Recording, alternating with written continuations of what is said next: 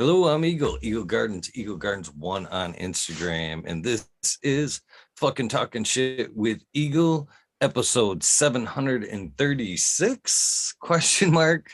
How you guys all doing? I've had a pretty good day myself, looking to hanging out with this fine gentleman right here. Of course, if you don't know who this gentleman is, you most certainly should. 71DP, or as I call him, DP710. Yeah, it's How everywhere. you doing, I get brother? called everything, man. I'm doing great. Thanks. So 71dp0, DP, whatever. Yeah. remind them where they can find you. You can find me Instagram, 71dp0. I also just started a new page recently for the YouTube show that I've been doing over on Future Cannabis Project 2, Saturday's Mental Breakdown. So you can go find that page if you like. I'd love it if you subscribe. Loving the content over there. It's just started that for mental health and addiction. Been prevalent in my life. A lot of people around me in my life lost plenty of people. And I know a lot of people are going through stuff now. So I've had a lot of interest with psychedelics and stuff like that upon getting out of prison, and its benefits into helping people with addiction and or mental health problems. They usually go hand in hand. So I just have a myriad of people come on. We talk about a bunch of different things, whether it's just lifestyle redirection or not. Sometimes that's all it takes for us. And then I've been doing a couple of videos with Rebecca Paisley as well. We do one every other week. And that is Elevated Wellness with Rebecca Paisley. You can do Rebecca_Paisley on Instagram. Check her out. She is going over just, let's see, how can I put it? Like lifestyle betterment, wellness exercises, yoga, meditation, the importance of it, healthy diet, all these things. Recently, we just did an episode on how to simplify using toxic products in your everyday life. You know, some things you don't even think about. So, yeah, just been busy. Busy. I'm enjoying it. Just started a new run of genetics, and yeah. So you asked where you could find me, and I went into all of that. Cheers, everybody. Well, those are all places they can find you. I mean, you didn't embellish at all. I mean, you didn't Yeah, make there we shit go. up. Right. You didn't really squirrel at all. Those were all Okay. All places right. they could tune in. You did well. I started heading off. You know, It's all and good. that's one thing, I have given you a lot of credit on the show and behind your back, but now I'm going to give it to you to your face, man. I got a lot of respect for the angle you took on starting the Saturdays program. Actually, something with some meaning and something that can genuinely have help the community, because there is a lot of the underlying problems in the community. That's why a lot of people actually turn to cannabis. So I really, really, really respect you in 100% for taking a serious topic and running with it, instead of just, as so many else have, just try to reinvent the wheel and just try to start up something. But no, you took it in a helpful, a meaningful direction, and man, I got a lot of respect for that shit. I have a lot of respect for that shit. And you earned my respect the first day I met you, but it is stepped up, and I do honestly have a lot of respect. Well, vice versa, man. You've been a huge impact on me, especially right when I jumped into the community. I was pretty new, and I got to run into you early into that, and just the vibe you exuded. You know what I mean? The heartlessness of everything you just did. You know, it was just so natural for you. You know what I mean? You sat there, bust out a shirt. I got your mug right here. You know what I mean? You put me in contact with so many people, but not only that, you sat there and consistently showed me what community is about. Being there for people, being there for yourself, being there for, a lot of us grew up in not the most cannabis friendly places, and unfortunately there's still a lot of people in some ugly situations in the states they live in and stuff. You know what I mean? So by you, like you said, the outlet, by you having consistent, what would you say, what episode are you on? 736 just on interview. You know, And then now you're putting up all of the older episodes that people can catch up on and stuff like that on the other channel. That's awesome. Now that's somewhere that people can go to. The Weed Nerds, that's one thing that is a very strong bond. Is your listeners. You know what I mean? The people that chose to support you, and seeing some of the struggles you've gone through, right? Like that's given me strength. I'm like, oh shit, man, hell yeah. Well, you know what? We do this as a community, and it's okay to sit there and let people know what's going on sometimes, and and being vulnerable. It's It's not not easy. easy. Being vulnerable is not easy. No, it's really not. And so like when I first found the community, when I got out of prison, I was like, hell yeah, a bunch of stoners, everything's gonna be perfect, right? Everybody's gonna be fucking happy, and there's not gonna be any problems. And people are gonna be people regardless where you're at, right? And yeah, so learning that and learning how to navigate around people in a community, and realizing this is a community just like anyone else or any other community, right? You're gonna have different personalities, and you're gonna have different attitudes, and I don't like that it chases some people off, and I think as we all grow as a community, we're learning how to navigate that a little bit more. uh, and that's one thing I've really liked about the people that choose to follow you and stuff. They're for the most part very understanding, open-minded, and they'll call you out on your bullshit if they need to. You know what I mean? But it's just a strong community bond that is what ultimately led me to it. You know, um, I gotta grab the shirt. Hold on. I was gonna put it up on the wall. I forgot, but you know, you and just most people are out there chucking teas and stuff, and you Here's just, hey everybody. man, you want a tea? Here you go. Check it out. Boom. And ever since then, I was like, all right, oh yeah, there's something to this guy. Skunk Ape Glasswork, shout out to him. He's a great cat. I'll be hanging out with him here in a couple weeks. Oh, did I lose you guys?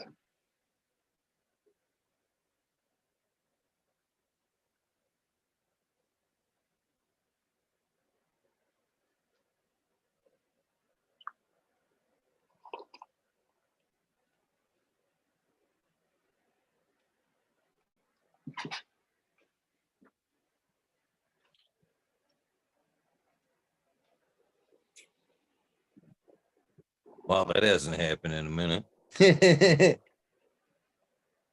Disappeared on you. Thank goodness you were away.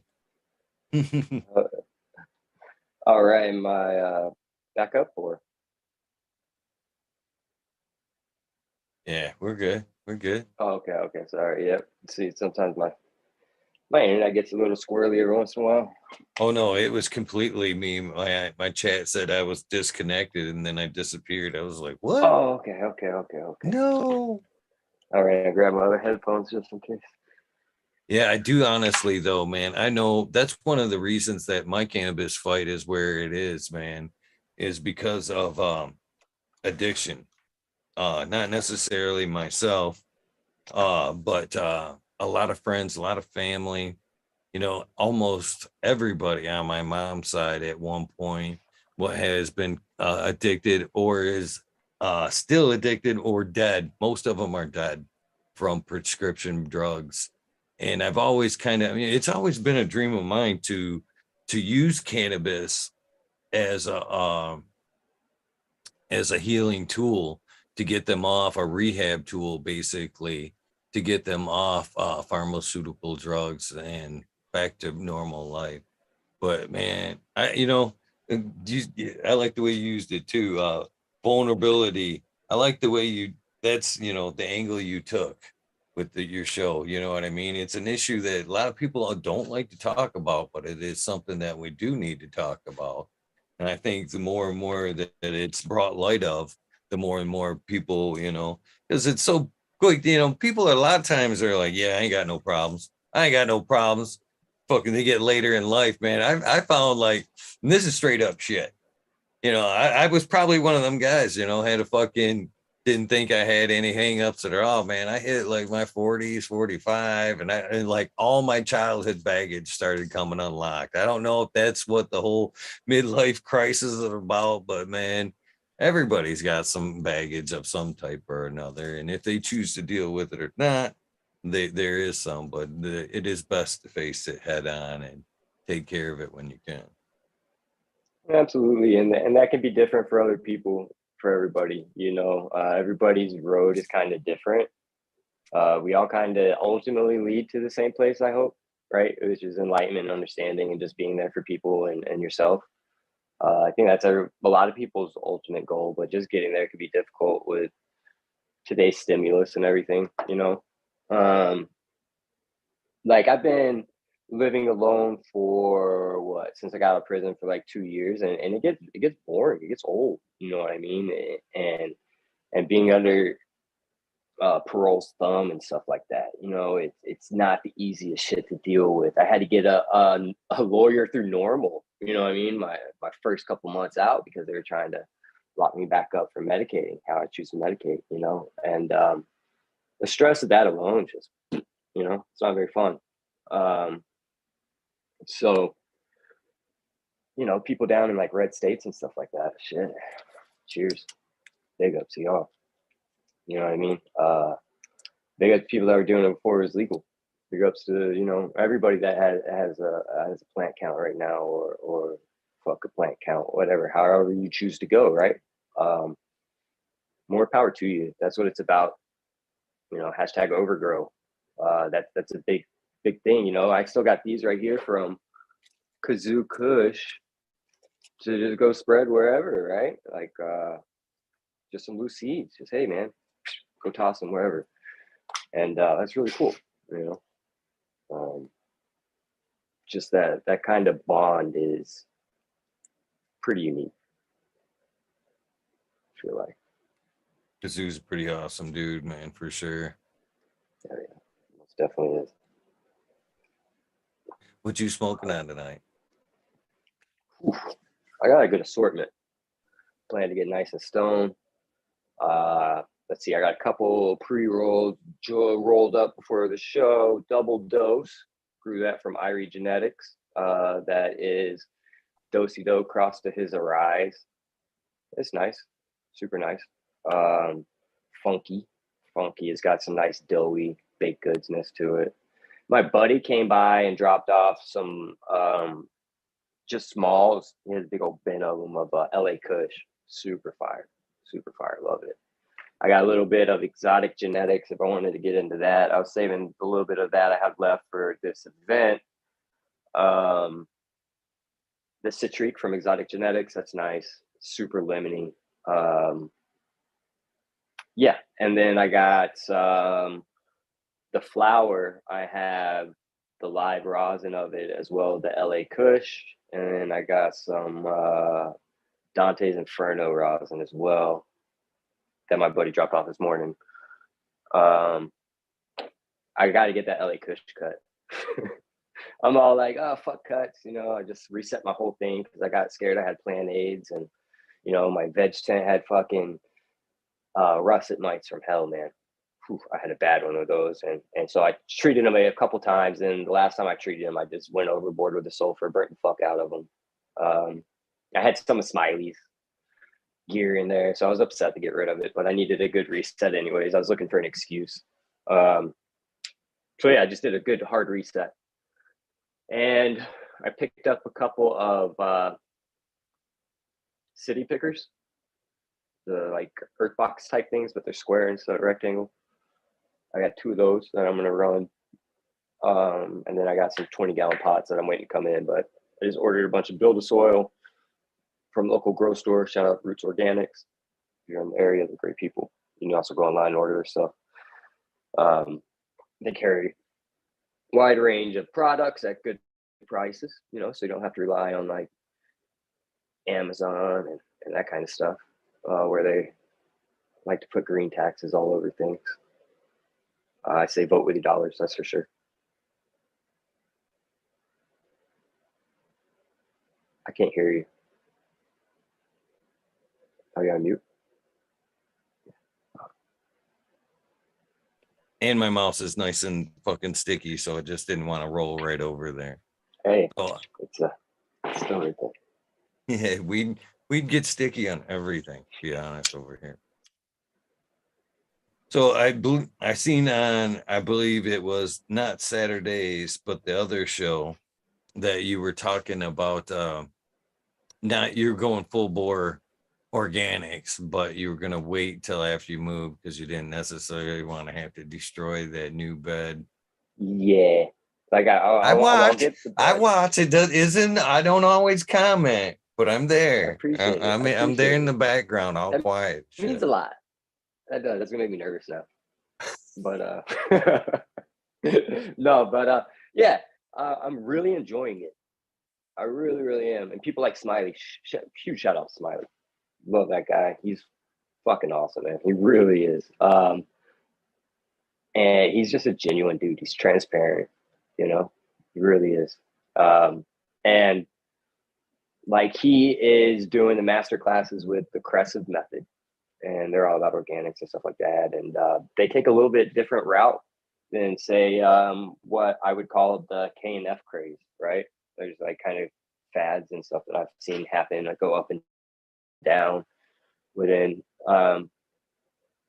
just the way people choose to grow and stuff like that, and what's hype and not.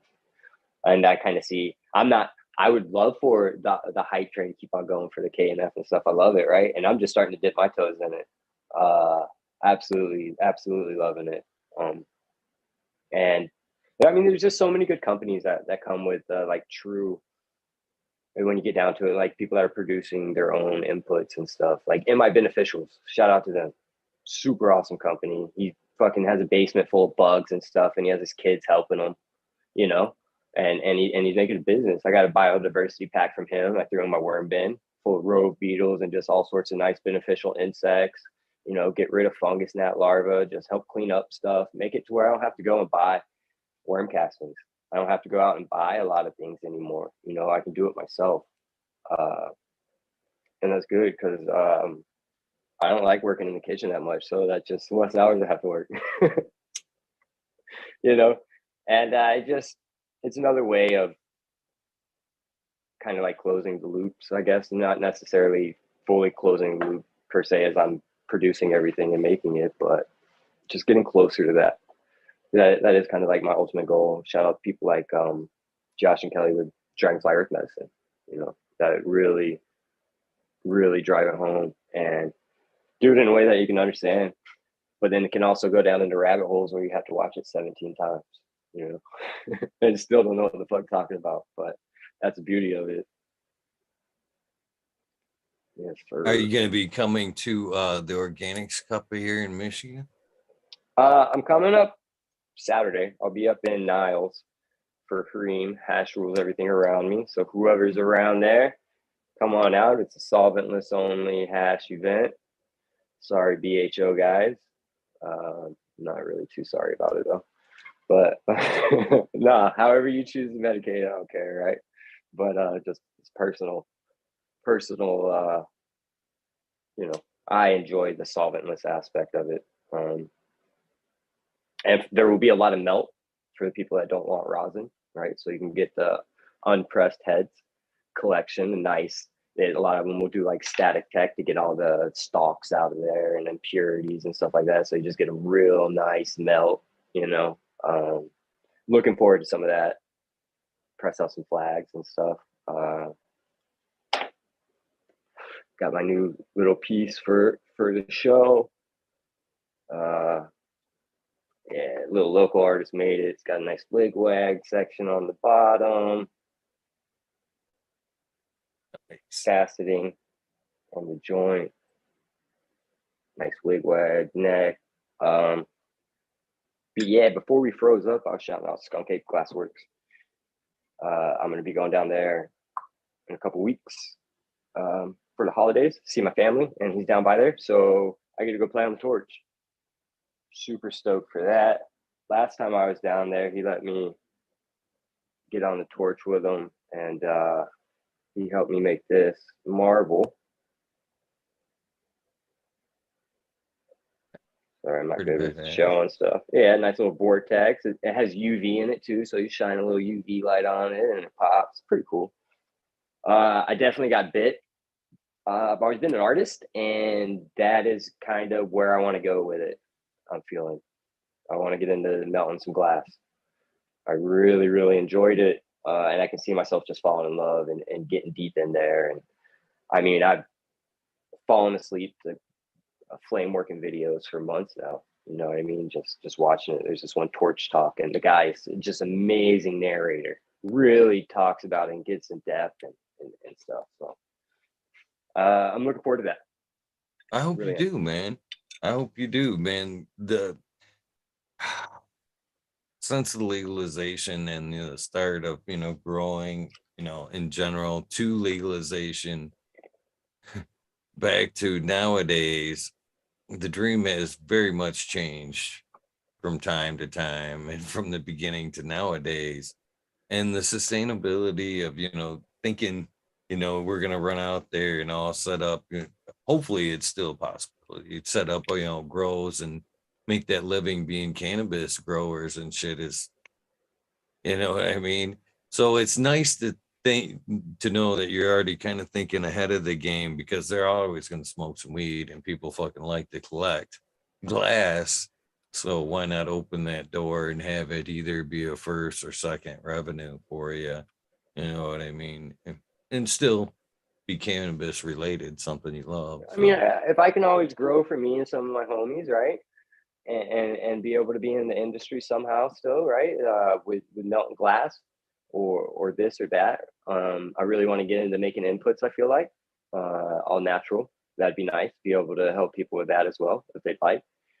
But yeah, the the days of going out and busting out 100 plants, right, is kind of, and it's not dead. You can go do it, but you better know what the fuck you're doing and have an end all game, right? Because I mean, every time I show up to an event, there's 100 new people, and they all have the same thing, and they're all at the end of it, if you're not doing it right, you're not going to make it, and that's what these big corporations are finding out, and so now they are paying lobbyists to come out and make it harder for people like your state. You know what I mean? Like the MCMA, man, fuck them for real. They came in and they're really like messing with stuff, and it's just due to the ignorance of people, right? They just don't know any better. When they go and sign people into office or vote for somebody, they're just looking at a D or an R and have no care about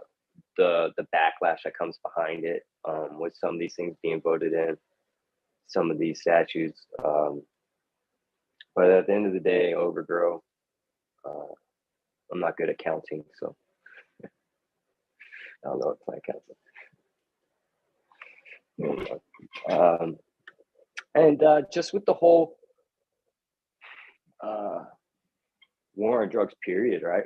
Um, Gaining the acceptance of other substances that might be able to help people is big. You see ketamine everywhere now, and if you're not careful with that stuff, it could be bad. I've seen a lot of people go to detox or rehab because of ketamine, and if you're not sourcing it from somebody you trust, like, whew, I wouldn't even recommend it.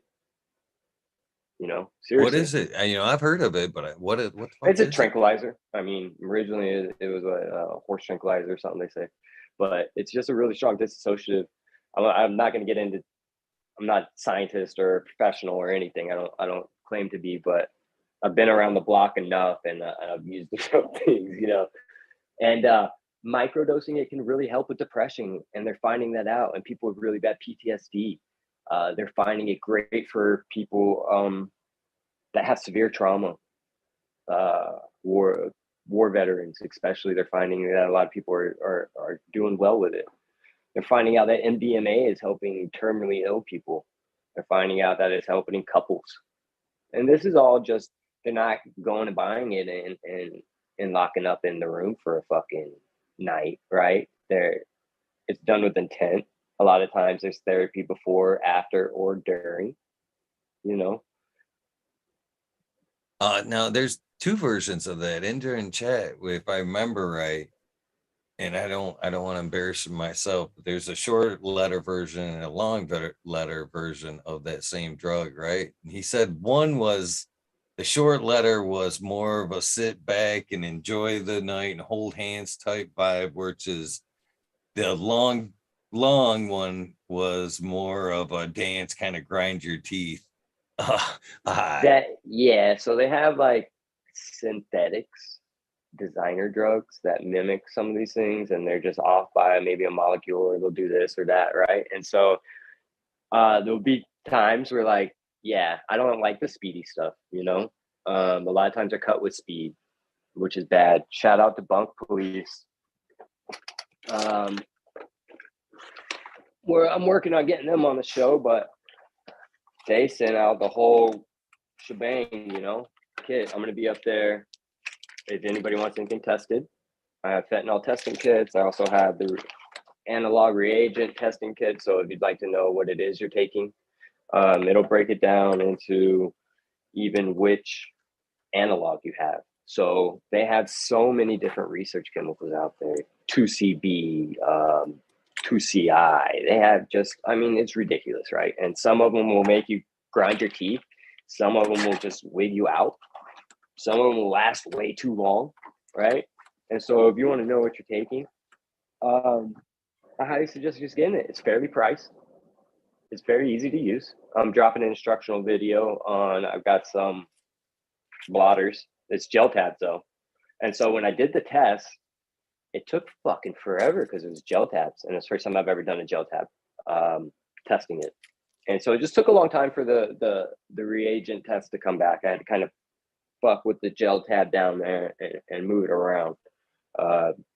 So just kind of knowledge what you're doing, know what you're doing, have intent. If you have addictive personality, fucking talk to people, tell people what you're doing, have a buddy system, especially with psychedelics. Have your little family, people that you can trust. People can sometimes start going off on, they get lost, you know, and with psychedelics, that can happen. Turning away from society a little bit too much, getting a little paranoid. I think we all seen one or two of those people, you know what I mean? So just having people that I kind of like, you say random, you know, acts of kindness saves lives. And I think that's absolute truth. And I like to tell people to check up on somebody you haven't heard in a while, especially if they've been experimenting and stuff. Keep a short leash, you know. I'd rather you get on their nerves than not hear from them ever again. You know what I mean? I just lost one of my best friends from another life. You know what I mean? We went through everything together. We overdosed together down in Atlanta, down in the slums. You know, he went back to prison from that charge that we were on. We were young, man, you know, and he had just beaten a Schedule 1 cultivation charge for mycology. He was living with one of his best friends in Colorado. He had an opportunity down in Atlanta, where we're from, to move back down there and tattoo full time, making really good money. So he took it, and he was down there for about 2-3 months. And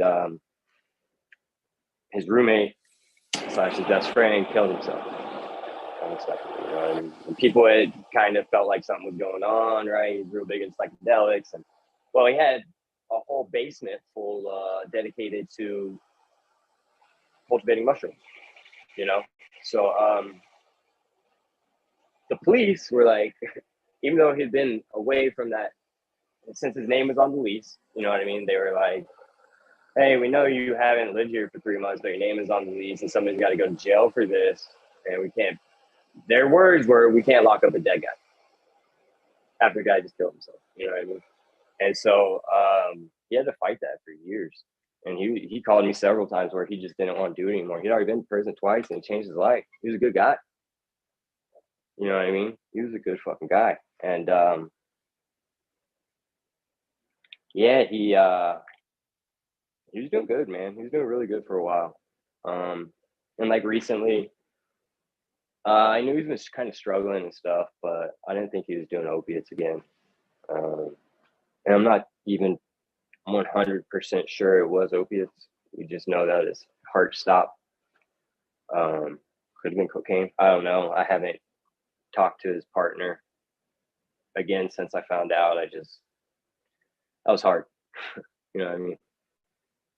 Yeah, that was a good guy, and he'd been through hell and back, and yeah, so just harm reduction is important to me for sure. Sorry to hear that, brother.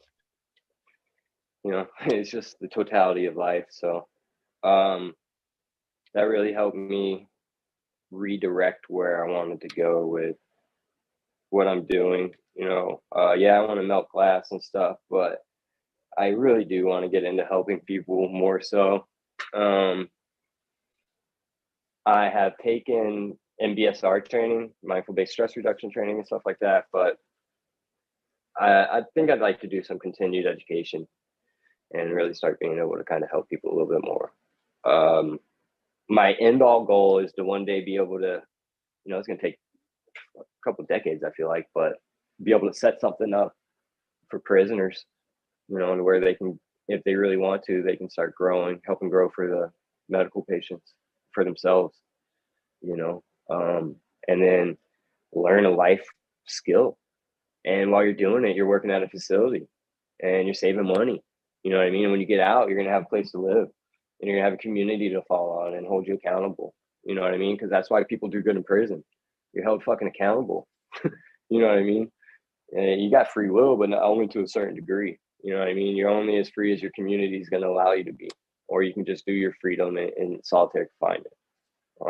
You know what I mean? And so, uh, yeah, for sure. I'm right there with you. I very much talked about the very same thing over the last few years. That's honestly, one of my cannabis dreams too, brother. Nah, I'm very public about that, so I'm not afraid to tell you that this isn't something Hell that yeah, I'm like, oh and that's yeah, I'm something that greening like, with you. You know what I mean? But no, that it is because that's what I'm talking about earlier on. I really believe that's a ticket for rehabilitation. And I've said it both for addiction and just like you're saying, for people coming back from prison or a war or whatever.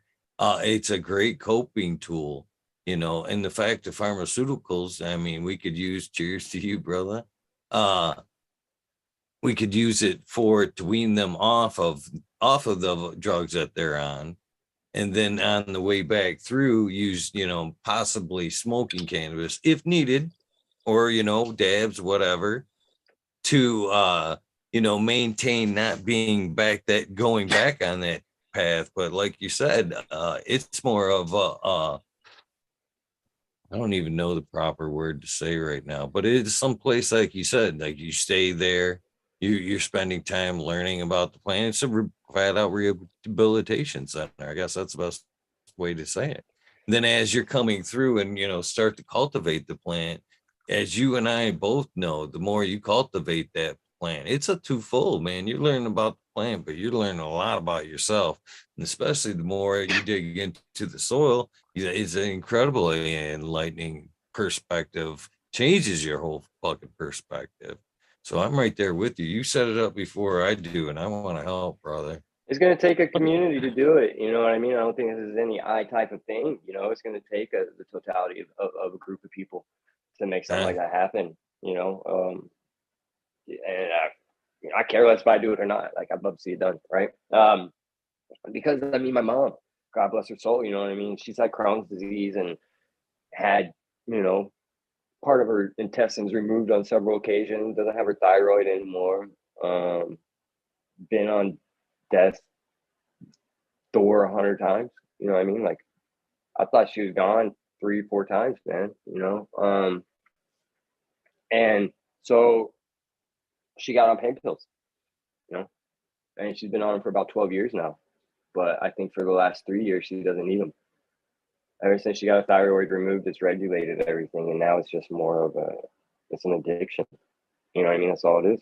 And since she's prescribed to it and this and that, you know, it's accessible. But since she lives in Alabama, she can't she goes to a pain clinic to be able to obtain her pain pills, you know, and if she fails for cannabis, she can't get them anymore.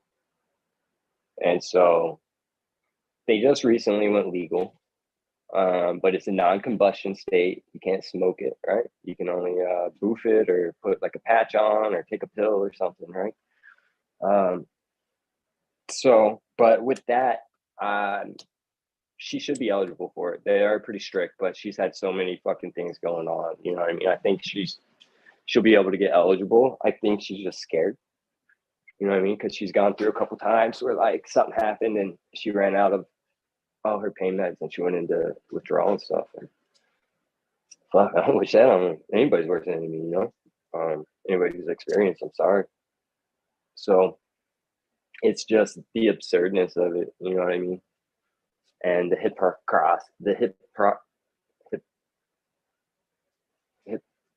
I can't say that word, but the hypocrites, you know what I mean, of it all. Like the same people that locked my ass up. I got kicked out of college for less than a gram of weed. You know what I mean? Like I've been arrested for a joint with no roach in it.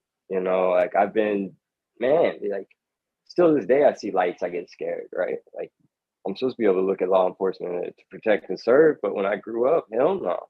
I'm ready to risk it all over nothing. You know what I mean? And it shouldn't be like that. It really shouldn't be like that, you know, and there is a shift and stuff, but I don't like the shift that's kind of going. I don't want to see violence. You know what I mean? I don't want to see people getting hurt. I don't want to see people demonized, right? I just want people held accountable. I think accountability is so easy to get rid of in like a free market capitalistic society, right? You just, whoever's got the most money is going to be less liable, but they're the biggest impact of it all, you know?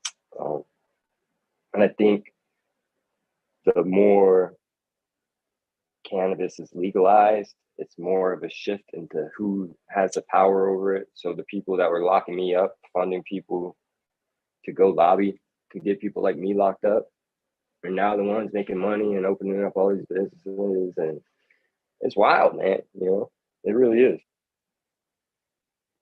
The audacity, you know, like, it's wild. It really is. Like, money is a powerful thing if you allow it to be. But what cannabis is also showing me is how to be self-reliant. You know, I was always kind of the green sheep of my family, so I didn't really sit with the norm of things, quote unquote. I live in a big city now. I can't wait to get out, you know. I can't wait to be able to grow some of my own food and get away from some of these things and start closing my own loops and be more self-reliant. And that's something that cannabis has showed me, like you said, and we kind of talked about, was getting into the organics of it. And I don't even care if it's not the organics. If you're just getting into it, period, and you're learning about nutrient uptake and you're learning about this and you're talking about all these different things that go on within our grows from the time that before we even plant it, especially if you're doing beds and stuff like that, preparing, you know what I mean, re-amending, getting things going on, you know, you're putting a lot into that. I was under the impression that weed was super easy. You just plant it, and it is, right? You can grow whatever. But that's not why I wanted to grow. Like, I don't want to grow whatever. And when I got out of prison, prices on the street were damn near doubled. I used to be able to get a eighth on the street, right, for like $25 before I got locked up. So as soon as I got out, it was like $60 on the regular. I'm like, what the fuck? You know, and so I was so excited to go to a dispensary. Like, what the fuck? Weed's legal? Hell yeah. You know, I was so excited. And so I have to go get my ID and everything. I go get my ID. And I get into the dispensary. And it was one of the worst experiences of my life. I really felt like everything was pressured. You know what I mean? They didn't care about anything. They didn't know anything. I knew more, and I hadn't even been around weed for 4 years. You know what I mean? And nobody was really, there wasn't any solventless rosin when I got locked up, really. Like, it was just making a debut. Cookies was just getting big in 2016. You know what I mean? So, at least where I was, a lot changed. And so I immediately found Cannabis. I downloaded like weed app, Cannabis app or some shit. You know what I mean? And like Cannabis came up. So I got on that shit, and that's how I got this weird ass name, 71dp0. Because it was just like, oh, I gotta make a screen name real quick, whatever. I'll just make it, see what this is about, and that's what I used, and boom, here we are. You know, so I got on there and instantly fell in love with the community, and I just was learning as much as I could. And somebody sent me um, a Mephisto autoflower seed, sour sulfur. He sent me a grow and bloom bottle of Dynagrow and some pH up and down, and said, get a light, and now you don't got an excuse. Stop talking shit. Because I was just talking shit about dispensaries all the time. You know what I mean? He's like, all right, I think you want to do this. You know what I mean? So he got me going, and I haven't turned back. That was a little over 2 years ago, and just absolutely fallen in love with the lifestyle. I had a bunch of ups and downs, you know, within the community. I'm sure a lot of people know in chat, you know. But that's what's cool though. You know, I've had every opportunity to quit and duck out, but this is something I've wanted to do my whole life. Like, you know, it's my dad. He's probably still got a moving box or two full of high times and like the medical journals and shit like that I used to buy at the gas stations and just look through all the time. Everybody had like Victoria's Secret magazines and Playboys. I had high times, you know, and it's just always been a dream. And so now that I'm able to do it, fucking, I ain't turning back. You have to kill me for sure. Fucking awesome, man. I appreciate that attitude. That's what it is, man. No, I almost got my pilot's license when I was younger. The only reason I wanted it, you know, the only reason I want to get my pilot's license, so I can smuggle drugs. It's the only reason I wanted it, man. You know, like I was young, dumb. I was like, hell yeah. But I ended up getting in drugs too heavy and ran into a bad situation, flying my brother and the instructional pilot, you know, my teacher. And yeah, I had to stop doing that. And then they don't allow felons to do it anymore. So I'm sure I could still fly though. I could jump in a plane and take off and land. Yeah, pretty cool. It's fun. Super peaceful. Like riding motorcycles dope. That's amazing. So amazing. But flying, shit. Something much better. You know what I mean? So yeah, that was pretty wild doing that because you have to do like acrobatic training. So you get in this fucking riggedy ass plane that they use to do all these loops and corkscrews and stalls and shit like that. So you got to go up there and do stalls, do like nosedive corkscrew stalls because you got to be able to get out of all that if you're fucking flying. You know what I mean? Something happens midair. You know, shit happens. Rudder goes out, aileron, whatever. And they're up there, man. You gotta be able to get out of that shit. So it was wild. It was really cool. Having strap up in a parachute in case something went wrong during that shit, you know. Pretty wild. You ever parachuted? No, I'm like scared of heights now. As I get old, I turn into a pussy. Really? I'm like, yeah, I'm scared of height. I'm still gonna do it. I have to. My dad did it, so I have to talk shit to this day about it. So I gotta do that. I don't think I'd bungee jump, but I would parachute. Huh. I do the class where you do it without tandem. They do it with like a rip cord, like attached to the plane. So, you know. I think that's the first jump you have to do. What I think you're attached to somebody the first couple jumps, and I think the third one's like a tandem. I think it'd be gnarly to rip like a DMT pin and jump out. Well, that's crazy that yeah, well, I guess yeah, maybe you do kind of grow into that. I don't know. For me, I actually was afraid of heights for the longest time. I am, man. When I And was then young, no. see, that's the difference. When I was younger, I was afraid. I'm not nowadays. If there's any shit standing on a wall or whatever, but uh back then, I didn't like heights. And then a friend of mine talked me into first of all, well, part one wasn't that difficult. Taking some acid. So we took some acid. All of a sudden it was let's go down to Pete's Pub, man. They're having some fucking bungee jumping today. All right. All right. So we head down there, fucking take another fucking hit of acid right before we fucking pull up. Let's go, man. Fucking so yeah, we ended up fucking talking me into fucking doing it, more daring me up to doing it. Obviously he went first. Fucking I get up there and I'm just fucking 210 feet up. And the parking lot today, man, I could take you. We're in Flint, man. I could take you to this parking lot. You'd be like, holy shit. Fucking from up at 210 feet, the parking lot on acid looked like this. And I'm just sitting there. They've got nothing but like a wrestling mat rolled out into the parking lot as like a fail safe. And the fucker looks at me and he's like, 1, 2. And I, to this day, think he kicked me in the ass. That's wild. That's what I'm Yeah, talking it about. was fucking wild. And then the whole fucking way down, man, was like fucking, it seemed like it And then took, once you get, yeah, that was it, man. And everything after that, man, it was like game on, man. I don't know what clicked in my head, but it definitely yeah. took the fear of heights away. That's for sure.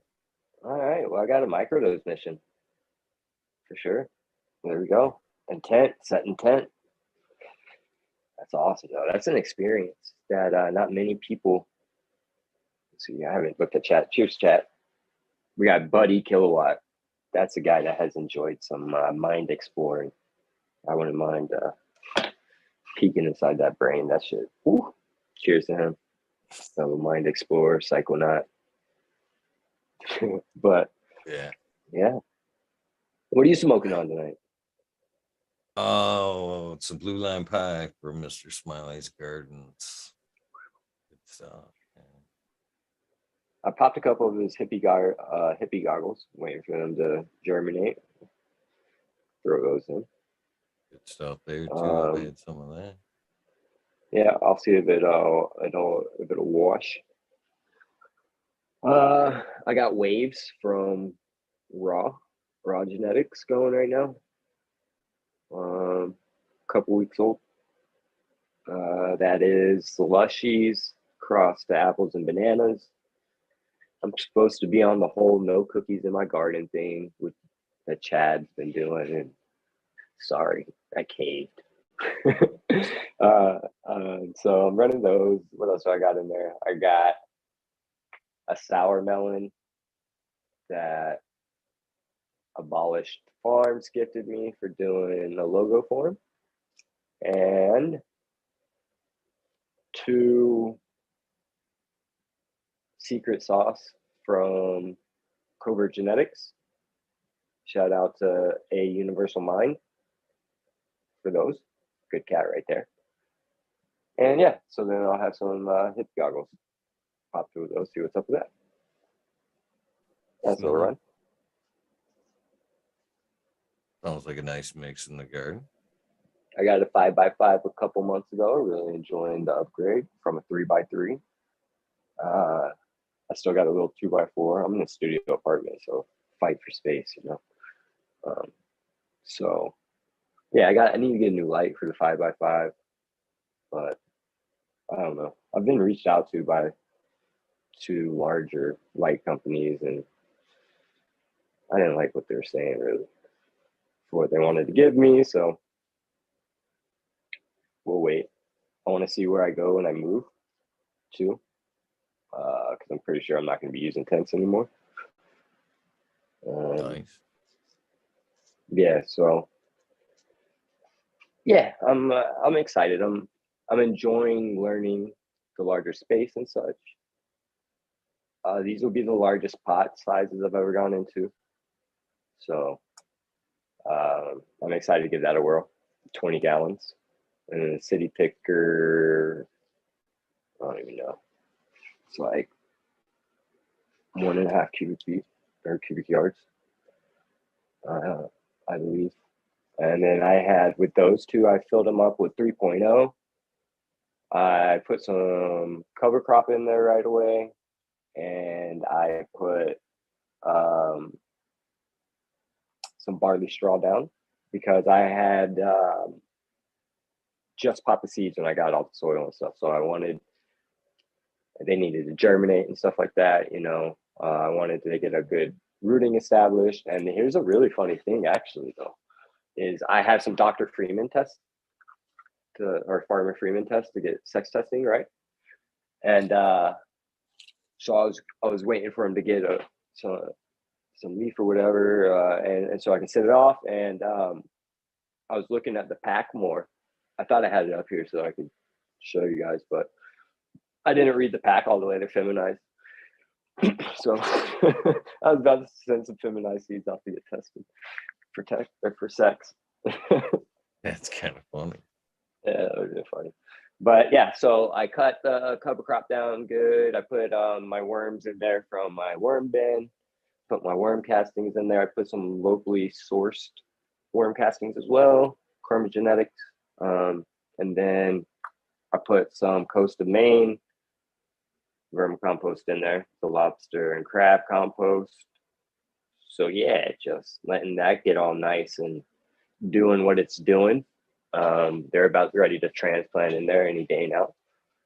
So yeah, ready to rock. I like the sip style. I've done like 5-gallon sip styles, the heavy bucket setup type deal. Put like the bottom 2 inches of perlite. I don't recommend using perlite anymore. People, it's not that great stuff for the environment. Just sucks. But yeah, you can use any type of wicking agent down at the bottom. That's, you can use like chunky perlite or chunky pumice. That works really well. 2 inches, drill a hole right at the top of that. Have a PVC tube going down to the bottom of it, and use that as a sip container. It works really well. I had really great success with that. I just wanted more medium, so the city pickers I've heard a lot of really good things about. Figure I'd give it a whirl. I can use them outdoors too. That's what's cool. Do really good outdoors. So yeah, you always gotta expect the unexpected, right? And like we're the masters of, like, I broke my whole shit down, moved out to Michigan just to find out that the guy couldn't get me back for when parole called. So I had to move everything back. And like you had to move everything unexpectedly. You know what I mean? We make it fucking happen. And luckily we have people that you can call friends and stuff like that. I guess, yeah, whatever. Pissed a lot of people off when it happened to me. To be honest with you, Bro, I pissed a lot of people off. A lot of people called, and I refused a lot of people's help, and I think I pissed a lot of people off in that process. They'll come back. I mean, everything comes around, man. That's what I've noticed. Everybody's human. I guess I do that too much. I give people benefit of the doubt way too much, I guess. And I've been really burned by people. And I guess ultimately it's my fault, right? For allowing myself to let people have that much power over me and have that much of myself invested into people with the expectation that it'll be reciprocated or that we're on the same mutual path, because sometimes like you wake up and you're not. You know what I mean? And you're just used to situations and just, yeah. So, I've had, a lot of people know me from other shows and stuff like that. And I had creative differences and I'm no longer part of that anymore and stuff, but that's okay. People do what they do. And I kind of took it the wrong way for a little bit, I can admit that and probably didn't react the best way. And it is what it is. I mean, shit. Feel bad about it, right? But at the end of the day, we're human, and I can admit when I'm wrong. Doesn't mean that, or that I acted wrong, right? Doesn't mean whatever, right? I don't have to react. Life is just how you react to situations. And if you can keep that in the forefront, great. But keeping that in the forefront can be difficult, especially if you get caught up in like this and that, and you're just, it's easy to get carried away into some trivial shit, especially if you're trying to find your where you want to go. There's so, like you said, there's so many different ways, and I knew I wanted, to be in the industry. When I first got out of prison, I was like, hell yeah, I want to go work at a dispensary, and I want to go work at a big cultivation place. And now, like, I think they're the enemy, but they're necessary. I want Todd and Jill to go to the fucking be able to get their pre-rolls and shit instead of bothering me, because they're not going to enjoy it. Like, I'm tired of hearing my stuff is too strong or this or that. You know what I mean? I don't have like a analysis for it, or, I don't have the patience for that. And I know I was that person. You know what I mean? And I'm still so new, and I'm still learning so much, but like, I'm serious about this shit. You know what I mean? This is life or death for me. This is my life. This is it. So, I'm learning as much as I can, and learning that it's okay to have differences. That's a big thing, right? I remember when I first started getting into organics, like, it's easy to like jump on the bandwagon of like, ew, you use salt, stupid. Why? Like, it's easy to do that shit, but whatever. If they're growing their own, like, hell yeah. Okay.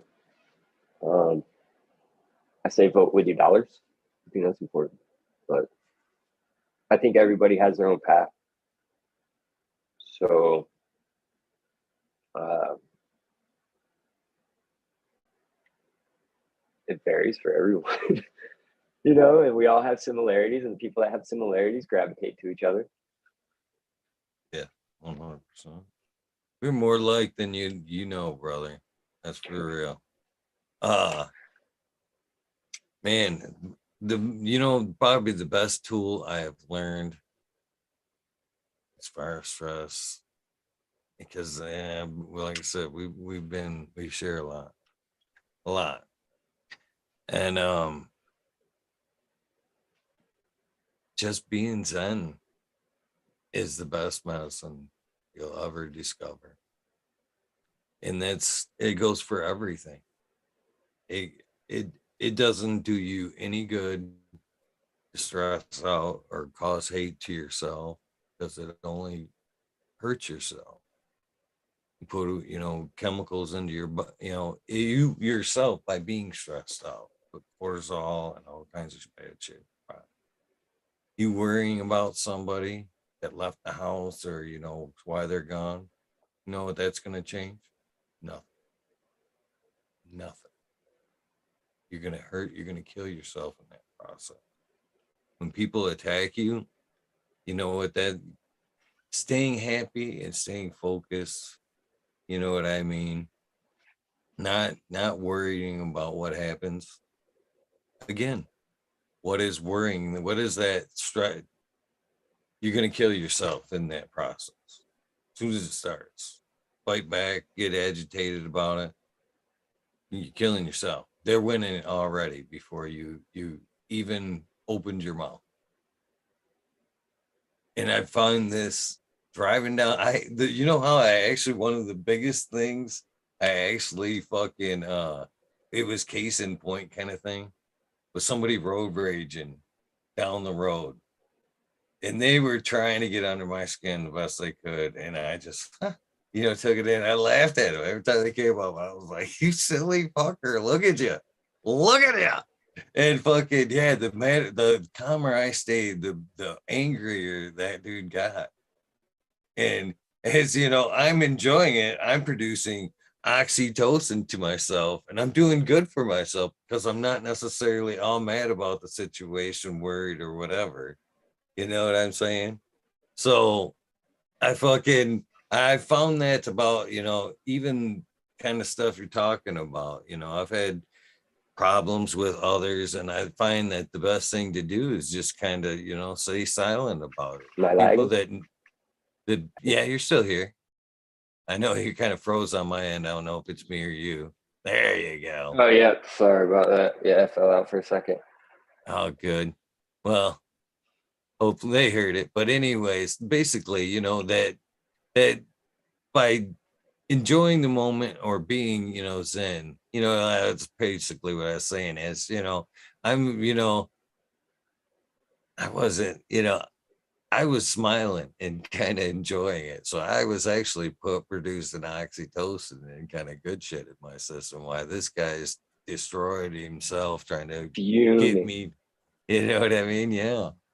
And it's the same type of shit that happens with online kind of bullshit. I find that, you feed into it and that's just what they want. You know what I mean? Sometimes it's better to take a knee. And there's been a few times, where I've had problems and I've told the people around me, I'm just going to take a knee on this one. And what happened was everybody came over my back like fucking Braveheart style and shit. Fucking, you know what I mean?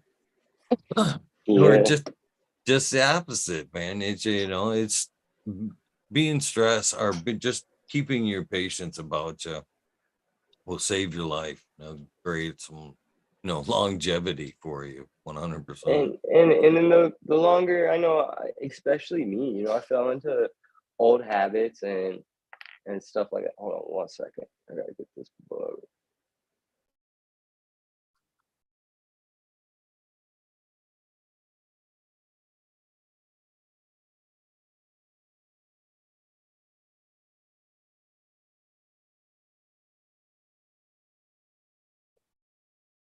I'm just gonna show these guys the best part of the shirt, or at least I think it's the best part of the shirt. Well, yeah, yeah, it's true too. Shit. Here's everybody. You almost knocked over the lava lamp. Sorry about that. As you can see, I don't have much of a attention span. So a big ass fucking like centipede type thing, those earwigs. I hate those things. They freak me out. I'm all about bugs. Love bugs, but those motherfuckers freak me out. Yay. I gotta get some isopods. Shout out to Rubber Ducky isopods. Those things like the roly poly things. He does specific breeding and all sorts of things that help within your beds. Like if you just go get those gray ones from outside, they'll overtake everything and end up eating your plants. You know what I mean? So you got to really know what you're kind of introducing to your gardens. But as you're talking about the Zen stuff, man, when I was like the most put together was like right when I got out of the joint, because all I had was 46 months of myself. You know what I mean? Um, I didn't have somebody to fucking hug me when I was sad. You know what I mean? Or this or that. If I want somebody to co-sign my bullshit, I didn't have somebody to go to. You know what I mean? So when I got out, like I'd laugh at people that were upset. You know what I mean? Because like I was like, damn, life's short. Like, what are you doing? Why are you upset? You know what I mean? And I fell into a couple dark places. You know what I mean? And was really surprised. That where you can go, and if you allow yourself, that's the biggest thing. You allow yourself. I allow myself to go there. I allow myself to have these maladaptive fucking behaviors and routines, right? Maybe it starts with not making bed for me or something like that, right? Not cleaning up behind myself as I should be or something, right? Those things like that, those are all just signs that I'm not taking care of things as I'm supposed to. You know what I mean? And I'll usually kind of crash somewhere around there. So learning those things, being aware of that shit, you know what I mean? It's huge. So um because you want to be able to be at that point where like if you're in traffic, you don't want to be that guy fuming, right? You want to be sitting there laughing. And cannabis is that thing that helps me, you know. um for a long time I stopped working out. I stopped doing yoga, stopped meditating, and my back was killing me again. I mean, it was just on 10. miserable, right? I was thinking about going back to the doctor to talk about surgery and stuff like that, but terrified of that. So slowly I started doing a little bit of yoga again and working out a little bit, you know what I mean? And my back hasn't been hurting, right? Feels good again, jogging again and stuff like that. You know, my knees a little funny. I'm getting old, but still amazing. Like unassist, like I can do guided meditations, but me sitting there meditating for 30 minutes is kind of difficult without any type of aid. You know what I mean? But when I'm running, after about a mile, two, really kind of just break through. They talk about a runner's high. Like that's when I really tune into like ideas for my art and stuff like that. You know what I mean? Ideas that I want for a show or anything. You kind of just tune into, I can't remember what they call it. They call it some supernatural thing. Ancient aliens are talking about it like that. Some frequency you tune into that we're all capable of tuning into of ultimate knowledge, right? Ultimate understanding, ultimate whatever. And that Akashic Zen, records. yeah, Yeah. there you go. I got an Akashic. I can't I find a think sticker that's right now, but I think we tease ourselves with that knowledge through our psychedelic experiences. I think that's where the basically the yes. downloads come from. We've opened our mind, or I think It's like we understand the language. We have the key to the language, but when we break that veil, a lot of times that language is lost again. You know what I mean? Uh, but like you said, when we're in that experience, you're understanding it and stuff. I think it's kind of where our minds have changed frequency. Either we've relaxed so we can kind of change stations, basically. You know what I mean? And we're on to that frequency versus, 92.5. We're on, 96, 97, whatever. You know what I mean? We're a little further up or down the dial one way or another to where we can We're at access like that. 420 and like 710. We're There around you those go. frequencies Better a know. little bit more. Good looking out. Oh yeah. Yeah. And I got I've thought about this. I'd love to hear your thoughts on this. What are we looking at, brother? Are those yours? yeah, I just got some new stickers in. Boom. I'm having it at the event, but yeah, excited. Some of the other Right ones I in. had. Yeah. It's All right. kind of the my journey through psychedelics kind of changed my outlook on mental health in general, to be honest with you. And probably in a way you probably don't see this coming, but it's, you know, I have looked at these people that DMT, uh and all the rest of the stuff. Trying to think, I forgot right now. I have my fucking having a brain fart right now. Oscar Wyatt. Oh, what the fuck? Ayahuasca. Ayahuasca. Thank you. I don't know. I just had a big brain fart there. That's Through that one. experiences and expanding our mind through them, mushrooms, even acid, shit like that. Like I said, I think that's allowing our mind to slip either back and forth. And when I've kind of look at that experience that they're having more ayahuasca and DMT shit like that, or I guess I've never been through. I've never had sativa, but I guess sativa I hear can be close to this experience as well, to where you're kind of stepping out. Um, or Savia. I don't. Somebody's Salvia. red. Yeah. Yeah, red pill's gonna call me out in a second. But It's easy to mix up when you're all stoned and shit. yeah, but looking at them experience people why they're in the moment, you know what I mean? Why the channels briefly, skewed, you as an outside or somebody watching would go, man, they're fucking crazy. They've lost their mind.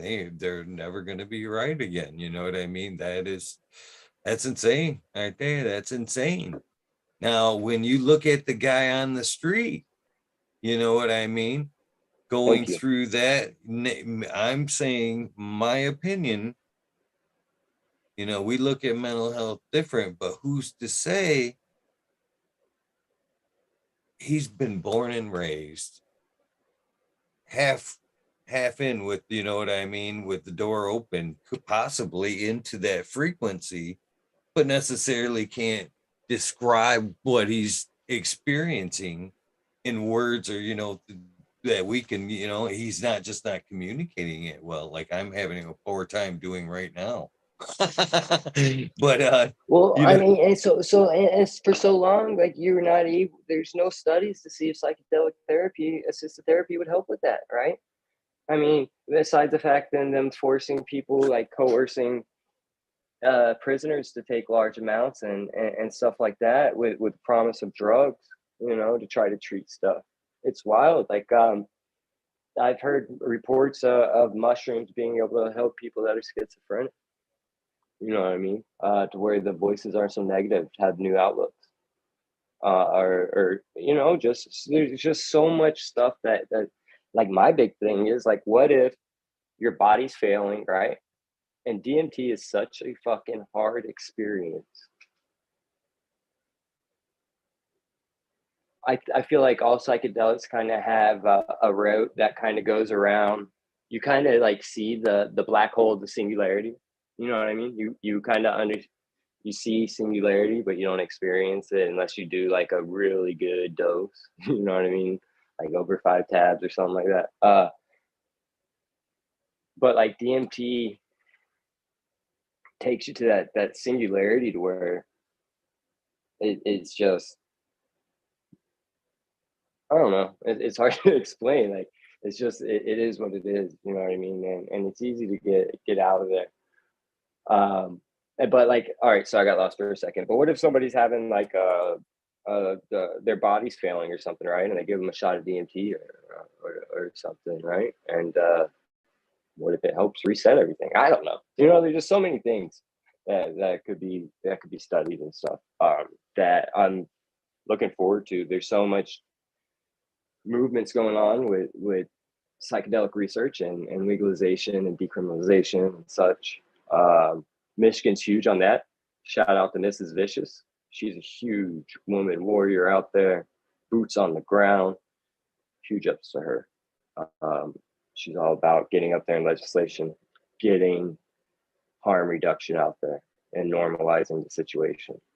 Because a lot of times, there's nothing wrong with microdosing and then being able to go about your day and go in the grocery store and being able to be focused instead of being all nervous, like I got to smoke before I go out, but like I also like to get really stoned. So I might go to the grocery store, walk in there and be like, oh, nope, can't do this shit. Too many people, and walk right back out. You know what I mean? Like, whatever. So like, when I'm more disciplined with microdoses and stuff like that, my buddy's getting back into mycology, so I'll have good ethical intent source stuff down here.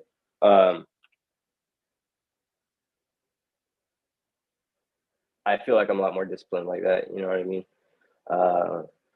I can take stuff like Adderall, right? Like I can get super concentrated with that stuff, but with my personality, it's not good. You know what I mean? I can go to any doctor right now and get prescribed whatever the fuck I want. I've been diagnosed with damn near everything. You know what I mean? But that shit just isn't for me. And I know that shit like figuring it the fuck out, and so there's just ways, there's natural alternatives to that kind of stuff, and I'm finding that out.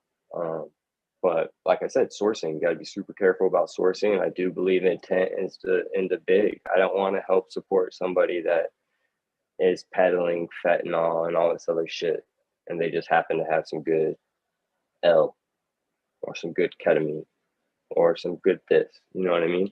Like I can go to a ketamine therapy here, but I got to pay $200 a visit because they won't let me bring my own ketamine. You know what I mean? So like my insurance will cover the visits and everything, but I got to pay for the ketamine. I'm not going to pay $200 a visit for some ketamine. But I do believe that there's huge benefits to it, but I don't necessarily want to do it without a therapist or anything. I want to be able to have good intent and have some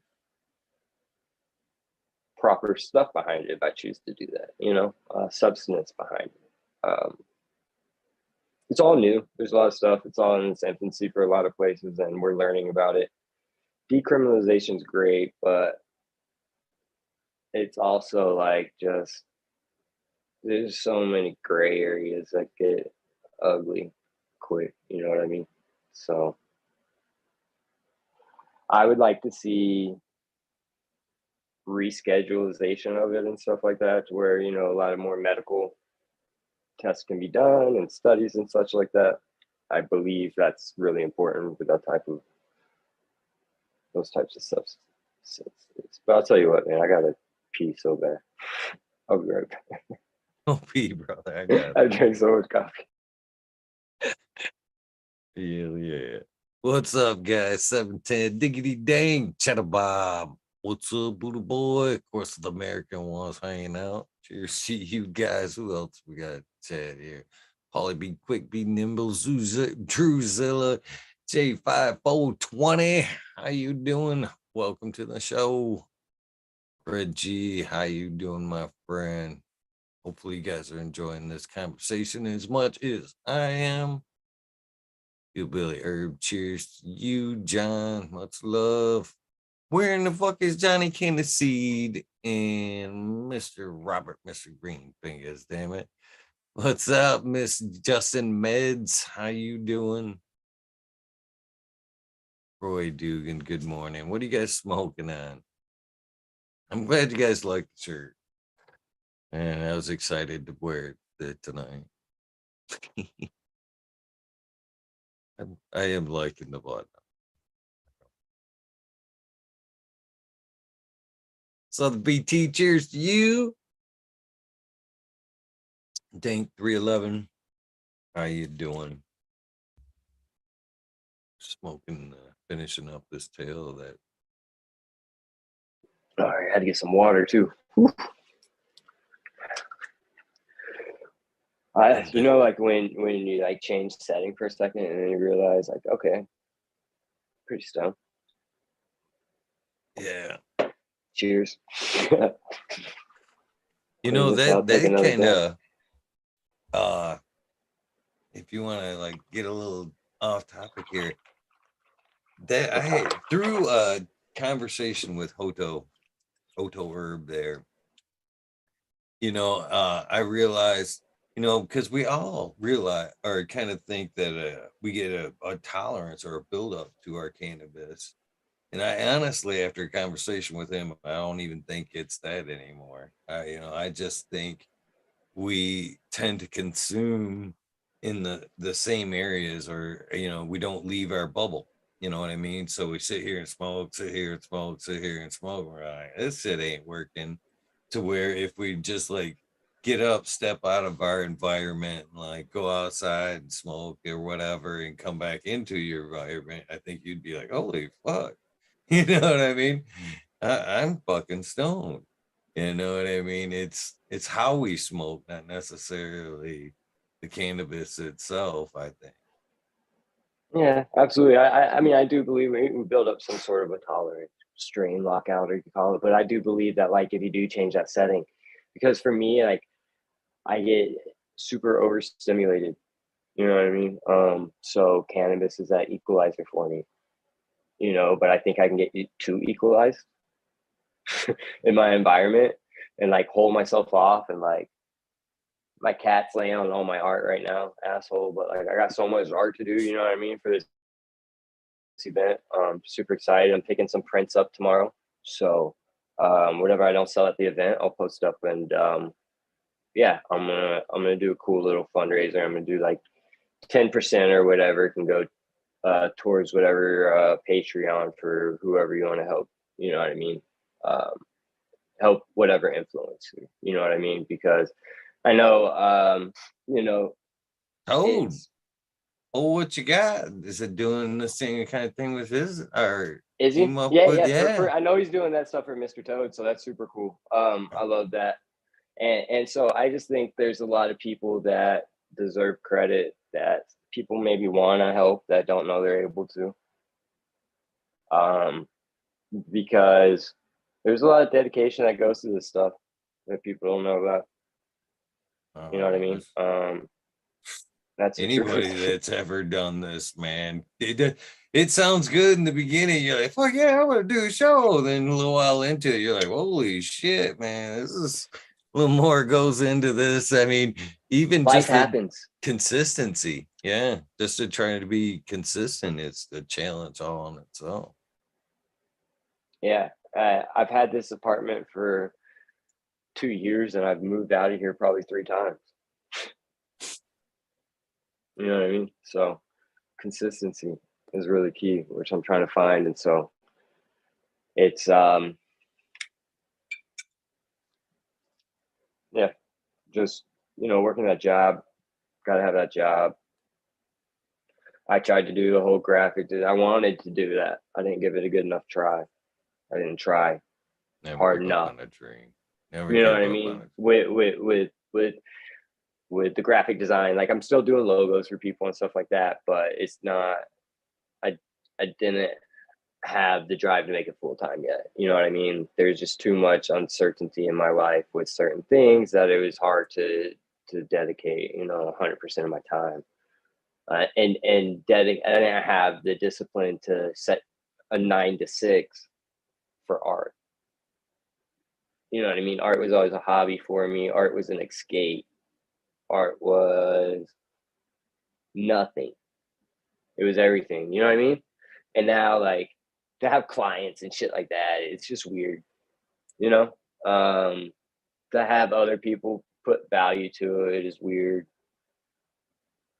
Attitudes, egos, um,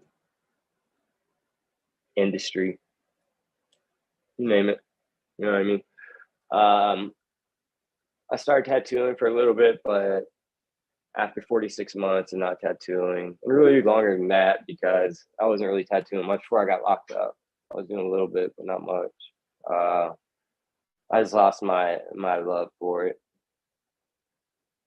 My art is going, I'll grab one that my cat's not laying on when I'm working on. When it come to tattooing, was it more that you couldn't express the art, or people just come in and it's like, this is what I want? No, it's a totality of it, and me not having the hand where I did from when I stopped. You know what I mean?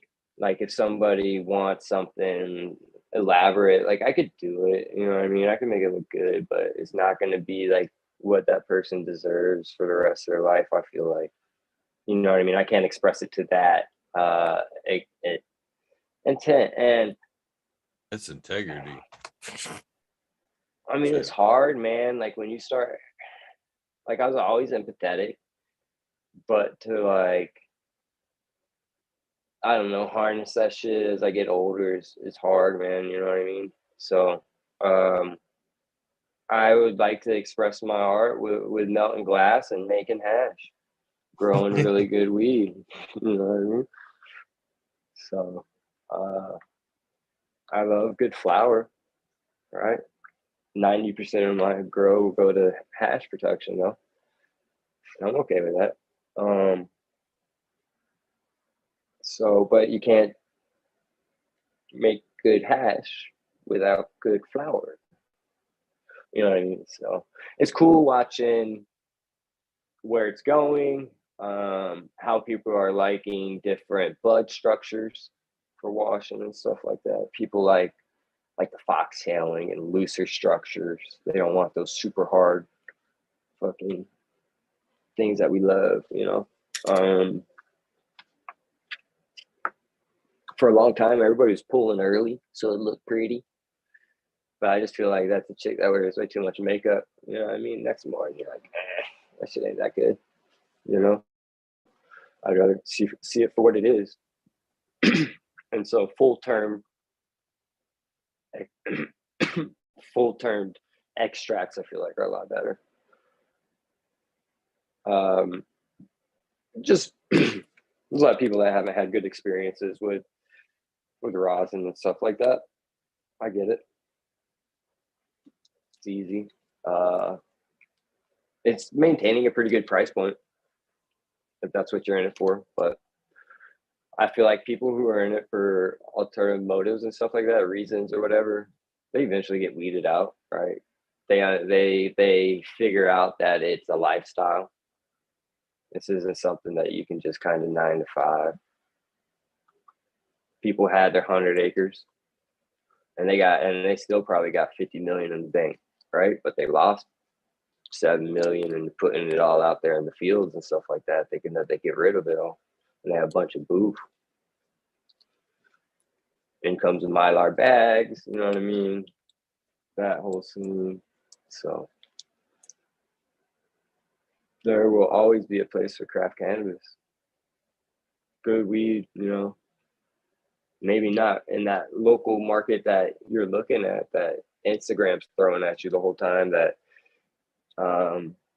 your community's throwing at you because of all the new dispensaries and marketing and campaigning and stuff like that. You know, but I bet there's somebody that's fucking got a couple lights going. You know? And that's the biggest thing, is having that community and the willingness to share for some people. Like Smiley. Shout out Smiley. I'll say it 100 times, man. Sorry, bro. And people like Toad, man. You know. And Chris Guerrero's goofy ass, if he's ever watching this. Cheers, bro. Love you. You know what I mean? But he just sits there all day. And he has a platform to people come and hang out, you know. And some people don't like that. Some of the old heads don't like that, right? But that's okay. There's a place for everybody.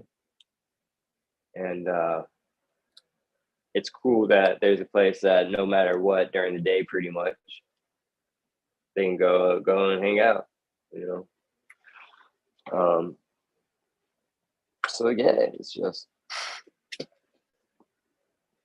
cheers to the community. I think it's get high time, right? Yeah, I'll pick you up on that. Cheers. I'm gonna smoke. I did some Dante's Inferno earlier. That's super nice. It's Devil's Driver across the Oreos, and it's just like grape cake. It's nice. It's nice. But the LA Kush is just like some gas. That is nice. I really love it. It is super nice. So I really want to get a cut of it. He says it grows like shit. More structure and stuff like that, but it seems good for washing. I don't know. The Dante's Inferno washed at 3.4 or 3.2. I don't know. I can't remember. I have to go look on my phone, but truffle cake washed at like 2.4 or something like that. And the Dante's Inferno washed at high twos, which is cool, but you know, I don't know. It's all about, everybody has GMO. You know what I mean? Anybody can grow GMO and dump out huge buckets of rosin and have your fridge full, but you just get tired of it. Or at least I do. I don't know. I mean, I always love GMO, right? I won't ever hate it, but if there's other stuff around, hell yeah, I'm down.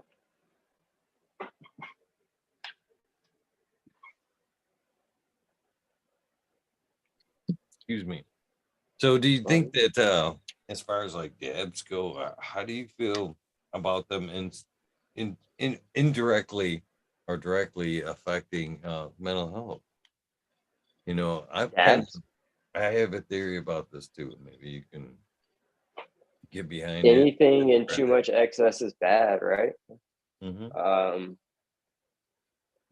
You, I like, yeah, anything in excess is too bad, and people can put stuff on pedestals for sure. And this is easy to do. It's a little bit higher of a price point. To the uninitiated, it can be not the best delivery systems and stuff, and especially if you're newer, you know what I mean, it can just over incapacitate, I see, for people. And if people stick to that, you know what I mean, you're not, I don't know, a lot of people start smoking weed to cope with shit, right? But you're not dealing with it most of the time. So if you just stay at this kind of incapacitated level, then you're just naturally not gonna evolve past what you're trying to use it for or I don't know, not using it for in the first place, but you know what I mean? Like that relief or whatever, if you're not facing reality as it comes. So I think anything in excess is bad. Like you get strained. Like if I'm smoking the same flower all day, I get the same thing. So I switch it up. I smoke flower dabs, but how do I think about it directly related to mental health? If you're not working on anything, you're not working on anything. And if you anything that excess is bad for sure. So I'm ready to hear your take as I heat up this dab. Well, from what I've seen, and it's mostly from younger folks to where that's been their first introduction to cannabis, since that's been the rage since they've smoked or whatever. And I find that a lot of these younger people that start out on dabs have a terrible time with anxiety. And I kind of think it's because that's was their introduction to cannabis. I mean, basically, when you come into that, I mean, where's there left to go? But you know what I mean. After you've had that high, and it doesn't carry that long. You know what I mean? So I've seen you take. I don't know. I guess it's unfair because I've sat and hit my joint X amount of times, but to your dabs, but yours more, I guess, more concentrated.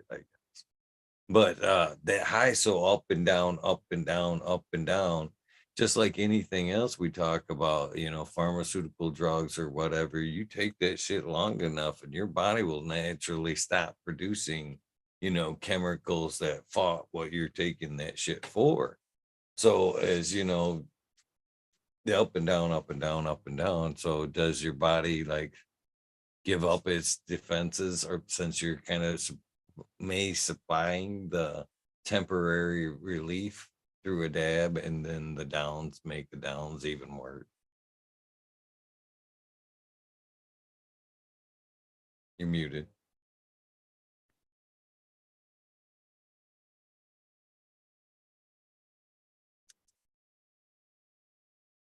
So net Denver.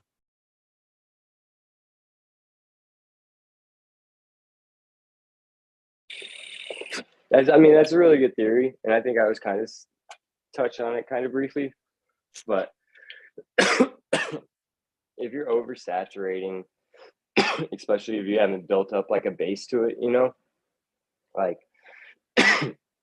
when I work and I come back and I haven't dabbed, like I get really stoned. You know what I mean? Like you said, that up and down.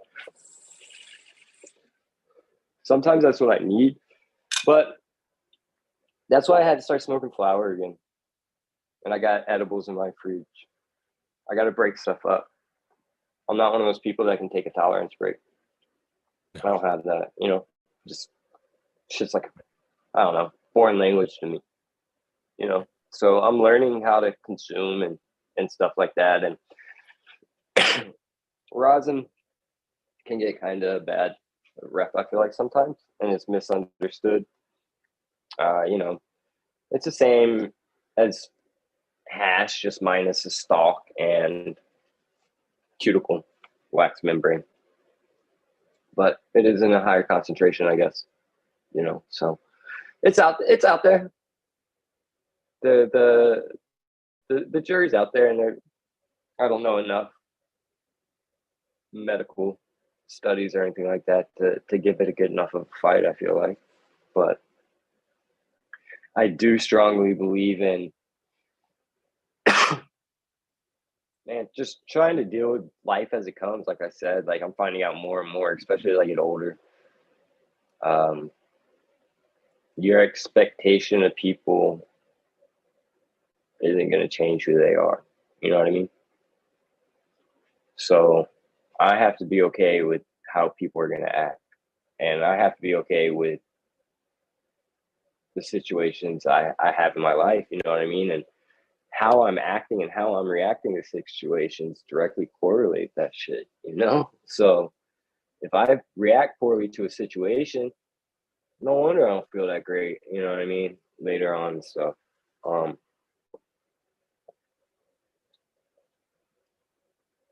And that's what's good about this community. You know what I mean? They'll hold you accountable, but at the same time, people are fast to have their own predisposed fucking opinion of you, right? And it just takes whatever for them to be like, haha, I told you so. You know what I mean? But it is what it is. And it just shows me what I'm in it for, right? And what I really want, you know, and I want to be able to grow my cannabis the best I can, but I want to be able to be a good person in the community. You know, I want to be able to be able to help people, right? But I gotta be able to help myself. So, and for a long time, I kind of used parole as like a crutch. You know what I mean? Like, oh, I'm on parole. I can't do this. I can't do that. Instead of like, oh shit, I'm not locked up. I can be doing this. You know what I mean? And those perspective shifts come sometimes hard, and it's not the best. It's not fun figuring that out sometimes, right? And I'm glad that I'm figuring it out now than later. And that comes with fucking our plants too. Holy shit, I ran into a bunch of problems, huh? Like you get those first couple grows under your belt, like, whew, this ain't too bad. You know what I mean? Start fucking around with shit. The more you fuck around, the more you find out. I've had a couple pest issues. Um, which I thought I had done well at eradicating and stuff. I never had any visual problems. I never had any, I'd scope stuff and never have any problems, but I guess I had stuff laying dormant in some soil or worm bins or whatever, right? I didn't have the proper predatory stuff going on. And that stuff will come if you're not being diligent, you know. If you're just kind of half-assed in your garden, just watering it when it needs to be watered, or wait until it's really needing water, all wilted, pissed off and shit. You know what I mean? It's gonna show later. Um, and so just falling back in love with growing and finding new routines and stuff like that is important for me. Especially like I dedicated a part of my life to stuff I wasn't really ready for or anything. You know what I mean? So you throw a lot of energy and direction and stuff, and it doesn't work out. And you know, you take that shit to heart or whatever. But it is life. Life fucking happens. You know. So you just keep on moving with it. Like I thought I was. Like I said, I had packed up and moved to Michigan at one point.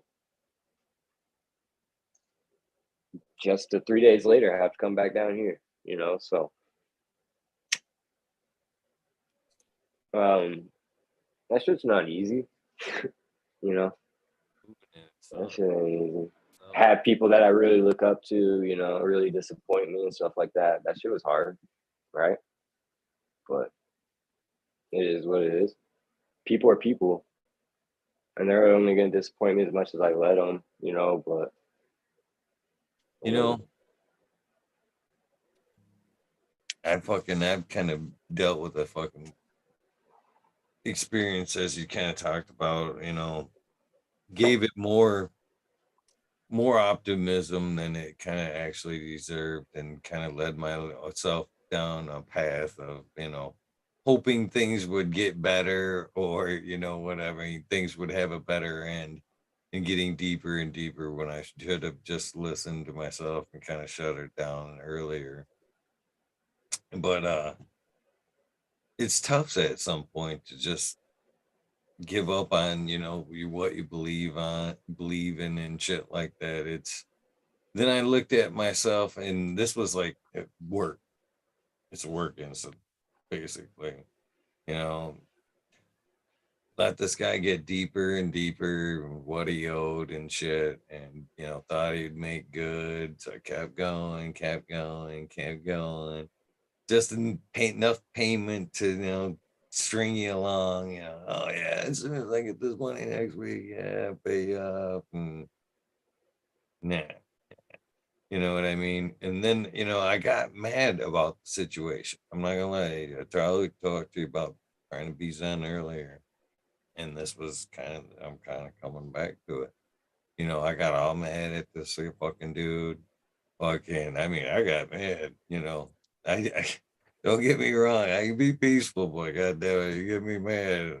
It's not a good thing. I hate to say that about myself. And it's one of the biggest things I don't like about myself. It took forever to learn how to control my time. Always been my worst problem, you know. And that's So hard it's super hard. It is super hard. for everybody around you, for yourself, because you can't correctly express yourself how you want to. Mm, yeah. So what I came up with this, and again, as I'm getting mad and mad and I'm destroying myself, with cortisol, you know, and fucking talking shit, God damn it, I get me mad. I have talked some shit. And what I realized was, it's my fault. I have nobody as mad as I could be at this dude. The only person I have to blame is this guy right here. You know what I mean? I should have been wise enough to know when to call it good, throw in the chips, however you want to say it. But, I can't be, mad at him when I was the fucking fool. You know what I mean? There's, you know, that was it. That's the end. That takes, certain life experiences and a good community to be there. You know, that's where it comes. Because that realization kind of comes for me, like being able to talk about it, right? For me, that was huge.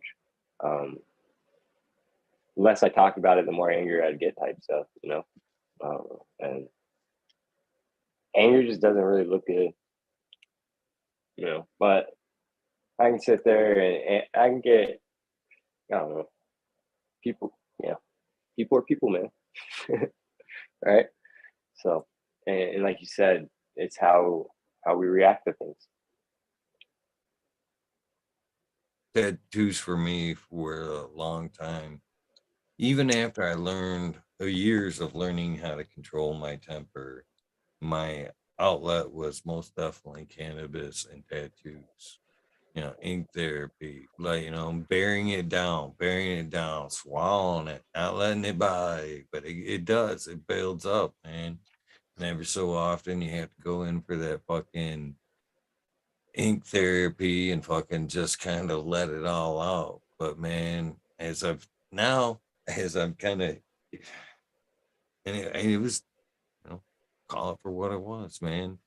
Fucking pretty much a accidental hero dose. That one that I've talked about many times on the air. That fucking shit changed my life, man. That's no bullshit. That's no bullshit, man. I learned to look in to myself and learned how to deal with things in a different way. Started going down a mindful path, trying to, really think about what I was doing as I was doing it, why I was doing it. To kind of, like I said just now, place the blame or, learn from the experience for what it should be, not necessarily carry around that necessary anger and stuff. So nowadays, because of my path down, with the mushrooms and organics, man, and then it's weird because how they connected to, because the mushrooms fucking set me on a path. Mycelium. Yeah. And then when I fucking dived in with the organics with Mr. Smiley, again, shout out Smiley, kind of nudged me down that path. It's I fucking sat down that path and started looking into psychology and fungus and shit like that and realized, how we were one and the same. You know what I mean? Everything that happens in that soil directly relates to us, just like it relates to the plant. You know what I mean? And that was a like, wow, fucking moment. But And you're in fact, go on. that shit So, changed the way I was out looking on life and everything. The two, you know what I mean? The two in together, and they were almost, correlated. You know what I mean? It wasn't months apart, basically, kind of thing. You know what I mean? And well, it was about a year, but it still kind of fell into place. So nowadays I get tattoos because I enjoy tattoos. You know what I mean? I'm in a much better place. I'm not necessarily burying that anger or trying to deal with it. You know what I mean? You know, it's yeah, it's changed. That should honestly change my life for real. I'm due for a good reset. So I kept on saying, oh, well, sourcing this and da da da da da, whatever, right? So now I got my testing supplies. I tested my stuff. It's nice and clean. I'm going to go find a good setting. You know what I mean? And I'm going to go take a little vacation, go do some searching. You know what I mean? I'm going to see my family for the holidays, so I'll probably do it down there. They live down in kind of nice. We got about 5-6 acres, I think. You know, so go down there, take some tabs, and really do some rearranging. You know, do some reshuffling, some reorganizing, some decompartmentalizing. You know, deal with some shit I need to deal with. Clean your plate is what it does. You know, Because realize. like when, especially like getting into this, like man, when I came on your show, how I can't remember how long ago it was. Like I had just really kind of started growing, and I know I'm not that far along at all. You know what I mean? But I ran into so many different situations, and my views on the lifestyle and who to support and who I support. How about that? Who I support and stuff like that is completely different, and that's just through how I've viewed things, how I've experienced things, how I've had relationships with people, all that kind of morph you. And like you were talking about your connection with like the plant with the mycelium and its general surroundings and stuff like that, you know, like your surroundings kind of dictate you um, per se, not necessarily, right? Like you can still live in pretty shitty environment and have a good life, but if you live in a shitty environment and you're not doing good things, good protective things, you know what I mean? Then you just you can live in a really nice area and do the same thing, not be productive, you know. But I'm just saying, your environment kind of directly will help you, and what directly affects you around you. You know? And so, just like with anything, it's easy to get led astray, especially with like social media. That shit's fucking hard. I'm definitely trying to discipline myself a little bit harder on that, but I have been getting a little bit more business as well. You know, so I have to, when I go on there and message one person for something, I need to just message that one person instead of checking all the messages I have and you know what I mean, going into all these reels and all this shit. You know what I mean? I don't have to do that, but it is a good part for marketing, you know, but it's just discipline. So I feel like the more discipline you have in your life, the more you're able to enjoy life because you're not caught up with all that fucking overstimulation going on. You're not worried about this and that. You're able to enjoy the moment for what it is. And that's really all life is about, I feel like. Because if you're not enjoying the moment,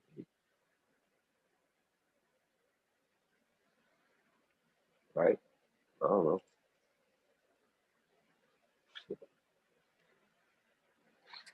I don't know.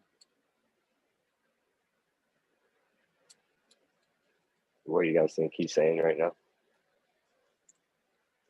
My bad. That's You all know, I've good. heard few speakers talk about that meditation. Meditation will kind of help teach you focus. You know, your brain.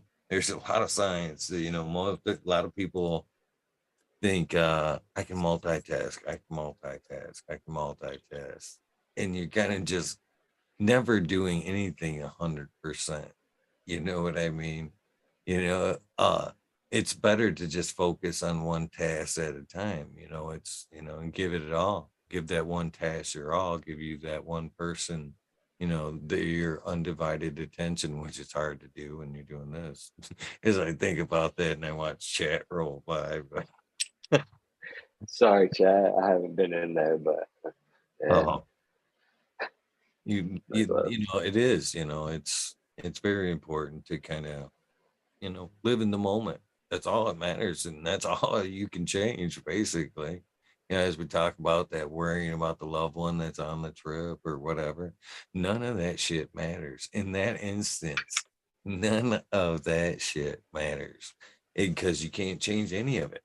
It's going to happen without you or not. You know what I mean? So you can tear yourself down, and give this person this project. You're not your full because you're worried about anything else. The only thing that you can change is or have any influence on is that moment right there. You know what I mean? And I think people don't necessarily give that as much as they should. Absolutely, absolutely. I think that's huge. Because it kind of just shows your respect for it.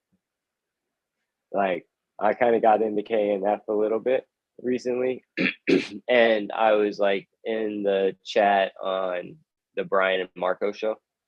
I don't know if you watch that one, but I really enjoy that one. They do some really deep dives into some shit. And I was super stoned one day, and I hadn't really looked into that much into KNF or Jadam or anything like that. And I just asked this really stupid question. Wasted their time by not even thinking about it. You know what I mean? Like, I didn't think about that question that well. I didn't. The more you know, right? And it just kind of shows your respect sometimes for your knowledge of the situation before you speak on it.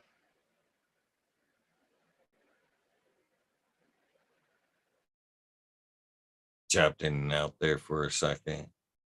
You there? There you are. Yeah, good old Chicago internet. Yeah, well, I do know of the show, and I do know of pretty much all the shows, obviously. Yeah.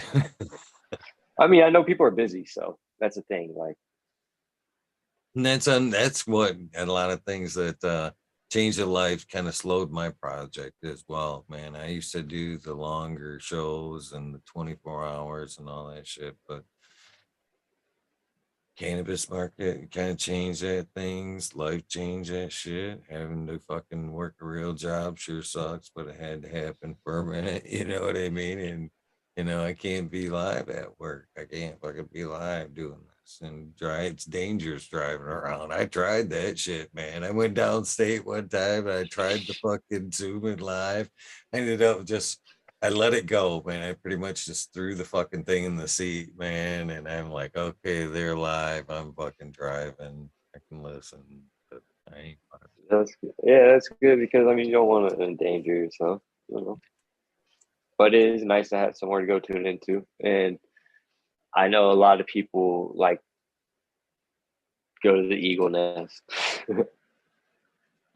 You know what I mean? Like, I mean, it is what it is. You have a good community following. People self-regulate very well within it. I feel like, um, and it's a very accepting place, in my opinion. They all are. All the cannabis communities are. And it's sad Yeah, that absolutely. there should even be any kind of lines. You know what I mean? It's the same Oh, fucking plant. We're all talking about the shout same. out to Peter for sure. I didn't say that yet, but shout out to Peter for Future Cannabis Project. You know what I mean? He's had that shit going for fuck a decade. Shout out to everybody who's been doing it before him. Everybody doing it now. So if you really know the Future Cannabis Project, and I was thinking about this the other day, and I have a lot of respect for people. I don't know if he knows that or not. I've said it many times, and I've said it off air about him to a lot of people. So if you look back at the old ones, where he's basically um, commando maybe kind of style, to where he's going around the events and he's putting that microphone. It's like more surprise kind of, interviews, and you know what I mean, just being able to pull people out of the moment and talk to them. Him and Mr. Westport have a few similarities there if you look back at that old video. I was thinking that the other day. Peter has definitely cleaned up his look a little bit through the years. He used to definitely look a little bit different, more like Mr. Westport there. Well, I'm So, always hearing about baby mamas, so he must have been somewhat of a little player back in the day or something. I don't know. I well, didn't say. they're both very good for cannabis. But yeah, shout out to Peter. I learned a lot back in the day before, you know, the actual shows when he was, you know, covering events and, you know, like I said, you know, seizing the moment with, you know, people, breeders, stuff like that, capturing, you know, uh the how to's and stuff like that at the events. And you know, he most fucking certainly has put in the work. You know what I mean? He's put in the travel, the miles. He has most certainly put out the work. Much respect. Yeah, absolutely. As somebody who's been putting in work, I said Brian and Marco, shout out to them. I really enjoy them. I really respect their hustle. And they're teaching you how to make your own hustle.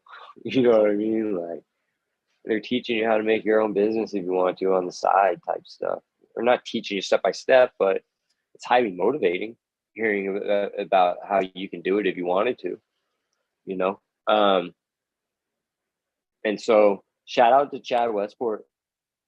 I love Chad, man. He's a great person. He's heard he's been on the receiving end of some phone calls, you know what I mean? That I bet he wished he wasn't on, you know what I mean? But he's a good person and he's been there for me, you know what I mean? Some tough times. And, but he's putting a lot of really good content out there. You know what I mean? He's putting a lot of good content out and he's putting good content out for people just getting into it because that can be difficult. Just finding good content for people getting into it. So by him putting it out there, and I feel like it's a good way for somebody getting into all sorts of things because he's finding out ways on camera, new ways of doing things. He's just getting into organic. He just started those sip pot with organics and stuff like that, where he's doing water only. I think he might be experimenting with some top dressing and stuff like that. Yeah, he has some top dressings from Kiss Organic. So it's cool watching that transition because I enjoyed it and I am enjoying my transition. I'm going to be making some like fermented plant juices and stuff like that. I'm about to make my first JLS or JMS with the potatoes. I think it is, yeah. Where you make that John microbial solution. With it warming up, there's going to be a lot of, with all the leaf fall that's been going on, there's a lot of leaf litter going on down by the lake and stuff. I'm going to go down there and buy, and buy. I don't have to buy shit. I can go down there and collect some leaf mold, mix that up with some potatoes and let it sit for like 3 days. Oh man, that's a great for soil. You know what I mean? You're great for some root growth, root stimulation. So I got some seedlings going on that are about ready to be transplanted. So yeah, all that's exciting to me.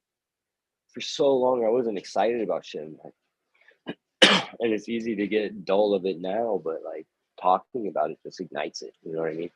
And just brings it to life, and that's what drives me today. You know, we talk about scalability a lot of times as far as cannabis goes, but when it comes to K&F practices, is that kind of scalable down to, you know what I mean?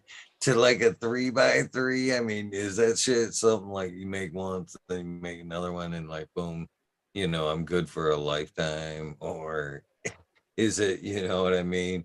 Uh Apartment friendly, you know what I mean? Or just even neighborhood friendly, Are you gonna piss off some neighbors trying to, make your ferments? You know, I've cooked a worm bin. It was bad.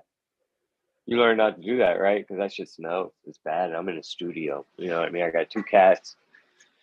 It is what it is, keeping this place clean. So, um, yeah, when done right, you don't have smells. So you have to be disciplined in it.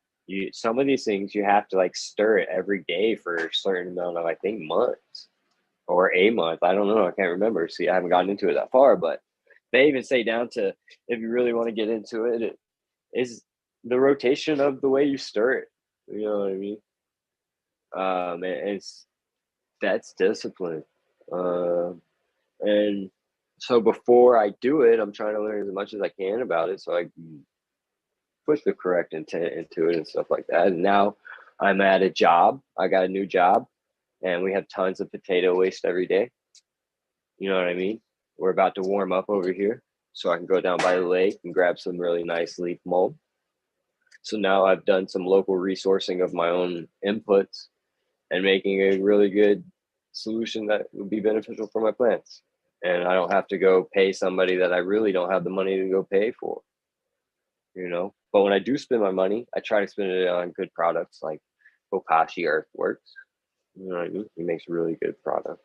Um, just I try to when I spend my money, I try to spend it, how I can and support the right people today. Not saying I'm perfect or anything. I still order shit off Amazon when I'm in a pinch, you know. But I'm trying to limit that for sure. And I'm enjoying learning. I don't know. People like Smiley make it fun. He's awesome. I'll say it another couple times. So yeah, Smiley's awesome. he's worth it. He's worth the shout outs for sure. He's probably, and I'm not afraid to say that one of the best people I've met in cannabis, throughout. I'm said it on air many times. I'm grateful for that happen chance. He I is actually met very him and CJ Apple at the same time. Dude, awesome dude. Right? and he is very like he's able to articulate things pretty well. I feel like, you know what I mean. He can sit there and break down something that maybe he doesn't even understand, but he's figuring out in like real time. you know, it's pretty cool. So yeah, shout out to him. Big big fan of his move. His movement. I don't know, not movement, but the way he puts himself out there, his vibe, it's appreciated not only by me, but especially by me. So, Smiley for president. I think he get quite a bit of votes right there too. Yeah, he deserves all the props he gets. Man, we got to be careful talking about presidents and stuff. Next thing you know, YouTube's been a little crazy, huh? From what I understand of it, I guess the it's more how to's that they're after, or if you talk about processes of doing shit or like that, which I know I have a few, whatever. Leave that vague, let them find that. um, but I think that it's the crackdown is people doing stupid shit these days and then going, yeah, we've seen it on YouTube and YouTube losing. Not an excuse. Yeah. But them being source, you know what I mean? Bro, like, it's so weird though, right? You know what I mean? Especially like Instagram. They'll flag your shit and then sponsor somebody for doing the same thing. I kind of look at that and I've at least some of them that I've seen go up and down. Some of them most certainly don't deserve it. And but some of it I've seen that there is back and forth. You know what I mean?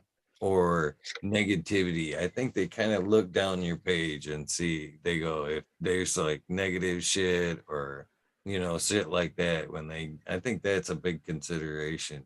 Nice bud of if they're gonna take the page down or in the type of comments or in the posts, shit like that.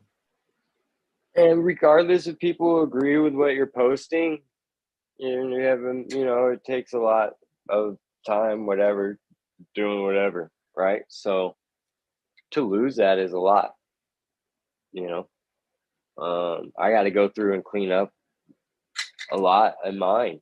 You know what I mean? I need to take out. I took it off private for a little while, and it just fills That up so sucks because quickly. Bullshit, that's man. limiting as hell. You know what I mean? It really is. But like, I can be opinionated sometimes, and and man, it is so crazy what people will choose to respond to and what they don't respond to. You know what I mean? Um, so I need to go through, and that's why I created a page for my show. So I want to separate. I need a separation, and I need to go and clean up my page and put it kind of more towards art, in my journey instead of just everyday shit. That's not really important, you know. Um, I I don't really want to be that type of quote unquote influencer, right? The first time I got somebody says that, you know what I mean? It's weird, right? You don't look at shit like that. I'm just hanging out with the guys. Like, I came out of prison in the COVID world. Like, there was no going out and shit. I couldn't go to the dab bar. I couldn't go to the smoke lounge. I couldn't go sesh with anybody. I didn't know anybody. I just started in chat, like looking and shit. I didn't want to say anything. Then I had some questions, and I didn't know anybody in the community, my community, except for some idiot I met in the fucking neighborhood. You know what I mean? But everybody I've come out of prison with that I was in contact with is back in prison or dead. how was that transition? I'm still fucked up with it, to be honest. I mean, because I Because think like it does have before that prison, stigma. You know what I mean? For those who, who don't have been around real life, I guess, you know what I mean, or know people that's been in and out or whatever. Uh, that stigma can be like, you know what I mean? Almost like a, drug addict or anything else, man. So or a homeless person, until you look at him like, oh shit, he might be having a mental episode that he can't snap out of. yeah. You're not going to sit there and yell at somebody because they're yelling about their arm because it's broken. It just got chopped off or something. Empathy goes a long way, but to be able to look at things, like, I grew up pretty fucking ignorant. I just I didn't know really, and that wasn't until I started seeing the world for what it was by getting out in the world. And it's so easy to get caught up in what your idea can be of the world with social media, especially. You know what I mean? Like, they're finding out like white papers and scientific proof and shit like that about TikTok and the algorithms and shit like that, and how detrimental they are and how different they are from the owners of the program, just from what country they're in and how they're targeted and stuff. But that can be said with our own government with a lot of shit too, right? Like, they allow the United States candy to have all these fucking dyes in them and all these nasty fucking synthetic shit. But in other countries, the same fucking company owned by the same fucking company doesn't put that shit in there for that reason. So, oh, it is what it is. I guess I should look at chat by now, but cheers, everybody. Oh, Blue Kiss. Much love. Buddha Boy, Smiley, Tao. Cheers, everybody. Chad. Chad. we've had a lot of props this evening as well. Cheers. Yeah, man. It's only through people like you, man. So, for real. I don't think you realized. I think you got a little taste of it after, some fucking earth shattering shit, you know what I mean?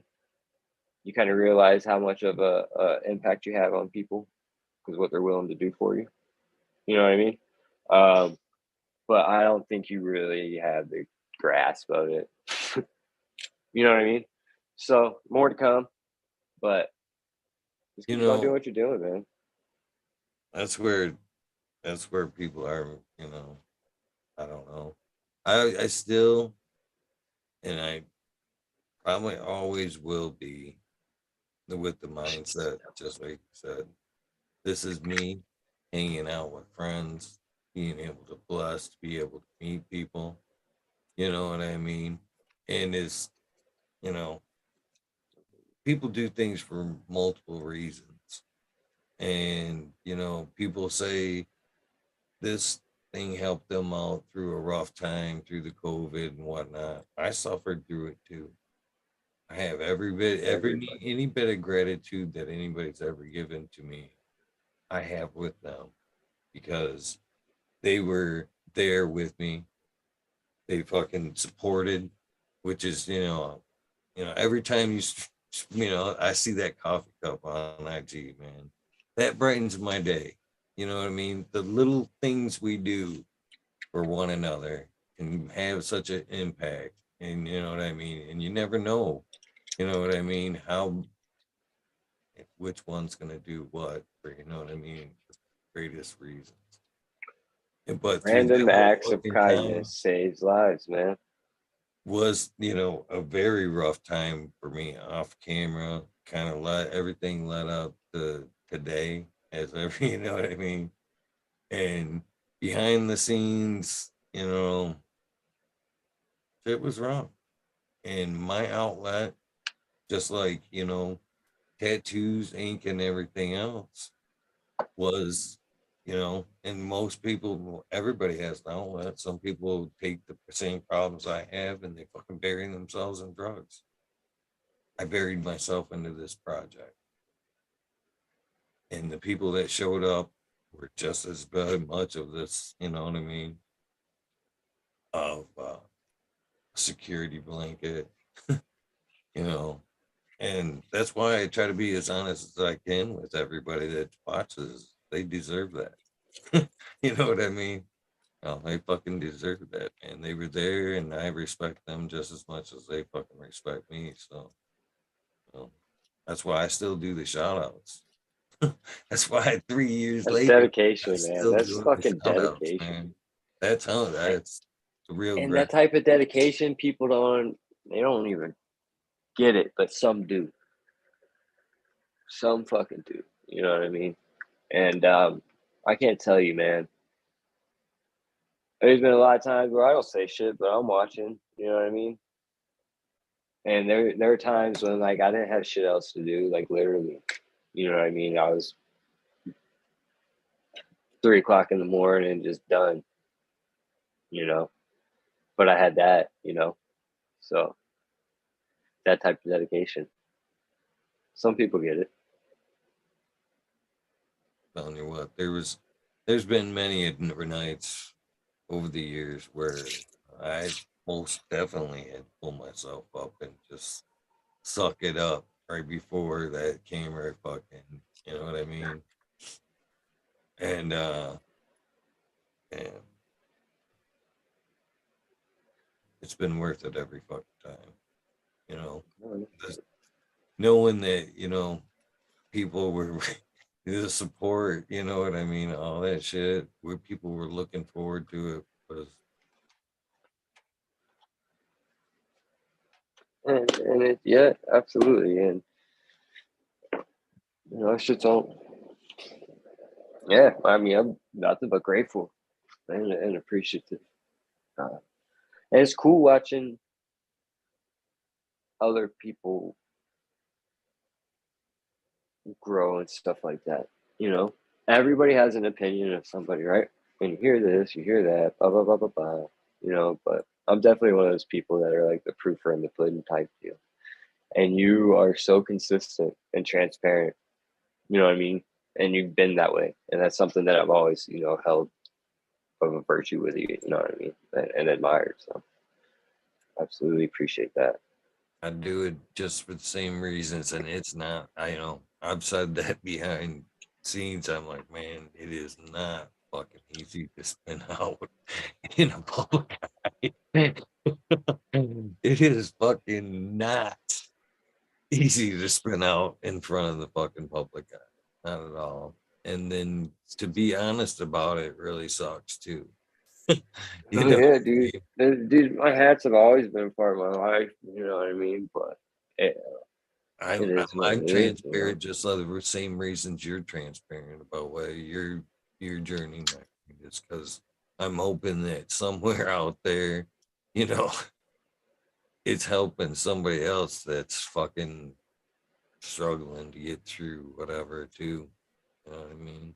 Yeah, you go through what you go through, and you carve your life and habits and stuff like that, and just live life things, you know. And by having people just being able to talk about it, you know what I mean. Everybody can self-deprecate and poke fun and stuff like that, you know what I mean. But just being able to talk about it or being open about it, you know, definitely makes it easier for everybody. And that's something that's pretty prevalent in this community. So yeah, can be, but yeah, this place isn't fucking all peaches and cream, right? You've had your fair share of fucking people throw shit at you. Really, still. It happens. Whatever. The way I Right. look about that is the same shit, man. They're entitled to their opinion. Mm. But it's funny because some people say something and then it's like you're just like there's nothing you can say, right? You're just like, whatever, go see.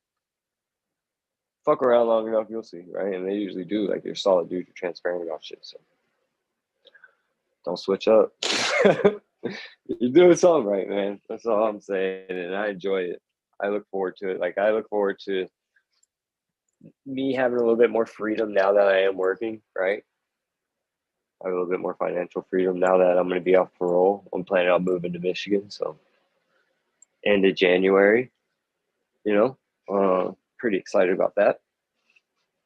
Right. Shout out to like people like Terp Wizard. He's an awesome guy out there. I had a lot of conversations with him about like I still have so much TV. It's one thing running a tent. It's one thing running a fucking couple tents. 30, 40, 50, 60. Good I night. fucked up. I fucked up just a couple times. You know what I mean? So it's like there's a lot to think about. So getting your head around that takes discipline and it takes that, you know. So that's where as a large scale KNF and Jadam practices. I like the build a soil videos they've been doing. Shout out to them. Tutorials on how to make their products that they sell to you.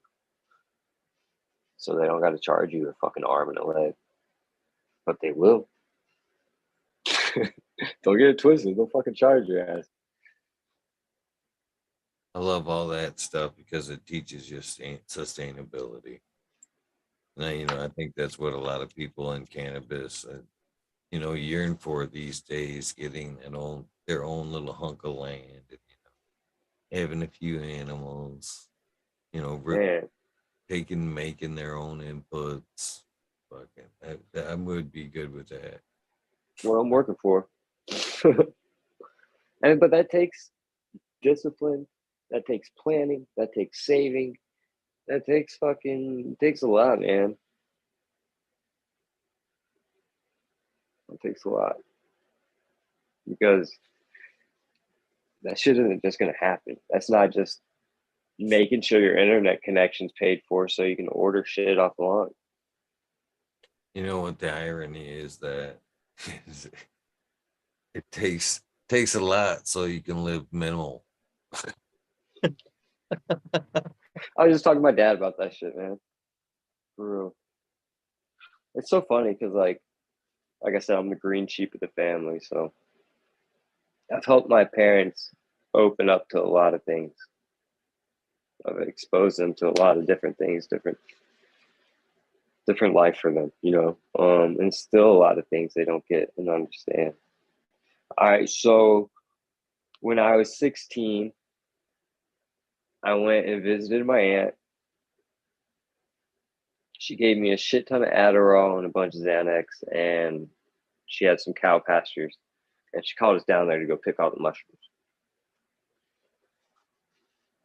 So I don't know how many fresh ones I ate, but I'm all fucked up off Xanax and Adderall. So we drive all the way back up from Columbus, Georgia, up to, I'm not trying to incriminate anybody, whatever, blah, blah, blah. But I drive up from Columbus, Georgia to Atlanta, Georgia, and I end up going by like my work, and it's so fuzzy. And I end up getting in an accident, right? And my dad's worried. I end up getting in an accident. This is where it all gets fuzzy. And I'm in the hospital. I remember like arguing with my cops. My dad gets down there. He like talks him out of fucking arresting me or something like that because I'm obviously fucked up. He's like, no, he's got a concussion. Let him get fucking evaluated. He's a smooth talker and shit, right? So I didn't get arrested. They let me go home.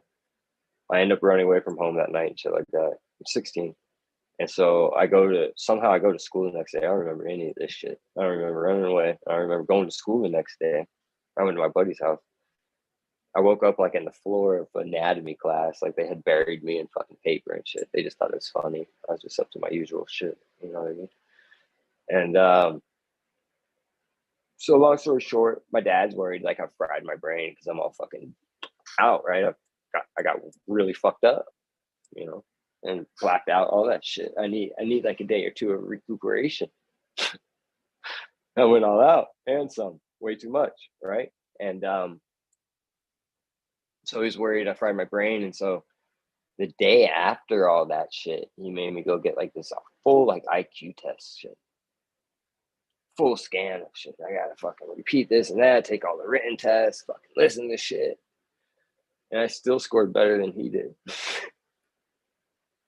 You know what I mean? So it's like perceptions can change, and it's not good to do anything. You know what I mean? And I'm very lucky in my life to be here. You know, I've overdosed and left the hospital to get high. Not proud of that shit at all. But I do realize how important it is for the safety of somebody, right? Somebody needs a safe place to be able to go to talk about even getting help. Because it used to be if you brought somebody that overdosed, you're going to jail. If you drop somebody off at the hospital in Georgia, you'd get arrested. So people were dying left and right. So they had to change that shit. You know what I mean? And that's just through awareness. No more, no less. And like you said earlier, man, that person might be stuck in a severe fucking psychotic state that he can't really break. That's why he looks like that. That's why he smells like that. Because have you ever been in a mind bender and been to where you can't really function that well? And you might have been in the park and you might have a couple of leaves on you and been disheveled. Might be, you know, might be a little dirty or something. Okay. So, yeah. Cheers, chat. Hillbilly, holla. Cat 420 down in Thailand. Pretty wild. It would be wild. Definitely would. So I think you'll enjoy Michigan life. I don't know if you've always been in the city there, but I hope that you do head up this way. I think you'll enjoy it, other than the weather. But I think you're usually used to some cold down that way anyway. But Crazy weather. I lived in Colorado up in the mountains. I was a ski bum for a little bit. That was nice. So I cut my teeth with cold up there because I'm from Georgia. Tennessee was beautiful. I lived in Knoxville for a little bit. I really loved it there, but it's just a little backwards on some Tennessee, things. Yeah, I like it. It's beautiful down there. People are really nice and stuff, but yeah, I don't know. I'm kind of a liberal hippie-ish. Fuck, people would think, but I really hate any political party. Not hate, but just think they're all severely misguided. I don't like that people vote for the simple fact of a D or an R, you know, seeing it destroy fucking communities. So, The only time I've been through, Truth well, 420, cheers. uh, Tennessee was early on, and I chewed tobacco, so I it used wasn't to do that shit. a political thing. It was more that I felt at Cultural. home because everybody mumbled because they had a fucking big old mouthful of chew. And at that time, man, I'd always have chew, and everybody be like, "What are you talking about?" That's why I don't like sour apple shit, because I threw up dipping that once when I was drunk. Sour apple flavored chew. Oh, shout out to Truth 420. She's in chat. Super dope. Got some slaps coming. She's gonna be slapping them up all over the shy and wherever I go. Send them out with some of the seeds and shit I send out, some art. I got a lot of shit coming. I'm excited. I don't think I have anything right next to me. Badass. She is super awesome for putting them stickers out there on her own fucking She's design. super talented. People want design work and stuff. They should hit her up. Mm-hmm. Rasta Jeff was super cool. I just did 4 images for him. That was really fun. A couple of his new cultivars. He did a new line with Afterglow. So that was cool. I'm going to be doing something possibly coming up. We're going to have a little consultation. He's been super supportive of my work. Shout out to him. Smoking on some of his gear. Double dose. Shout out to Astro Charlie for that cut. Gave me that. It's a treat. Red Center Farms. Shout out for hunting that shit out. Him and Becca, great people. I don't know if you know about the Rosemary Oasis project they're doing or whatever, but the homesteading project, that's the name of the homesteading project they're working on. I really enjoy that. Had a really cool interview with Becca and Red not too long ago. Yeah, they're good people. I enjoy their vibe and their presence. You know, I think Red was kind of misunderstood for a little bit. At least I misunderstood him a little bit. I just thought he was a little barefoot, kind of wookish, you know. And he's grounded. He's disciplined. He's a solid dude. If he says something, he's gonna try to do it. He'll do everything he can do it. So I don't know. That's my experience with him. So him and Beck are both good people.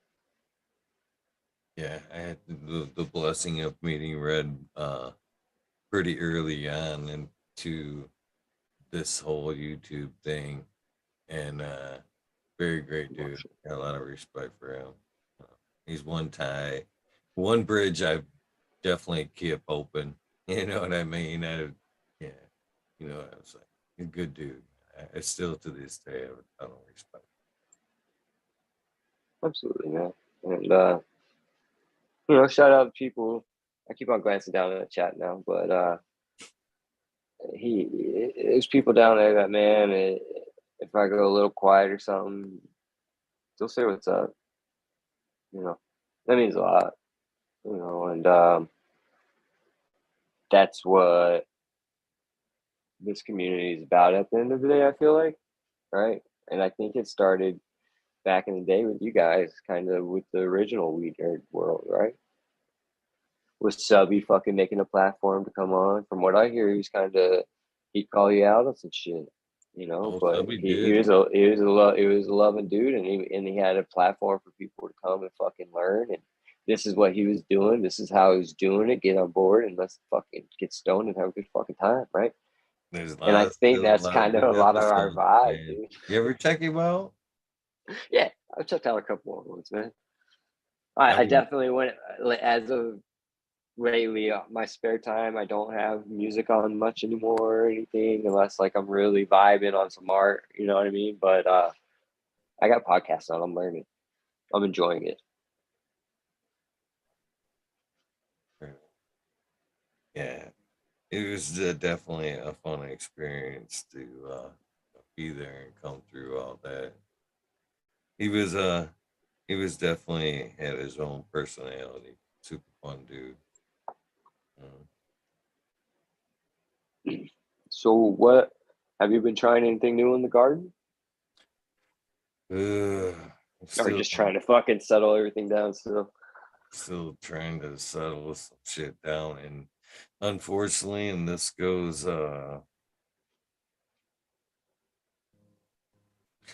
unfortunately with that public disclosure, you know what I mean? You know. So I had to tuck and roll. I just lost some plans to a custody dispute, bro. I get it. Well, yeah, well, I had to tuck and roll, and I left with a trailer full of plants. and I, I got mine dropped off in an alley with all the well, dope boys looking. for That was cool. well, I don't know how much it was. Uh, I knew the law was coming, and I chose to just like leave with a I was grateful trailer that full of. I actually it was, dude. There's no lie to keeping full trailer full of plants, I saw pictures. and I decided to drive it like 30 miles around the lake, stash them at a friend's house, Not covering them. not covered. Yeah, Just fly, get freedom. They yeah. got all the. Who gives a Hey, fuck? That's how that's they got it. cool. Well, I That moved that's up part. here with That's part of the 72 fucking plus. provenance, man, of those fuckers. You know. I was it was a fun moment. I didn't, whatever. But yeah, I Life was on the edge, just, man. I'm out of here. I got what I need. Out of here. So I took him to again, well, what I thought was a friend, and happens to be the same gentleman that I was referring to earlier. So uh as things and trust went, you know what I mean? So actually, yeah, all my plants are still up in his garden, and because of fucking just money, whatever, Hey, they're there. I was like, seriously, I was like, he he had some of my tools and shit, a large amount of tools that I had stashed over there for storage purposes, and I was like, you know what, fuck this, we're calling this good. I'm gonna eat the loss. Fuck you. Just I the hear you, only man. thing I want right now is not to see you ever again.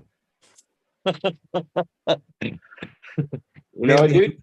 give me I my feel you. shit, and I don't just fuck the dumb shit, the arguing, the finger pointing, and just fucking let's just I'm gonna call this a loss and fucking whatever. And It's a that's hard pill to eat the swallow, plants man. too, man. I was like, you know what? Fuck those plants. I said, I want my license. And, he was like, well, you said I could use info through the plants. I was like, yeah, well, obviously a lot of shit was said. Huh? He's totally in the wrong. The dude can't even look me in the eye. I knew that was a bad sign over the last month too. He couldn't look me in the eye, and I kept telling That's people the that. worst, man. Or I'm like when like, he fucking knows people just there's a straight up level of ignore you and respect shit. here. When you respect somebody and you fuck them over, you can't look them in Yeah. the eye. And I Yeah. started Look at the noticing eyes. that more and more and more and more. And I'm like, man, I'm gonna get the fucking. Just know I'm gonna get the fucking. And sure shit. And then when it came down to the end of that job, I pretty much got the fucking. So at that point, I'm like, and even with the plants, I'm like, fuck the plants. I want my lights, I want the plants or my pots. I don't give a shit. So yeah, he's still got the plants. I'm like, well, fuck it, just whatever. You know, I when you're done with this crop, I want my shit back. That's the only time, or you can buy everything. That's There you also start. an option too. If you can get the money together, I Well, will take that payment. But well, it's a just think about choice. when it's going like I'm about to do a hard reset again when I move. I'm not Yeah. gonna want to carry all this shit with me, man. Plants and shit like that. 20-gallon, big old city pickers. 6'4" Chicago. Move that shit down in a U-Haul. Move it all the way to get the fuck out of here. I'll do it if I have to, but I don't want to do that shit at all. So, And that is another thing this year's taught me, is I can't wait to put 22 behind me as material shit. It's lost so much. I'm like, yeah, fucking fuck that. look, like, Gonna bro, be I don't know. I You look the realized I should have healthiest. got rid of a lot of shit a long time ago. Look, like this is the healthiest I've seen you look in a long time. You're handling situations pretty fucking well. You got cool shirts. Oh, fucking no. A lot of people said that too back as it was going on, that you actually look better and happier than you do in a long time. That's true. I do. Sometimes I think the rock speech. I listen to a lot of motivational shit. I'm not gonna lie to anybody on that fact. But The Rock has one of my favorite speeches where he talks about him wanting to play in the NFL, and the injury. And so I'll repeat this part anyway. So basically, I do listen to a lot of motivational shit. And I'm listening. one of my best favorite speeches was from The Rock, when he talks about his dream of going to the NFL and suffering a knee injury, and not that dream not necessarily becoming true.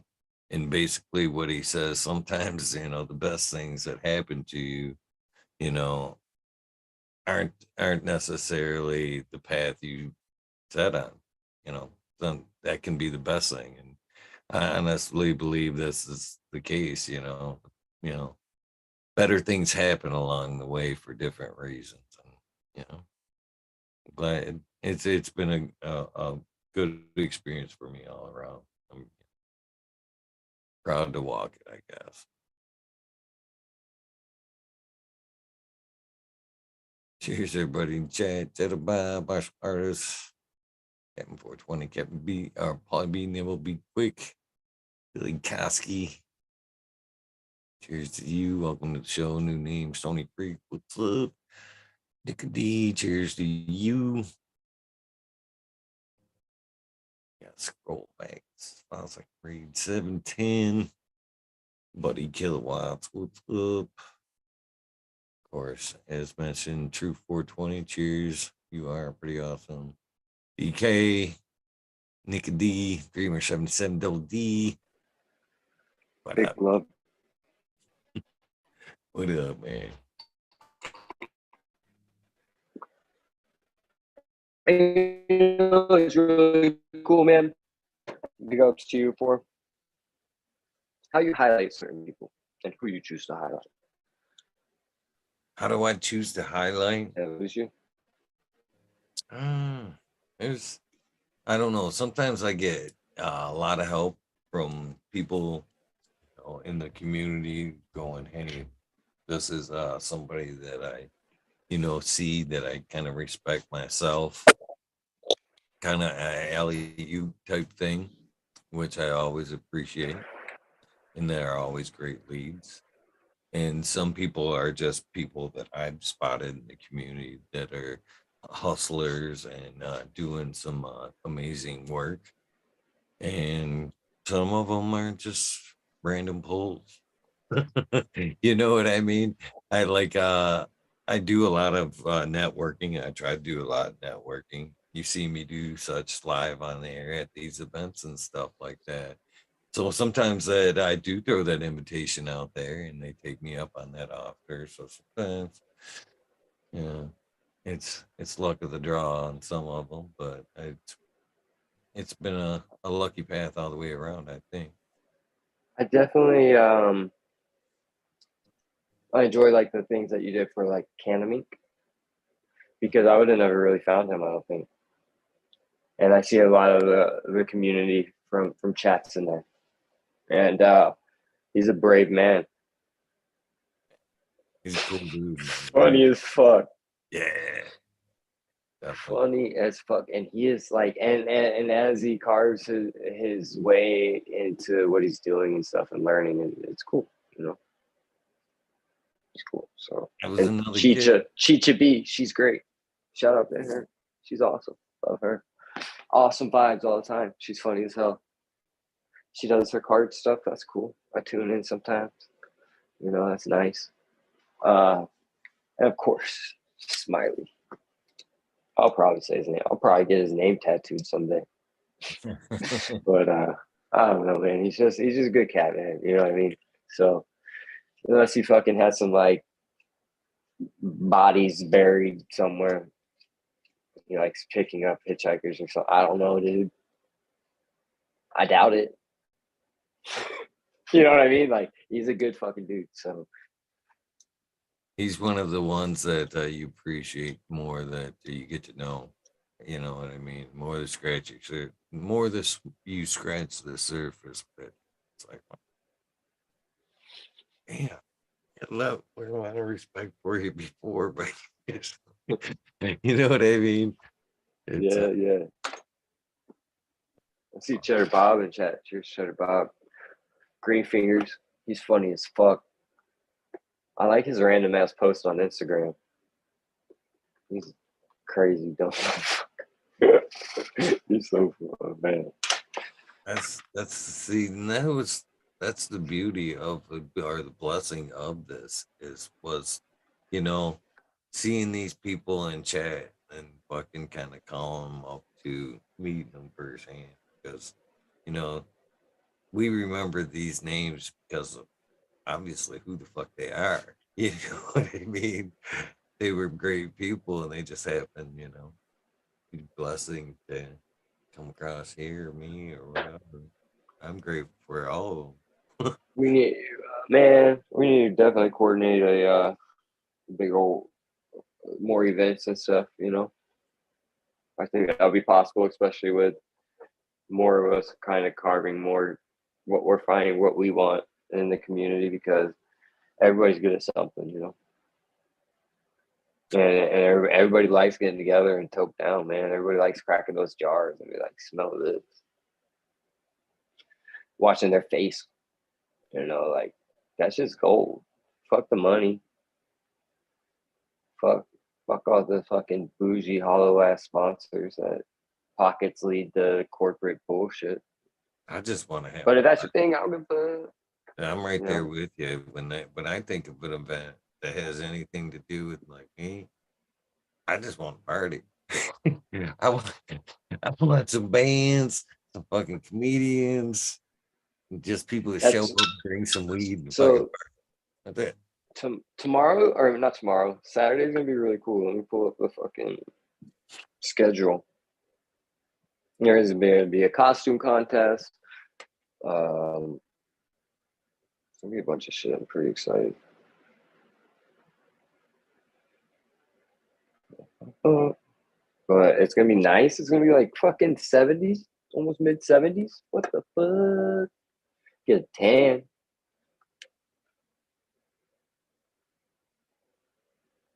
Sounds like a fun one. All right, Supposed to be so nice too, man. Michigan the weekend we're it's blessing 70 plus this weekend for the next four that's what I'm days. saying. I'll be in Niles, Michigan, Saturday. Niles, Michigan. Cream. It'll be Halloween. It's gonna be a great event, yo. If you're into solventless extract, sorry, I'm sorry. If you make good BHO, I'm sorry. You just can't bring it here. Sorry. I mean, no, because like for Growly, he's cool. He's a BHO artist, Mm. right? He takes pride in it and he does it right. And it's not gross, right? And he captures stuff that rosin will never be able to capture right now. No way, no way, no way, no way. They're just too volatile or just not able to be, I don't fucking know. But you just can't do it. You know what I mean? Not right now, at least. So, but yeah, the event's gonna have like it's gonna have DJs, so we'll have good music, costume contest, pie eating contest. in the dab and lounge food area. That's gonna be super cool. They always have these big dab tournaments. It's crazy. So yeah, I want to see the costume contest. I bet there's gonna be some really funny cannabis related ones. That's gonna be great. So anybody in the Niles area want to come down there or whatever, you can hit up the Cream Swap Meet on Instagram. Get you a ticket. Hell yeah, you can go hit up my Instagram. I got a link in my stories and stuff like that. 71dp0. Little shameless shout out right there. But I mean, it's cool when you start getting recognized by like some companies that reach out for some brand ambassadoring, you know what I mean? But like I've seen so many negative things happen with people, and what these people are wanting you to do is just kind of like sometimes you got to take a step back, you know? And yeah, I'm sure you're learning that too. So Yeah, it's some things can look better, and I really do believe kind of. I say it a lot, voting with your dollars.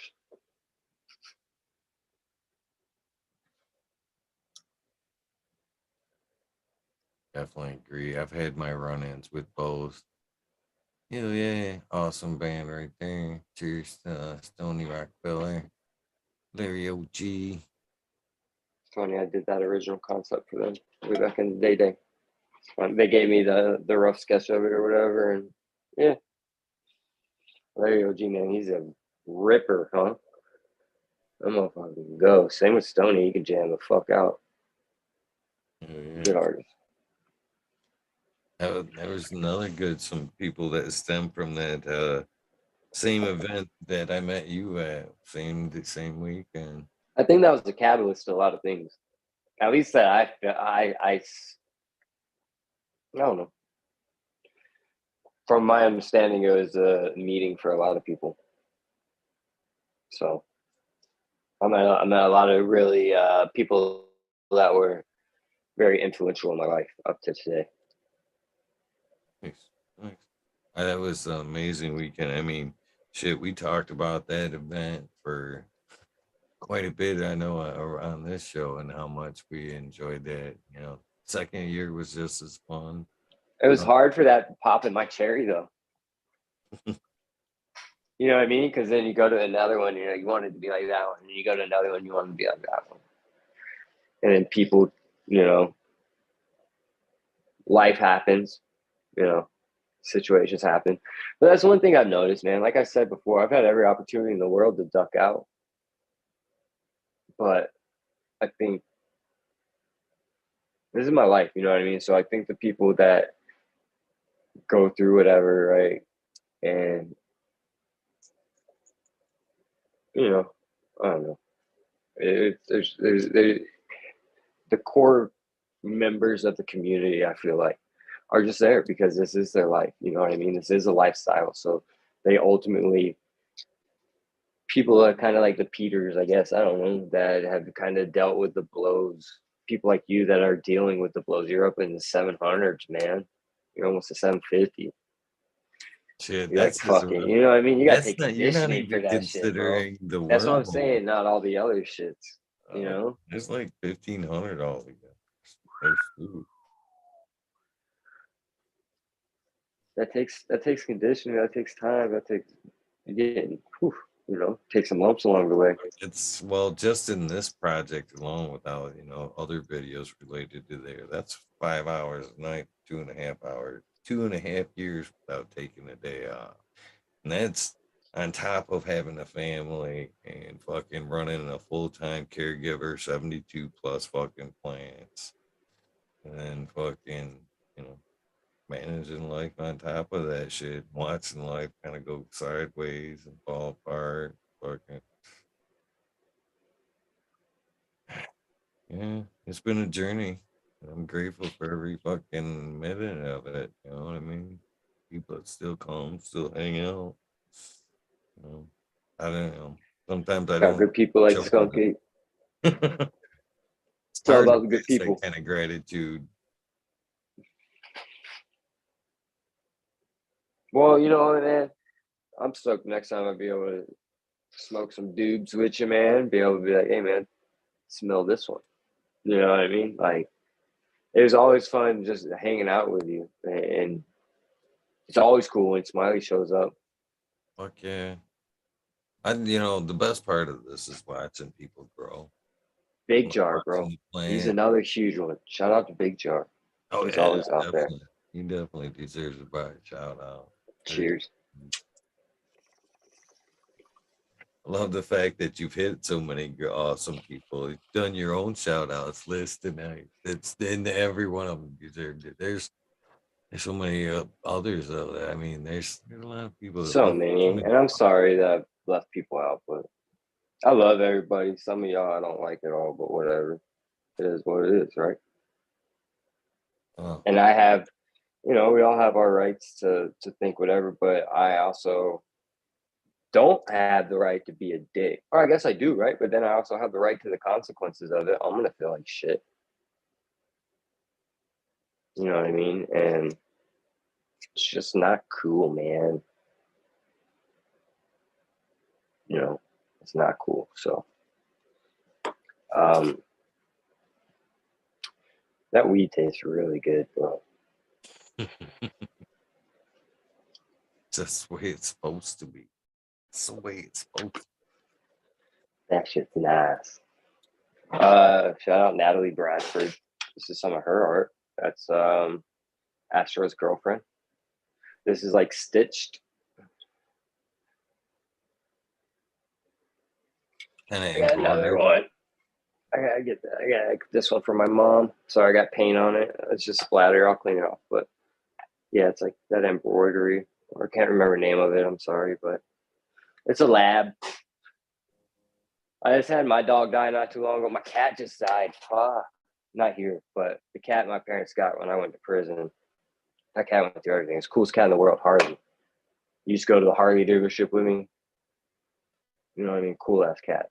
Cool fucking cat. You used to go on walks with us. We'd go walk the dogs and the cat would run beside us and shit. It's crazy. Crazy No fucking leaves cat. there. Man.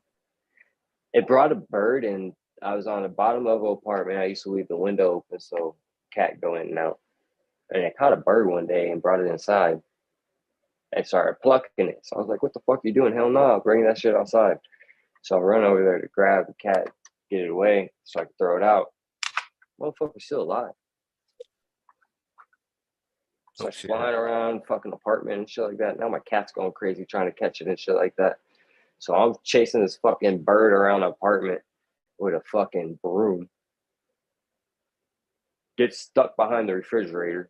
Then my cat jumps behind the refrigerator, gets all stuck, and is having howling and shit like that because it's caught in the fucking little coil things and shit.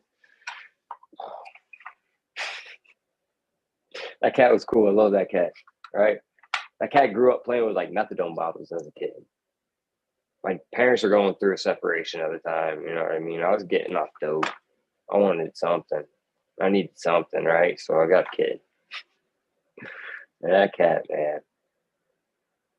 Cat went to jail before with my dog. I overdosed with them in the car. They had to go to the pound while I went to jail. While I was in a whole different state, so my brother had to miss work because he had to drive down with somebody to pick up the car down in Georgia because I got all fucked up in Tennessee and drove it down to Georgia and overdosed with it down there. And I bought the car that day in a blackout. So that's why I don't do drugs that are harder than me. I'm lucky to be here. It's funny, it's comical, you know what I mean? But at the end of the day, it's not. So just being able to be there for people that have gone through similar things or that will go through them, right? I kind of have a little bit better of an understanding, and it sounds like you've had a little bit more of an empathetic understanding towards, some mental health situations and understandings of others. Because I think anybody can go through some manic states, and people like me that have BPD, borderline personality disorder. That's not easy. People don't know a lot about it and shit like that, but it's not easy. But and when you're not having a structured life and stuff like that, things can, you can snap on people and shit pretty easily. So that's not keeping that discipline, and like you said, that zen, right? And that only comes through discipline. And I've seen you with your exercising lately. You know what I mean? It's been very disciplined. You know what I mean? And more structured and stuff like that. And that's great. You know what I mean? I'm enjoying kind of getting back into it. Big shout out to Rebecca Paisley again for doing those videos and helping me with it, because it's giving me new, like, simple things like drinking lemon water in the morning. And then you take it a little step further, because I used to like pre-make it. Now I fresh cut my lemon every morning. You know what I mean? So I get those fresh enzymes and everything. You know what I mean? It'd be cool to get it locally sourced or whatever somewhere at some point, you know, but I think it's time for a bong rip. I'm starting to get all fucking hippity dippity.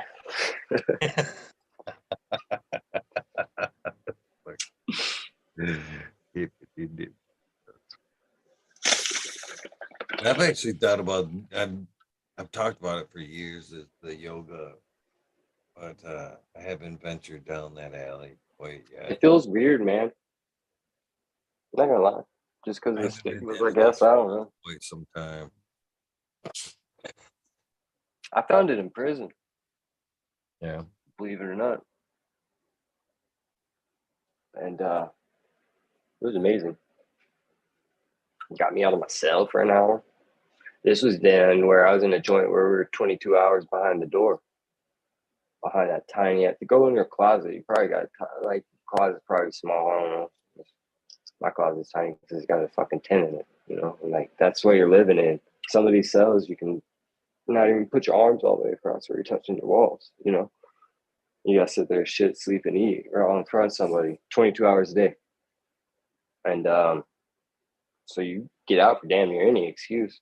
You know what I mean? And so I heard about yoga, and this guy is, I hate to be politically incorrect, but fucking sue me. I don't care, right? Fucking fat fuck. It's a fat dude, right? One of my really good friends, overweight, obese. And he was doing it, and we used to go work out and shit, and he was so fucking flexible. And I blew my mind because he's fat as fuck, right? And he'd be doing these exercises and be able to really get into the pockets and shit like that and doing them. Like, what the fuck? You know? And he had back problems, but he had good posture and everything. So, you know what I mean? I was like, all right, I'll give it a shot, whatever. And I really enjoyed it. Start learning about stuff. And you can go into a lot of rabbit holes that aren't bad. I believe Rebecca is doing, she makes, let me go grab it. She makes soaps and stuff like that, like lactobacillus soaps and Castile soaps. I just went and bought some the other day because shout out to her. She got a discount code. But yeah, so some Castile soap. You know, this is the frankincense, tea tree, and lavender one. Smells fucking fantastic. But it's good for, like, the microbiome of your skin. It helps replenish it. You know, a lot of times people destroy it with heavy alcohols and cleansers and neutralizers instead of things that help it. You know, we have living things all over us. So by having something like this one is peppermint and eucalyptus, I can use this as an IPM for a lot of things. It help clean. It's a good cleaner, you know, but you can also use it to clean yourself. You can help it to clean your kitchen. You can use it to clean your bathroom, from what I'm understanding, if I, you know, but that's really cool. My opinion. Some people are like, whatever, that's weird. I'll go get Lever 2000. That Old Spice smells fire. But the more you start getting out of those kind of things, the more those start to smell weird. I used to love Axe when I was a teenager. When I smell that shit now, it's ew. Who are you trying to impress? You're not trying to stop yourself from smelling, you know, because that shit just, I don't know. But through cultivating and getting into the organic side of things, it's made me strive to be kind of healthier. But I also can take that to the extreme to where I've lost a lot of weight and stuff. But my diet and stuff like that, how I'm focused on, it's made me think about a lot what I'm eating and stuff. But you have to have moderation to everything, right? Absolutely. 100%. You should anyway. I was just saying, I've been holding this cash bong for fucking 5 minutes, I think. Yeah, fuck. Oh, It's you said it's cash. cast. My bad. Yeah. Kind of got stoned, I think. Yeah. It's nice though, because let's see, last time I was on here, all I had was roaches. Smoking on some of my own. Everything I have is local. It's either mine or my buddy grew it and processed it. So shout out to the Higgin company. I don't know. He's got a weird ass fucking name, but he don't like getting too much shout outs anyways. But shout out to him. You know who you are, Jim. So good cat. It's funny. He's got some property down in New Mexico. I got a new little fucking legalization. So they had something here up in Michigan, but with legislation changing all the time and sitting ordinances and stuff, they got the rug pulled out right up underneath them. They already had fucking building plans and estimates. They had damn near everything to fucking break ribbon. Unfortunately, that's what they wanted. A lot of municipalities wanted the whole structure built, fucking ready to go before they would give you that final okay. And then there was always that chance they would tell you to fuck off. Well, I mean, look, like it's bad in Michigan right now, but look at like California. They got railroaded from like how things were. People get locked up again over there for growing and shit. It's wild. I won't get too political, but I don't even have a TV still. My neighbor gave me a TV when he moved once, and I plugged it in for like a day. And then I ended up rearranging everything. I never plugged it back up, and I ended up giving it away. Like I need to be more in tune, I guess, with what's going on, but I really don't give too much because it's not aligned with what I have going on. And the way that the media portrays everything, like I have a hard enough time with social media, dodging that bullshit, let alone turn on TV. Fuck that. I can't stand commercials. I can't stand fucking a lot of that stuff. And plus, that's just time that I could be listening to some good information. Like it's cool falling asleep to learning about microbes and fungi, and it's interesting to me. Like when I was in school, nothing interested me except for weed. I just wanted to get high.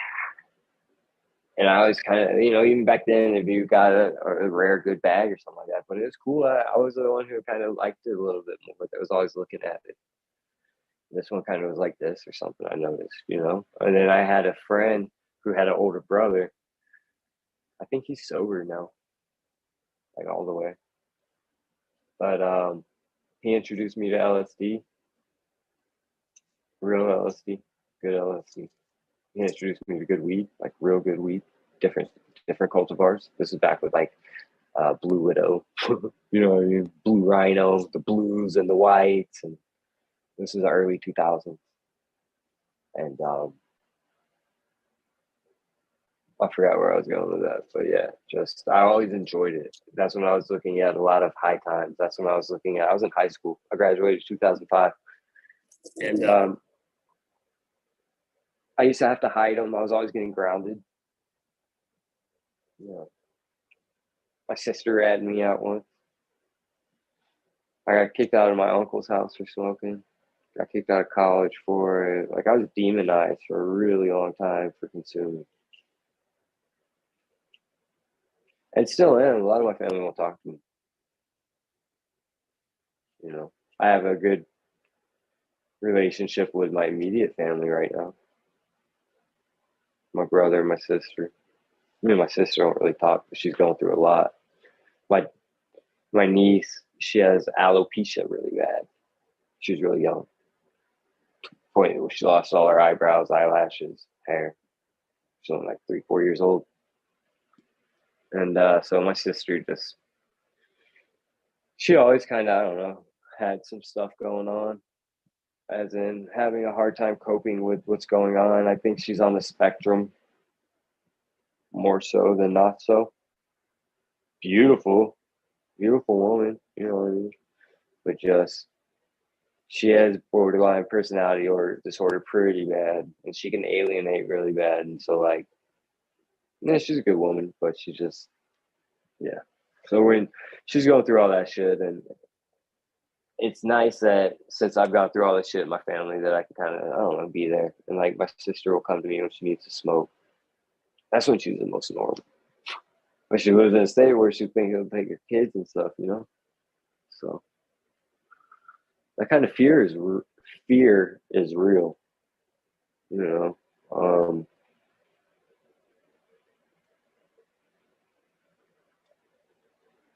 Uh, PTSD is real from that shit. You know what I mean? People are openly persecuted for it in some of these states, actively hunted. That's not a good feeling. I 100% doubted anxiety, 100% how real and how bad it could be, uh, until it hit home. Yeah, that's what it. Then I realized, seeing how bad it could be, how real of an issue it is.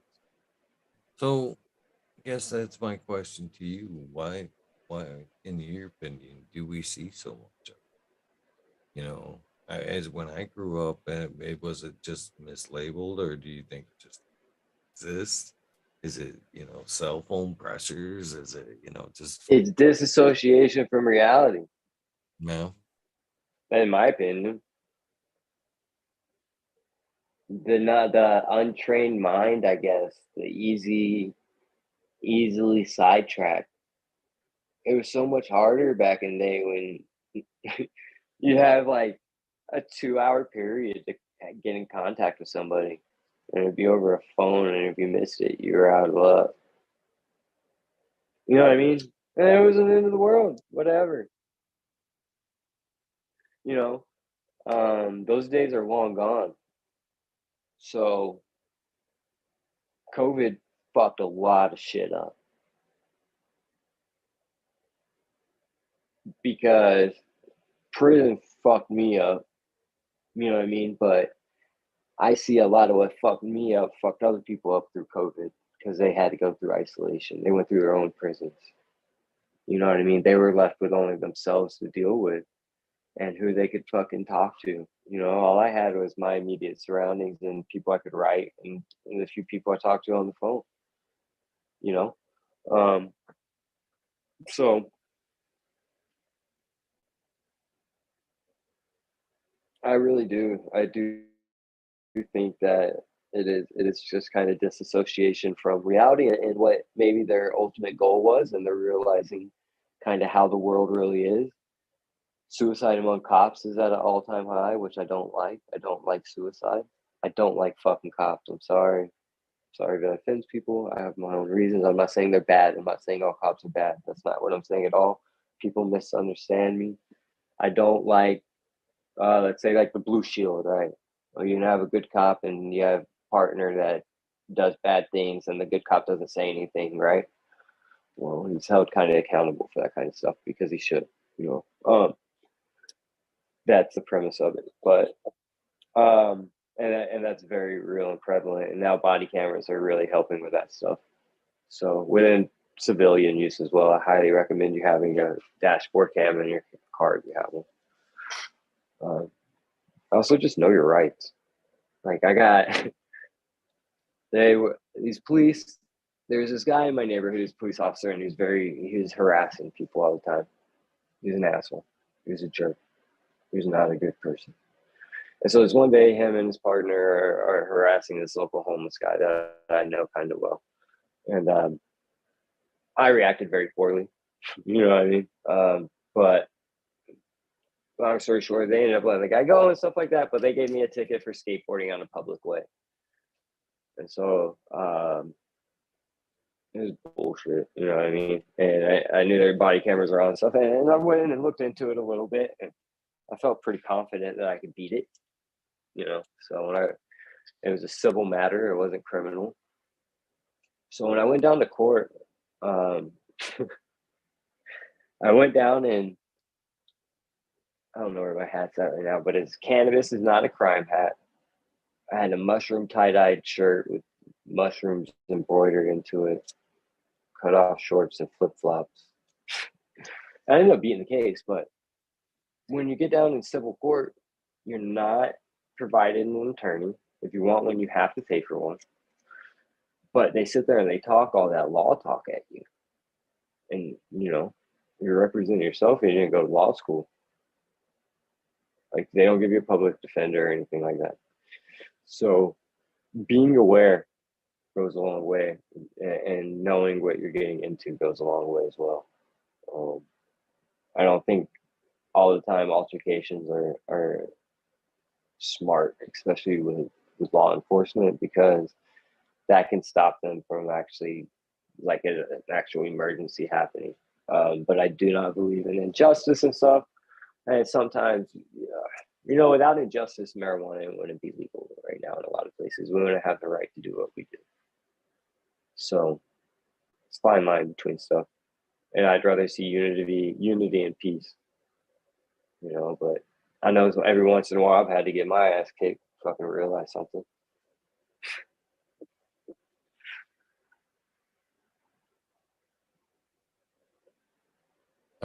I still think it's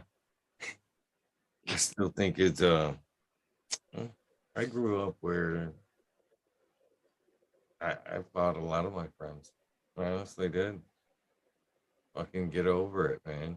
And I actually seen a couple of my friends almost fight it out in the fucking O'Reilly's Piker parking lot just like 2 days ago. And I was like, nope, just let it go. Just let it go. Right. You're like, nah, Fuckers need to fucking squash this shit we're out. getting old. Stop Get this back. shit. Let it fucking happen. It's good. It's good. It needs to Hell happen. yeah. All right, hell yeah. Sometimes, and like that's what it is though, because life is short, man. And I don't know. I just believe in being transparent and stuff. Communication's key, and if you don't have a good communication, then that's what it is. But respect is also, I don't know. I'm not saying walk around with fucking big dick syndrome or anything like that. But as I get older, I know there's certain things that I'm willing to allow in my life, but I have to find ways of sometimes being assertive, right? And just be like, this is what I'm figuring out that I know I'm gonna have to live like, you know. And there's gonna be certain things that I'm gonna have to be okay with, and if it's not, then it's not. But I have to be able to respond in the right way. That's my big thing. That's what I've learned in 2022 is how I fucking respond to shit. For real. You know, and how important routines are. That's a big one for me. Oh, the reason I was going to let it roll down was it was a complete respect issue on both parts. So Yeah, they needed to learn to respect each other again. that's what it is, man. I'm telling you. People crazy. People are crazy. That's all I can say. Well, sometimes you just gotta That is let shit happen. that is so much of the truth. I don't even know. Like, all right. I was thinking about this the other day. What are your favorite concerts you've been to? Pantera, multiple fucking venues. Okay, that's decent. One time, I tell you about both of them too.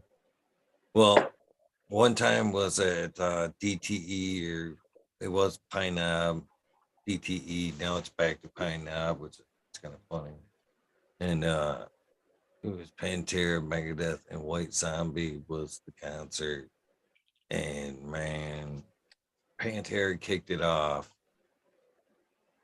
And what a fucking day it was, man. Me and a bunch of buddies show up and somehow get separated just as the show started. And fucking the mosh pit fucking kicks off, and fucking I apparently the story I get from them is like, where'd he go? And I had on a hat that was pretty noticeable, or you could pick out, you know what I mean? You knew that hat. And fucking Pantera starts playing, and they fucking I got lost in that mosh pit the whole fucking show. They're like, oh, there he is. There goes his hat. Boom. Gone for the rest of the fucking day, practically. And they that day fucking they ended up they tore up the side off the fucking hill and threw it into the fucking pavilion and shit, man. And oh man, it was a good time. And fucking second time was in fucking Saginaw, or Midland Arena, I guess properly said. Uh fucking nice close tickets, and fucking they come out and they're fucking talking about fucking weed. And if you got some fire, throw that shit up on stage right fucking now. And this is fuck 93, maybe.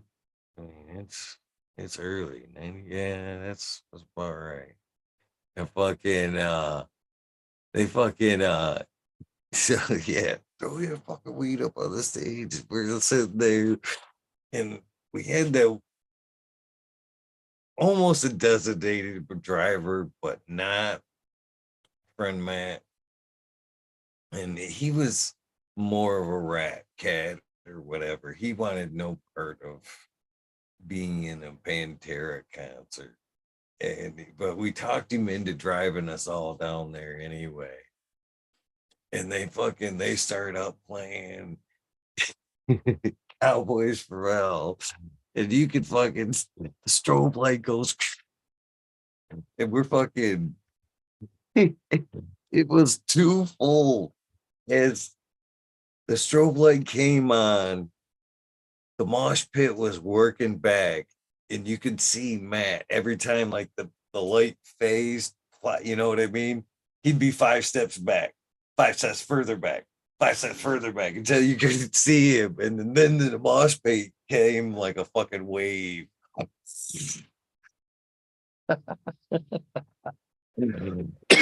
Again, amazing show. Amazing show. That first one though, I literally from moshing to all three bands there, I could not get my ass up off the couch for 3 fucking days. I was sore from head to fucking toe for one awesome day. Yeah. So them are my two. You? Which ones are yours? I'll tell you what, man, getting some good pits like that, you'll be sore in places you've never imagined. For real. I'm not really big into like the big slam dance pits, you know what I mean? Where like they're actively trying to like kick people in the jaw. It looks like, but a good pit was always fun. I can't remember what show it was. I was pretty intoxicated, but there's one where sorry, um, the group said, "You know what to do," and the crowd split. You decided, then you and counted down from 5, and at 2, they all just rushed, and it was just like that was intense. Yeah, you set that. woo, you know, of energy.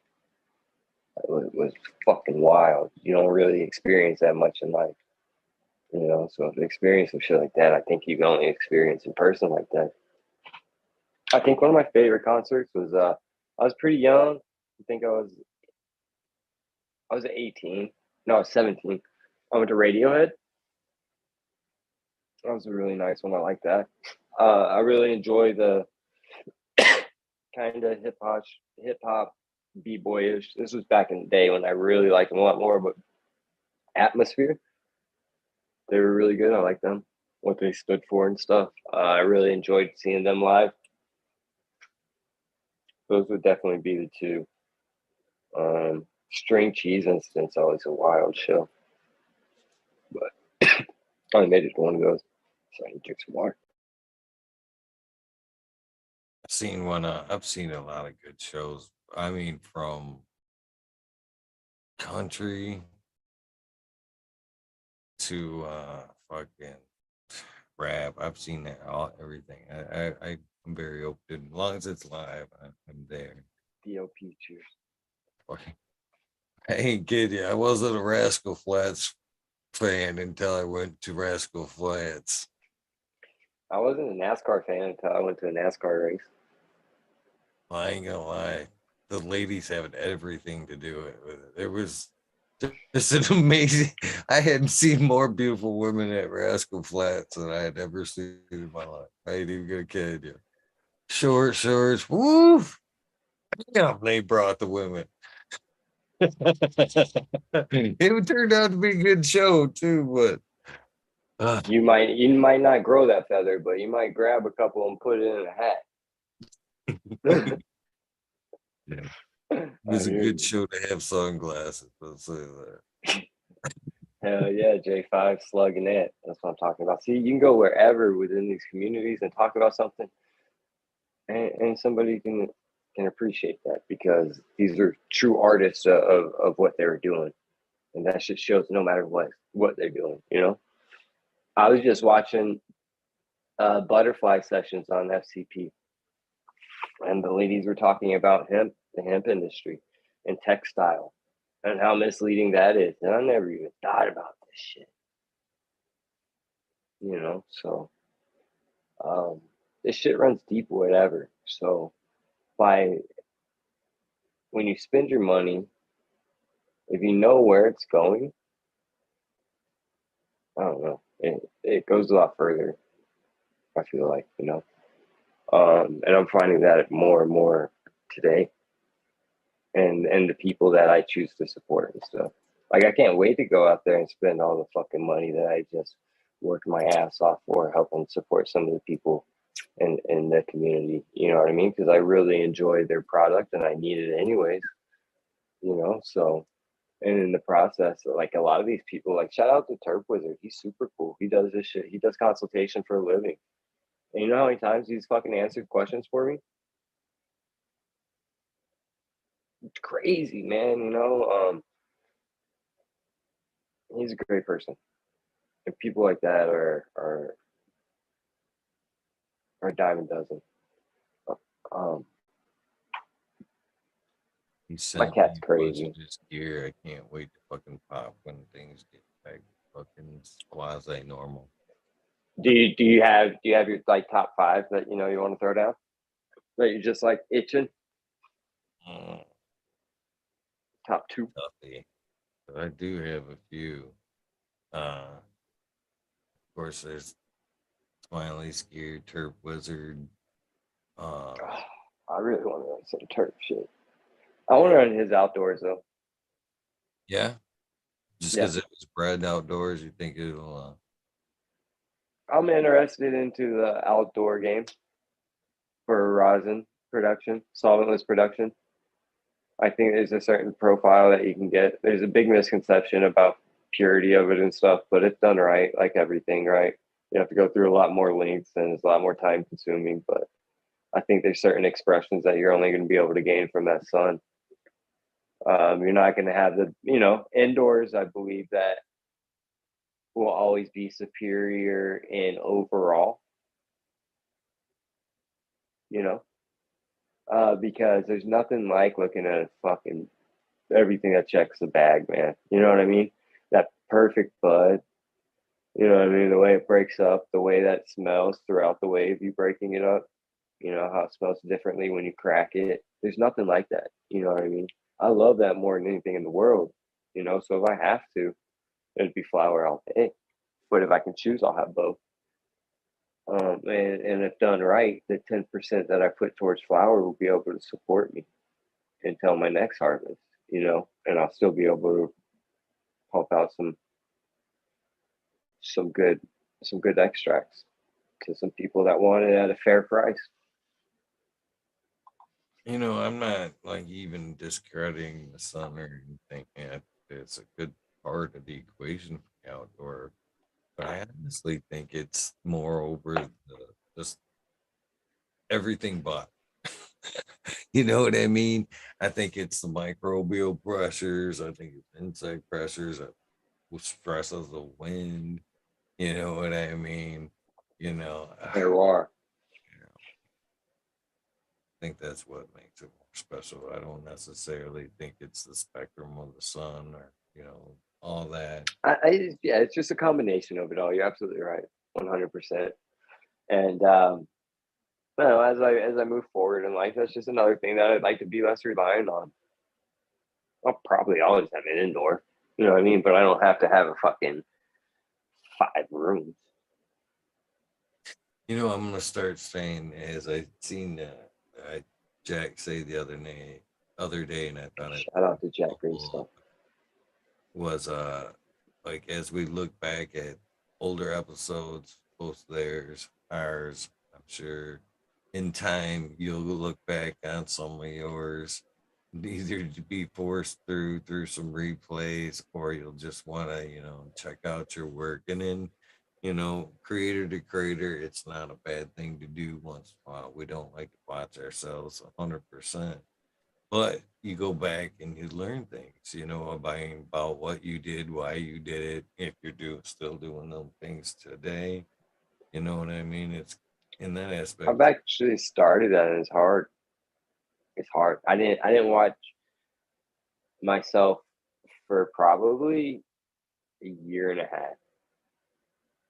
I just refuse to. And it just goes back to body dysmorphia, all that shit, right? It just goes back to it, right? Nobody likes it really. First, I don't like the way I sound. I don't like the way I look. I don't like any of it. Call myself you a know? dork all the time. Dork, shut up, dork, dork. So it's just, this cat's awesome, Gary. You You're can. absolutely right. And it's something that I'm trying to take into consideration more on my show. I'm kind of having to move away more so from the Saturdays, just because of life, but I'm trying to dedicate the time to that. You know, I mean, there's been a couple situations where didn't, I feel like dedicated what I could have to it. You know what I mean? But, and that's just what we all go through, right? We're all our own biggest critic. And I am excited about a lot of things in the works. So I'm working on putting together like a psychedelic panel to come together and they can talk. That's going to be really exciting. I'm excited about that one. Just to get in some rabbit holes and have some great minds talk. And if y'all want to check out some great content on psychedelics and psychedelic therapy, especially within the mental health community, Autism on Acid is he's coming up huge, huge, huge, huge, huge, huge. He has a lot of published work and stuff like that he's getting done. I don't know about published, but he has a lot of written work coming out and a lot of studies. He's very well. He can word things really well. You know what I mean? He's easy to understand. So check him out. Cool cat. Yeah, check out Mrs. Vicious. She's great with psychedelic integration, activism. I think I mentioned her earlier. Psychedelic sisterhood. Tammy's awesome. Miss Vicious has been done an episode here for Yeah, sure. she's Cool awesome. lady. Super nice lady. Hopefully I'll be running into her somewhere. I always run into her at these events, so she might be at Cream. That will be cool. Get to go run into Yeti. So it's cool watching people evolve and where they evolve to, I guess, right? That's pretty much what I was saying when I brought Jack was a good example of that the other day when I was watching him. He said that man, it's kind of interesting to watch some of the older shit, see how my opinions change.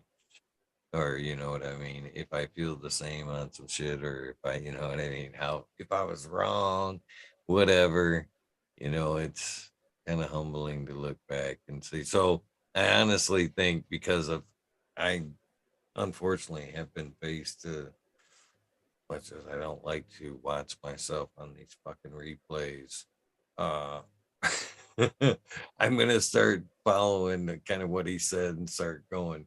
Currently, my opinion is or currently my stance is The more you find out, right? And the more I observe and try not to react sometimes.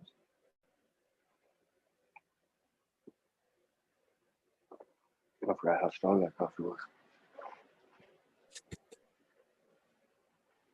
yes, that French press always makes. Yeah, We were talking always that. coffee off air, but I highly suggest people start looking at their coffee and get a little ninja fucking blender. Go to the whole bean section. You won't regret it. And that's all another part of just appreciating things a little bit more, the moment. that's an well, I think how we brew the coffee, I think necessarily we touched on this pre-show too. Is even though, you can grind that bean, I never really, you know, I told you this off here too. I drink coffee forever. But, even my daughter works at Starbucks, fucking all these packages, say fucking chocolatey, hints of fucking this, hints of this, da da da. And to me, unless it's always tasted like coffee, good coffee, bad coffee. You know what I mean? No, really kind of in between. But it wasn't until I actually, the French press, which I seen you had earlier, that I fucking, that was the first time.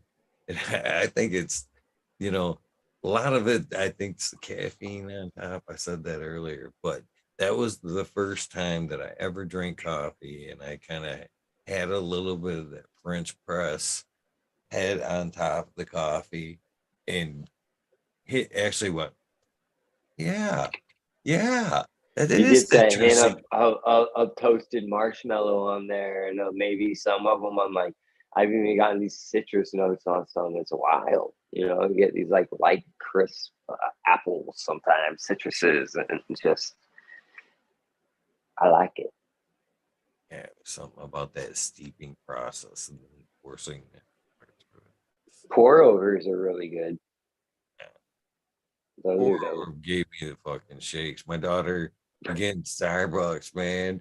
I would head downstate and see her, and I never, ever, ever I go out of my way. If I'm any remotely humanly possible, I will stop and see my girl.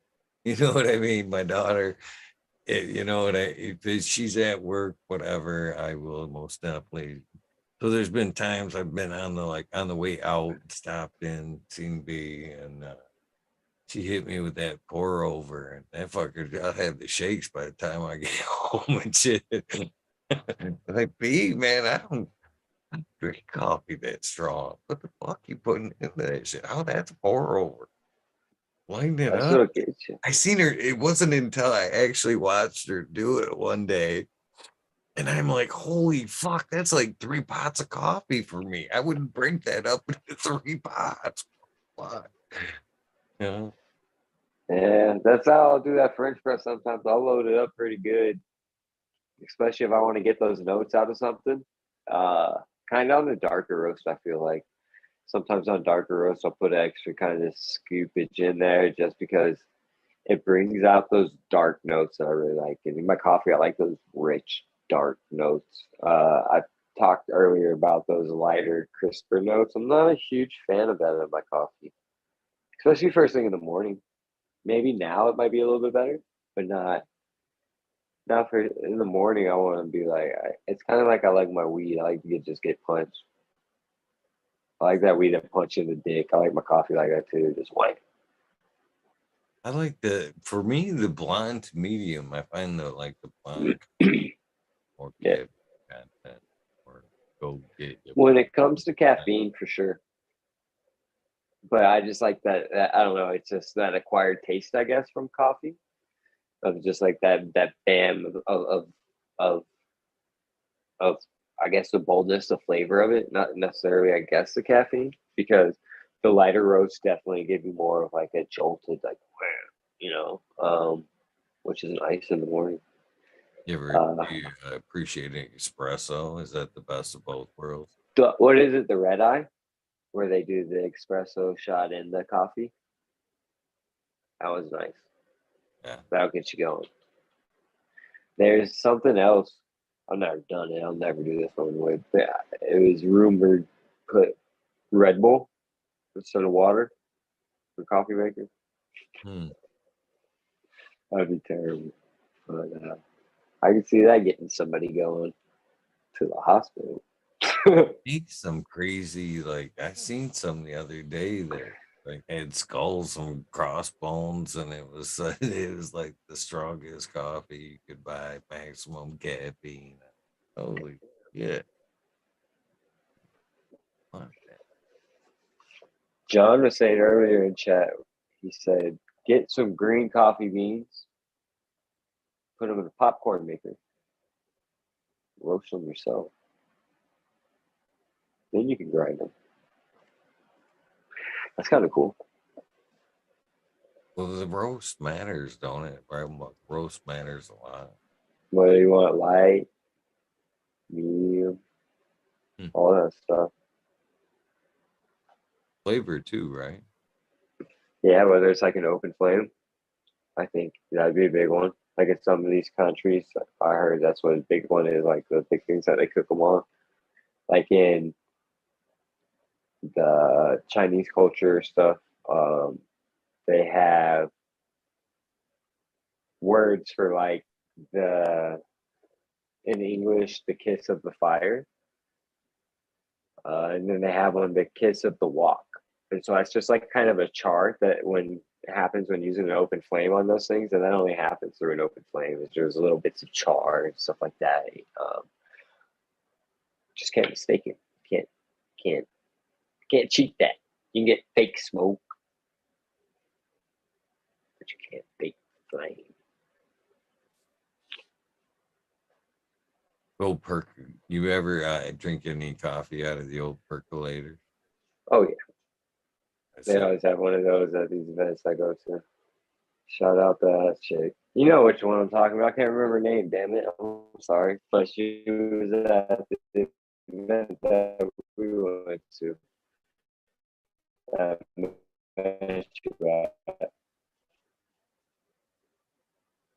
Bro, terrible time to break up. You there? Cheers, everybody.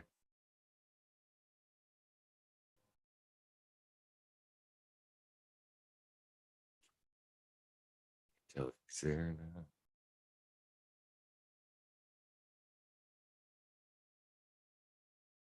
Cheers, PG. Everybody in chat. How you guys doing?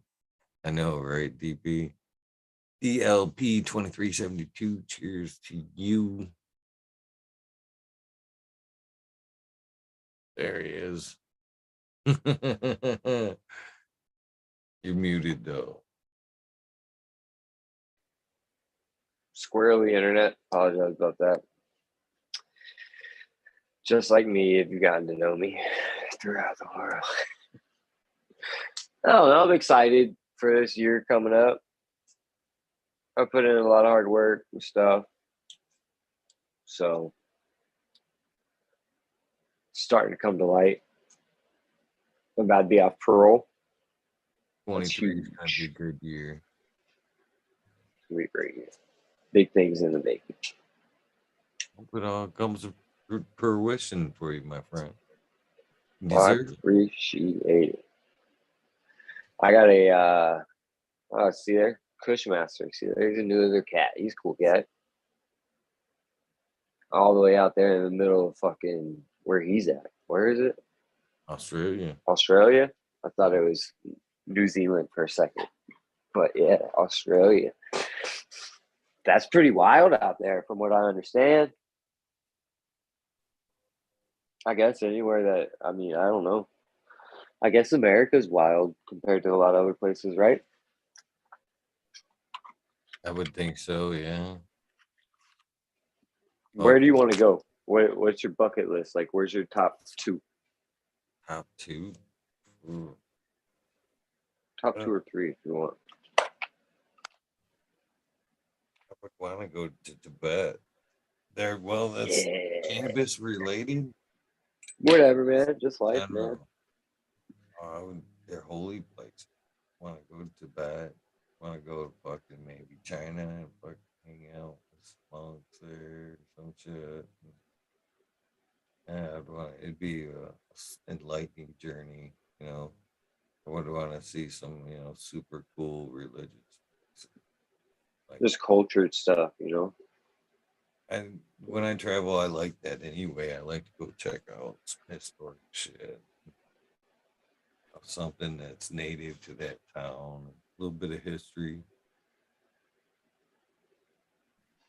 What about yourself?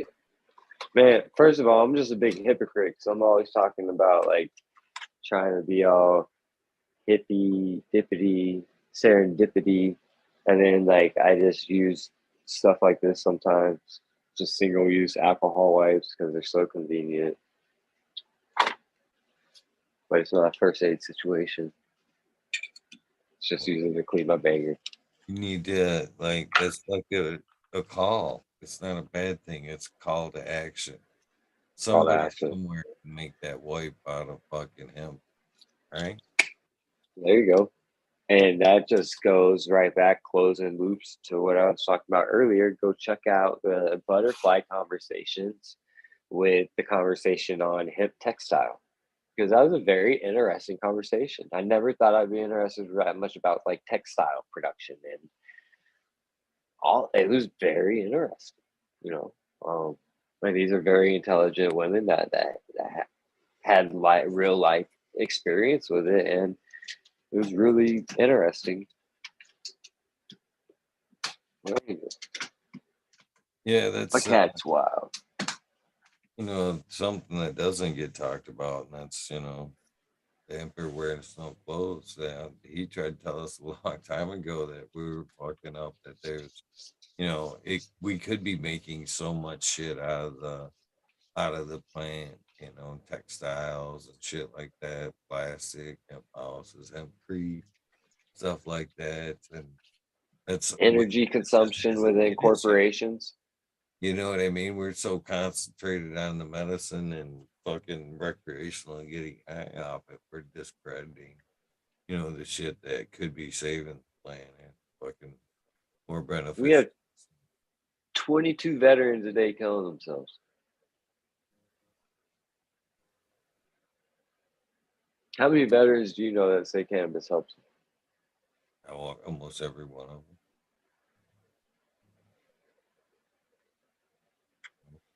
But if I go try to have this conversation in places down like Alabama, man, it's hard, you know.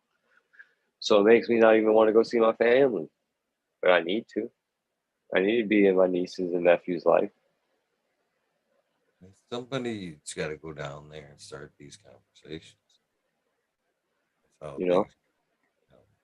Somebody gotta look my mom in the eye, and they gotta look me in the eye. They call me out on my shit, you know, but I sometimes gotta call them out on their shit. That's okay. Just learning how to do it, because you know that's a lot of generational trauma coming from those types of for them as well. It was hard enough for me learning that everything is wrong that I was taught basically growing up in those cultures.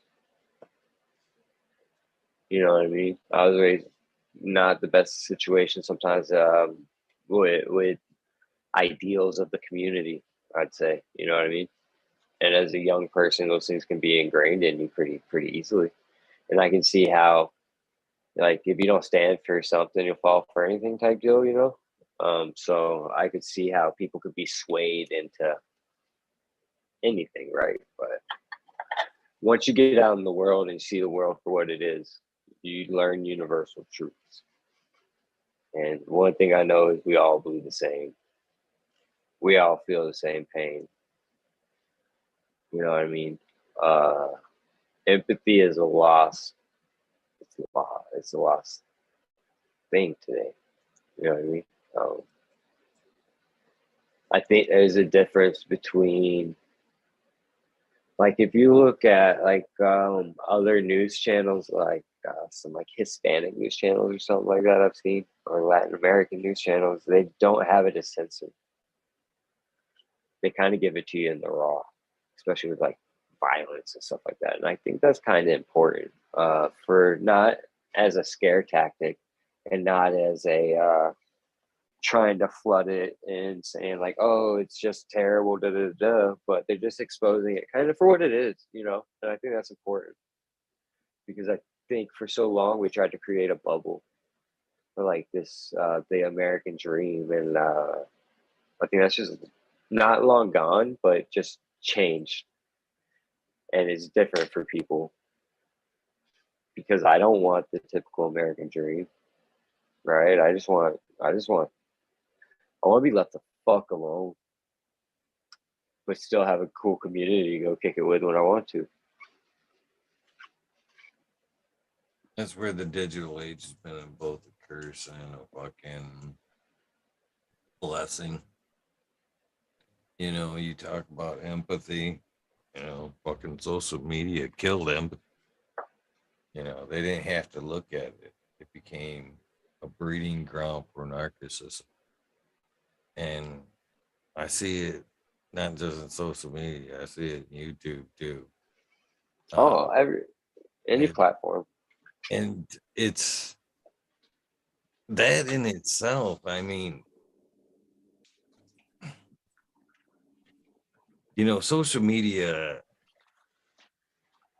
was beat a lot of people up in a lot of ways, but it did turn off their empathy for a lot of people. They just didn't have to look at it. You know, the likes made them feel better. They only had to Well, subscribe to the they shit. didn't. Happy. Well, yeah, they didn't have to face it in the eye either. They can hide behind that fucking screen. Mhm. Real easy to do that shit. And that, yeah, that's It's real easy. We call that and Detroit keyboard we call warriors. that chuck hole gangsters. You know what I mean? They're right behind the door woofing, and then we're not on lockdown forever. You know. Then what I've come to find out, the world is a small fucking place, so it's just better to be nice, but just don't always roll over. It's not nice for people not to spit on it, but it's not nice to be in that situation at all. It shouldn't be being taken advantage of. If you're not over the age of being an adult, you shouldn't be here watching it anyway. So get out of here. Go talk to your parents about cannabis. But First ever disclaimer, you know, like as far as I go. is it? Is it? I believe so. Out Yeah. of 1,500 episodes? Hell yeah. That's what's up, man. Education. I've never Breaking ground. thrown out that disclaimer. I guess I probably should. All the crazy shit, man. DGC got attacked. I heard they're back up, but I need to go find their channel, I guess. That's wild. that shit's changed so much. Like I remember watching them when I first came on and stuff, but now like I don't know. I don't like getting in their chats. I'll go watch a show and support them. Like it. I agree kind of with what you're doing on a lot of things. Good community for people to go. Is it kind of getting kind of? I'm not gonna go there. We're good. Love them. Nothing but good comments for them. I would love to go to the DGC Cup. That'd be cool. I know a lot of people in the chat and stuff. I guess that not a lot. Small the the serious corner of the chat.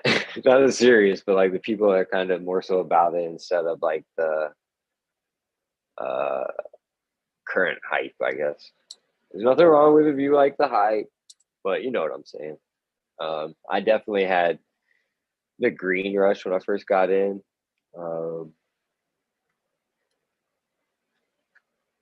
Not thinking things through all the way, I guess, and just listening to whoever and whatever, and then you just run into all these situations. So, like I said, I had like a really easy kind of first grow. The first couple of them, I did autos and then I did photo, but it was all salt based and just easy, and it was fire, you know. But I desired more, and the deeper I dive, you know, I bought a thing at Sohum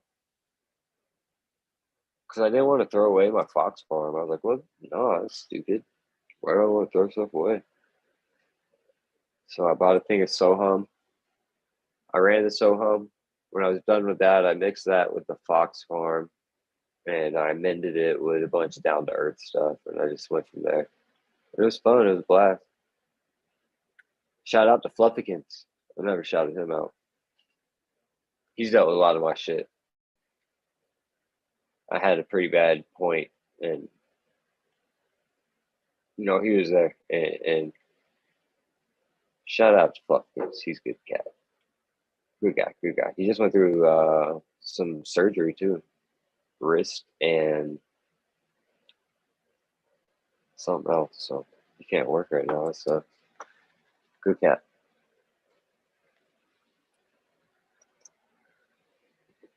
Have you met him yet? No, I haven't. He's he coached me on all my organics. My worms came from him. I ordered some Uncle Jim's worms off Amazon. They came. I cooked them. After a couple months, I accidentally poured some bleach in there. Thought it was something else, and yeah, label your shit. And I ordered some worms. They came, and I wasn't able to get them in time, and we were closed for like 3 days for the holidays or something. And I don't know what happened, but they were turned upside down on the only air hole they had, so they were dead when I got them. And then Fluff was like, "Fuck that shit! I'm just gonna send you some." And he got a Crown Royal bag and put it on his hand and put it inside his worm bin. And just scooped out some worms and dirt and his castings and stuff and put it in the mailbox. So now I'm about to start another bin. I'll have one for veg and one for flower. It's pretty cool. My own worms, or his worms, that I've been breeding and having in my own bin, doing really well. Going to my pots and stuff like that now. I use my own worm castings and stuff. Uh, Learning about all that's really interesting. I'm liking vermiculture. I'm about to have to introduce some like shredders. I'll do some of those isopods from Rubber Ducky here in a little bit because I've been doing a lot of bigger kind of sticks and stuff like that.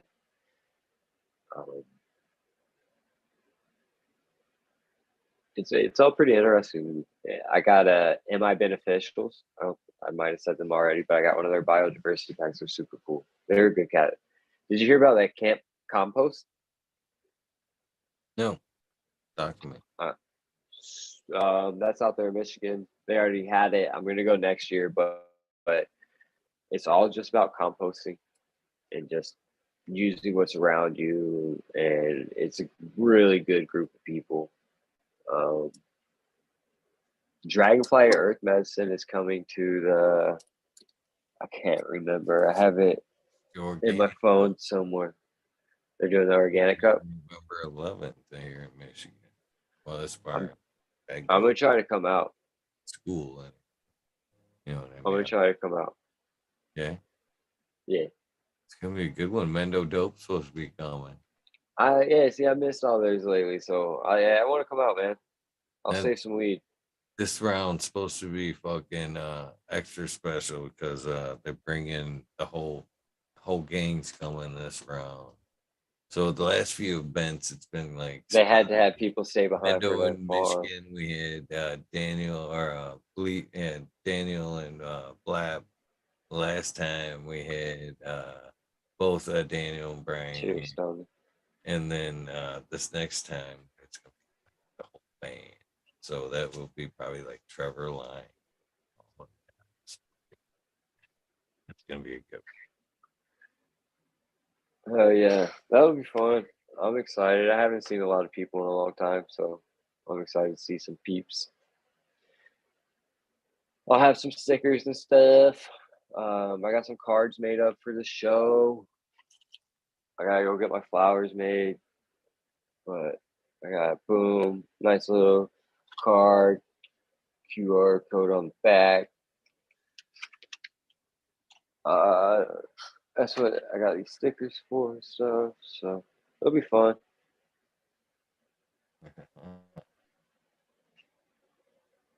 Yeah, Nice job. yeah, it's fun. I got a couple other designs I want to get done, but shit's expensive, dude. As you know. Holy shit. Okay, and slaps are expensive to That's have what I'm a saying. fucking All that shit plant. is. I'm gonna have some shirts for the next event. I had That somebody would look be at me fun. weird. Uh, I didn't mean to cut you off, brother. I'm sorry. Just real quick about the slaps though is I was at somebody's booth and I only grabbed like one, and they were like, "You can take a DLP, bunch." I'm thank you. like, "No, I Cheers. respect slaps. I know I'm gonna, you know what I mean. I know them things cost you a lot of money, and I don't want to take anything that I'm gonna fucking not use. So I appreciate this one, but I Oh didn't yeah. mean to cut you off. What about your shirts, brother? Oh no way. I like hearing you talk, but I love slaps, dude. I'll Love take some slaps, but I it. definitely understand fucking what goes behind them. you Oh, know, I collect that's them, for and sure. unfortunately, I these days my desk is actually covered in slabs now, so I know I'm gonna keep this for a minute. Uh, Mine's covered with paint. my scheduling books, I put them on now. There's too many things like lights and old grow room doors that I've dedicated time and stickers to that I've had to fucking leave behind, or like in the case of the lights, man, I got those four double XLs that everybody's seen behind me forever that they're slab covered on both sides. So I don't, they're sentimental. I don't even want to get rid of them. Just slabs that I'll use this for my gummies sometimes. The pineapple. It's nice. Using that the nice pineapple juice sometimes is good. I've yet to make some gummies. Oh yeah. My cat has so many nice, comfortable places to sit. Wants to sit on all my fucking canvases on my bed. Tomorrow's gonna be all day. What's been your favorite This is delicious, by the way. Holy shit! Talk about refreshing. Like I've been sipping on water and coffee. Have like some fresh fucking not fresh, but some good pineapple juice. Holy shit! Sorry, go on. what's been your I've been mine's not fresh, but I've been drinking grapefruit juice. Nice. Um what's been your favorite edible so far? I mean, has it been like salsa or you know. RSO. I heard some straight up there, so we'll see. But my best tasting one that I enjoyed eating, I just had a coconut ball that was like 75 milligrams. That was really nice. I don't even like coconut all that much, but it was really good. It was really good. And it was just like coconut and whatever sweetener they used and some dark chocolate. And it hit me really well. It wasn't overbearing with cannabis taste. I think coconut did really well with that, and the flakes did really well with that because the texture takes your mind away from the taste sometimes, I feel like, and it just hits you with the coconut taste. But it was good. Can't remember the name of who made it. I'll have to look at that. But that was a while. It was a couple weeks ago. It was nice. You know, anymore, I think I'm almost leaning towards like meals, medicated meal that's lightly, you know, not heavily medicated, but lightly medicated enough to get where I want to be. Because if I choose like almost any other method, um, sweets, I find myself just digging deeper and deeper. You know what I mean? Salsa, deeper and deeper. Salsa. I love hot Drinks, sauce now. deeper and deeper. You know what I mean? So I think if I medicate the meal, I can pack, you know, fill the hole without the constant pack, pack, Dude, pack. that's a whole nother rabbit hole. You sure about that? I don't know. It might be kind of cool. I'd come down and have some cannabis paired mealing with you. Yeah, I think that would be fucking cool as fuck, man, to just have some good fucking meals. Hell yeah. I think more people are kind of enjoying that too. So, Maybe some like pulled pork or pulled pork, oh yeah, we got big ass pig roast. maybe some chili. Yeah. Oh yeah. Have some medicated fucking hot sauce. Medicate damn near everything. So some, you know how it is at some of these events. Fuck, you're just trying to find some regular ass food sometimes. I've, I've honestly fucked myself up twofold on hot sauce. Man. I've I gone to sleep a really couple like fuck times from myself shit. up and then fuck myself up. Not knowing when to Oh call quits with that shit. yeah. Oh man. What do you think the craziest thing that has happened to you while on Aries so far?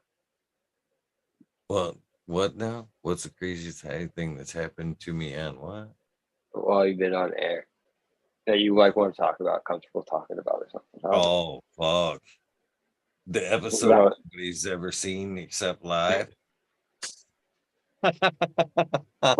see that happens sometimes on FCP, dude. Holy shit, shit goes squirrely quick over there sometimes. Fuck. I bet you've never But been seduced on the air for fucking 2 hours and fucking just, it was at one point, what's the movie called where she sits in front of you and like does the leg cross with no panties? yeah. Oh, what is that? I think there was I was that young, but happened it at was one point. I tried to forget, but I'm pretty sure it happened. And oh, Chad's already knowing what the fuck. People that know, man, that episode is fucking legendary. Even Chad Westport was like, "Will we ever see that on the rerun channel?" I'm like, "That's still too hot for TV." Chad, what's up, bro? Oh, geez, yeah, I want to take like a I want to have like a really big event where like people are gonna travel for it. You know what I mean? But with shit these days, but it'd be so cool, right? Like you and I, we're far away, but we're close enough. But like Chad, he's a whole nother world away. What the fuck? But it'd be dope to have like an event we all travel to somewhere. The moon, fuck it. That's the reality of it. man. But that's crazy. You have to deal with that shit live. Yeah, it was oof. Yeah. Oh, that was that Man, was annoying. That was annoying. So, but what about you? What's squirreliest oh, ever happened? I had dude pulling out pistols, Yeah. which isn't the worst thing in the world, but your energy while having it out and such says a lot, Yeah. you know. Because I'm all for toting guns. You know what I mean? I think it's better to be able to protect yourself than not be able to. It's just the nature of the game. Funniest thing I've ever seen live so far on YouTube was, and she's in chat. Mother Nature was filming. Uh, was it Mother Nature? What was it? Uh, Coachella. Coachella. He was at Coachella and filming live, and she basically was talking, and she had it flipped on the crowd, and somebody just walked in front of her camera and decided, "Fuck this right there." So what? Somebody decided to walk in front of her fucking camera and piss right there. That's some Coachella shit for real. Oh, that's funny. It was pretty funny because she was like, "Wait, what? Is that motherfucker pissing over there?" And she spins the camera. Turns right to it. Oh, it was pretty fun. Well, I'm excited about this little blast of warmth we're getting. The what? The warmth. Yeah, the warm weather we're gonna get for a couple of days, I guess, 2 days, up into 7 days. Everybody go check out Growing Organic. Great company. They have a lot of like bokashi stuff. That's something I'm about to start getting into. Bokashi composting. You can compost meats, bones, dairy without it smelling. Sounds impossible. But the Bokashi way, anything's possible. Not anything, but use it the right way. You can break all that down. Pretty cool. The Bokashi ways, man. Bokashi can break down anything basically. You can't put in your worm bin, basically, and then how that works. Meats and Yeah, anything. it helps pre-compost your compostables. And that whole Bokashi method fucking scared me. I mean, just being able to like throw sugar and shit and just watch it break down. I was like, ooh, I can't wait to get into it. I need to limit my sugar intake now. You That just was throw. my take I'll on the tell you, Bokashi shit. you throw some fruits and sugar into a jar. Throw some fruits and some leaves. I mean, some sugar and some leaves in the jar. It's pretty cool. That's all it takes. I've said it before and I'll say it again. I can't open them doors until I'm ready to open doors because I That's can I only won't open them fully. I think that's I can't do I won't I can't I probably won't be able to do it until I can get down to like that homestead that we kind of talking about being able on the homestead where I can want to fucking I'm trying to reuse everything because I can honestly see in myself kind of being that anal, you know what I mean? Those fucking go over there in the worm bin. This is we're both these are the Bokashi buckets. That's how it is. So if you get down to it, Uh, like when people come over to even to my place, who never doesn't happen because I don't trust anybody, and I live in the city of Chicago. You know what I mean? But the few people that do and stuff, like when we eat, like it's like, hey man, watch what you throw. I got a basket over here for my eggshells. I got my 5 gallon bucket that I throw all my stuff in that I like kind of sit a little bit before I throw it in my worm bin. That can get ripe if you don't get it in time. You know what I mean? But you get a good lid on there, you know. But as soon as it goes into that worm bin, you'd be surprised. You can open it up within a couple hours and it's not going to smell. It's pretty wild how fast it'll get going once you have that thing cooking. I can feed it massive amounts, and I can do it every week if I wanted to, but I kind of slowed it down because I had so many fucking worms in there. It's ridiculous. And that I only found that out because I was kind of getting into mycology a little bit, but I did it like you were saying. Um, I didn't have, I didn't go into it all the way, right? And I ended up getting uh, I had a grain bag or grain bag go bad, so I threw it in my worm bin and it cooked it. It got hot. You know what I mean? I didn't let it break down enough or anything like that. It got super hot for that little bin, and every single worm tried to get out of there. So when I opened, like my cat kept on going on top of it, and I was like, "What the fuck? You're doing it more than usual." And then my cat slept on it, and I was like, "That's really weird." So I went over there next day and opened it, and there were so many fucking some. It's sitting. If you dig through all the bullshit on my IG, you'll see it. But there's so many fucking worms. So yeah, I'll go get a tote probably once I get back from Michigan. I'll get another biodiversity pack from MI Beneficials and throw those in, throw one in that, throw them in my 20-gallon pots. I'm excited to get those going. I'll get some cover crop going in those. I got a nice 12 seed blend cover crop that I use. Oh,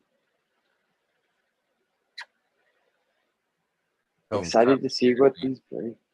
I tried to use it briefly, and I was like, I seen shit happening in there, and I'm like, gone.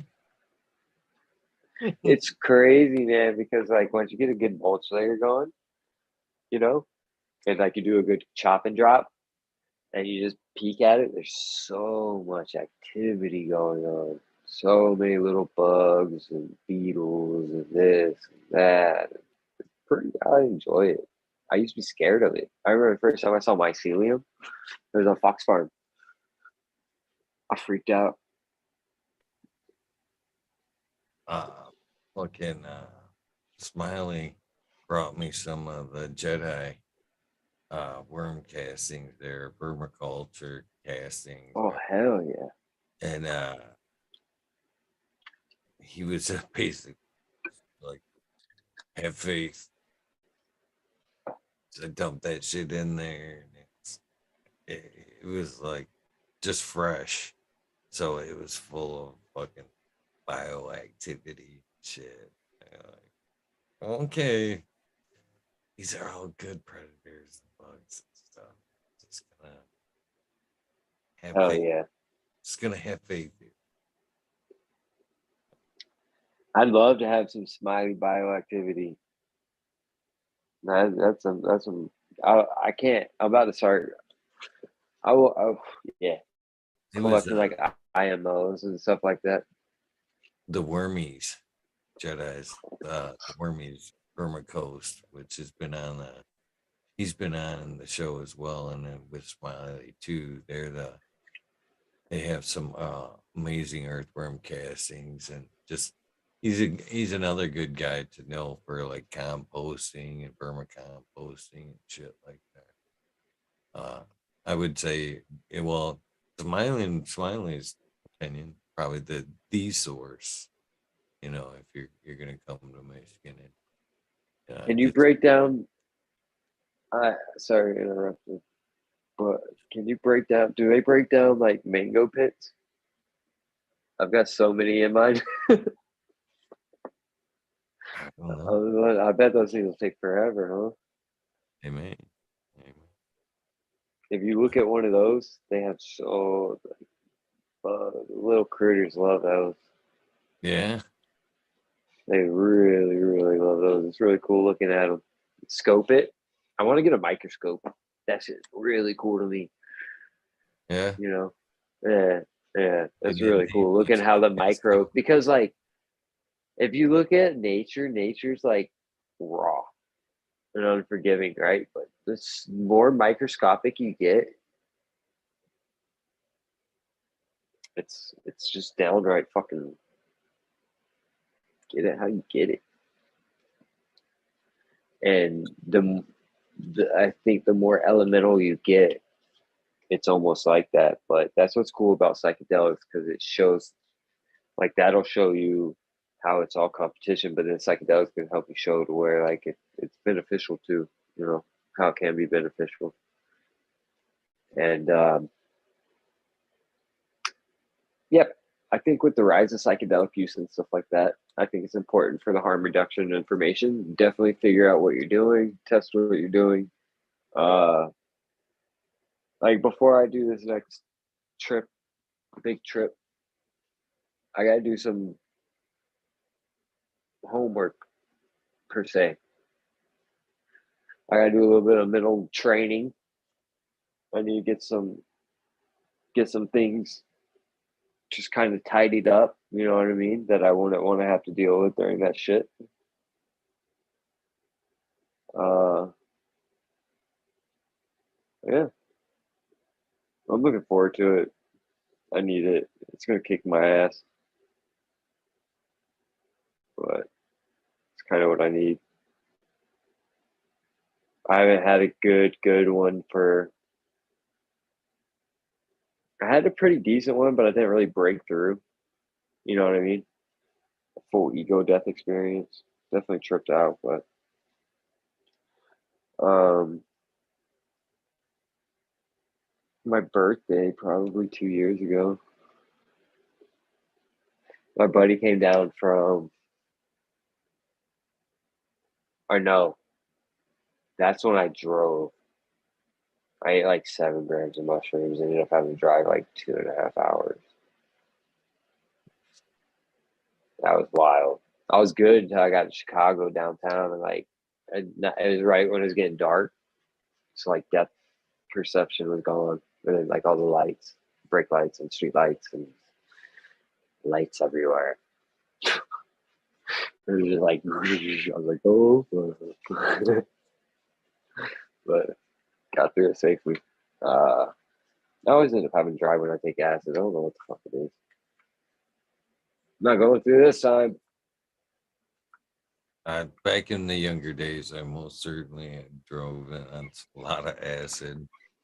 And, eh, I trippies. think acid is a little bit more social of a hallucination, in my opinion. I had a fun mushroom trip not so long ago off of some mushrooms I got from one of these festivals. And I took some, again, unmeasured. I never measure them. It's kind of, You can nah, mushrooms are no. I don't like weighing mushrooms. it's like, that's good right there. And boy, I was going to do a show that night too. And I hate it. I don't care when I'm fucked up. I can't, I don't even want to divulge how many mushroom episodes there really is. Um, fucking, I take them and I was like, it was definitely going to be a Weed Nerd World night. And I took them, and it's sneaking up on 2 o'clock. And man, that bitch is hit. And I was like, no fucking way.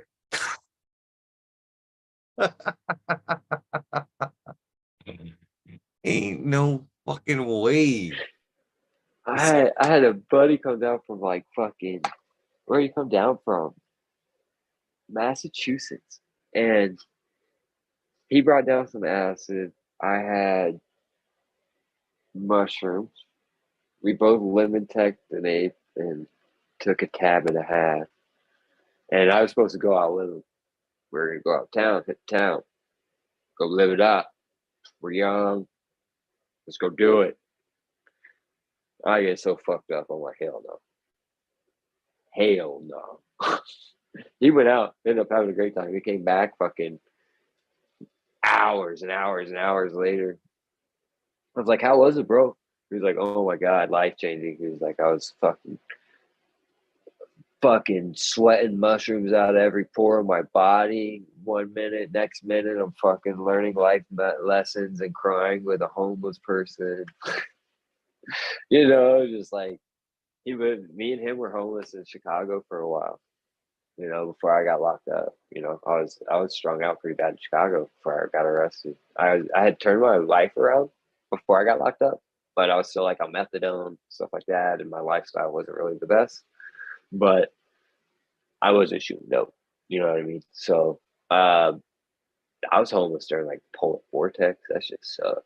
It was cold as fuck, like -32.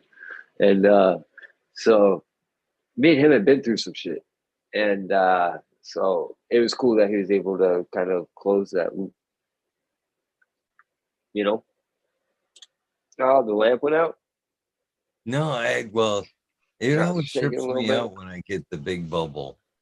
I'm like, what is it Oh, trying yeah. to tell me? Because any other day, it's I like, used to like it like that. I seen one day, it was like this, and it just like stood there all day long, just in that big old bubble. Yeah. Right up on the side, kind of. No, no, just right in the middle. Oh, right there, yeah. Floated midway, wouldn't like break into little ones. I'm like, Aren't they cool though? Because like they do the same thing for so long and then they don't. yeah. Well, I'd like some of my favorite ones. I'd actually sit and smoke, watch that shit way too much. It's very relaxing. But fucking like there'll be like a bigger one up here and say like one of these smaller balls will like hit it on the bottom side and you can watch it like ripple like the impact and The you're like kind of umbrella, yeah. little thing had that kind of impact on that big motherfucker. You know what I mean? I don't know. It's It's fun. kind of it's like those I like those still pond moments where it's just like a mirror and then a little tiny ripple starts and a whole pond goes. It's pretty cool. This one's really cool when I shut it off and fire it up. It will like just come out in like random streams. There's another one behind it. Yeah, there's a purple one back here. Is that an old one? This one's a Is that a newer new edition? yeah. And All I'm right. finding that when I first got this one or first started using it, it really kind of sucked and it still kind of sucks. But They're it's gonna getting warm up better. some. I'm finding the more that I let it like warm up, cool off, warm up, cool off, that it's I don't know, it's becoming more with the liquid it's in. So it's becoming more it was like just glops. At one point it actually stuck to the sides real bad, but now it's getting more I don't even know, pliable or whatever, to where it busts up into more bubbles and they're more glassy looking, not nearly as sticky. So I think it's becoming better with the use, or the more it gets used, and it's getting better. Do you know what's inside of it? I have no idea. Me either. I actually were offered these a long time ago. I'm like, I don't want them. And then I was like, took a second look, plugged them in. Once I plugged it in, I was like, Fucking cool, right? Once they warm up, because once you plug it in, you're like, what the fuck? It takes a little minute, you know? But it starts going, you're like, oh hell yeah. yeah, it's fun too. I mean, this should be an anxiety tool right there. Because it really is, man, to sit there and just fucking, it's like a fish tank kind of. Sit there and smoke it and kind of just kind of get lost in there for a minute. It really kind of gives you that second where everything stops spinning and you go, yeah, that's what I wanted. That was one other thing that I missed from my custody battle. I say custody, just a fucking little shifted move that I had made in my life. But Yeah, that was fun. I like the fish tank. I'll get another one. I used to like incorporating the water in with my plants. They seem to always like it. Coolest fish you've had. The coolest, I don't know, I've only had little guppies and stuff. But while I was learning about it, like putting other plants in and such, I can't remember the names. But once I get another one, I'll definitely look into it more. But it was just kind of cool watching the vegetation and how they interact with the vegetation in there. And then you start, like, I guess there's difference between these fish shit companies and stuff like that, you know, like between a fish brew and I guess what do they call it, fish hydrolysate or something. So I just seen that the more transparent the company is, the more I'm likely to spend my money with them. But it's funny because the more transparent a company is, usually shoots them down towards the organic way. But I also take that back because if you look at Scotty Real, he pushes like the grow dots and stuff like that, but he's really transparent with that stuff. So,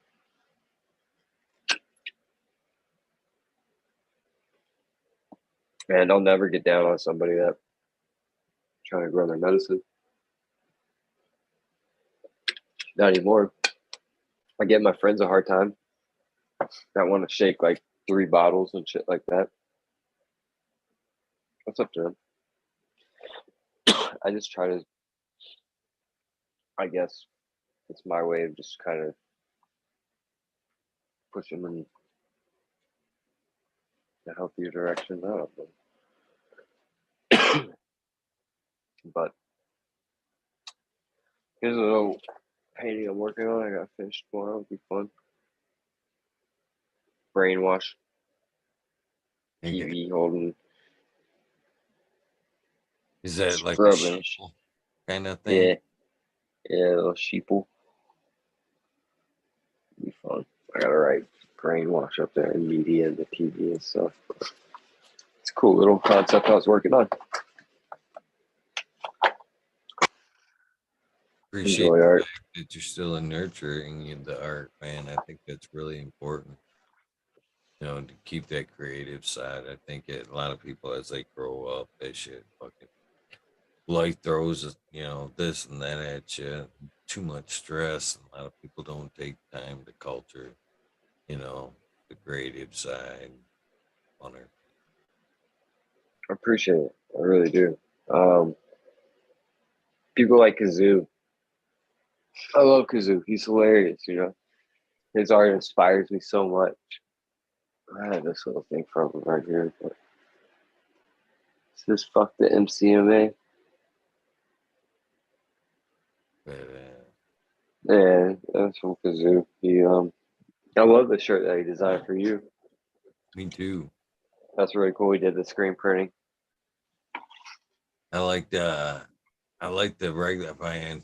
I actually got in an argument with my buddy today. I don't know great minds or whatever, but I was telling him about wanting to do like the biker style kind of shirts, uh, with the rockers above and below the emblem there. So almost that as like the patch with the bottom rocker, obviously from the state you are, and then your handle up on the top rocker. But I honestly would, I want it like, I think the only appropriate shirt I can think of for something like that would be like a baseball jersey with that on the back with a rock. I think Yeah, tight. I yeah. I always saw like the Eagles guards kind of like that with like the rockers. You know what I mean? I don't know. I always saw it with like on a vest or something like that. I think it'd be pretty dope. I definitely love that design. I was actually talking to another, I've talked to two different tattoo guys about getting that tattooed on somewhere. Hell yeah. I need it. I got Dude, I gotta get some eat therapy bad, bad, bad. I almost want to do it while I'm tripping. That'd You be dope. do it yourself? No, fuck that.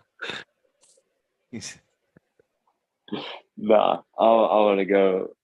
I got so much stuff on me now that I really think about it.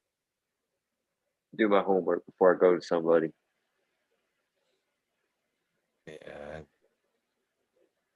Yeah, I definitely understand the ink therapy.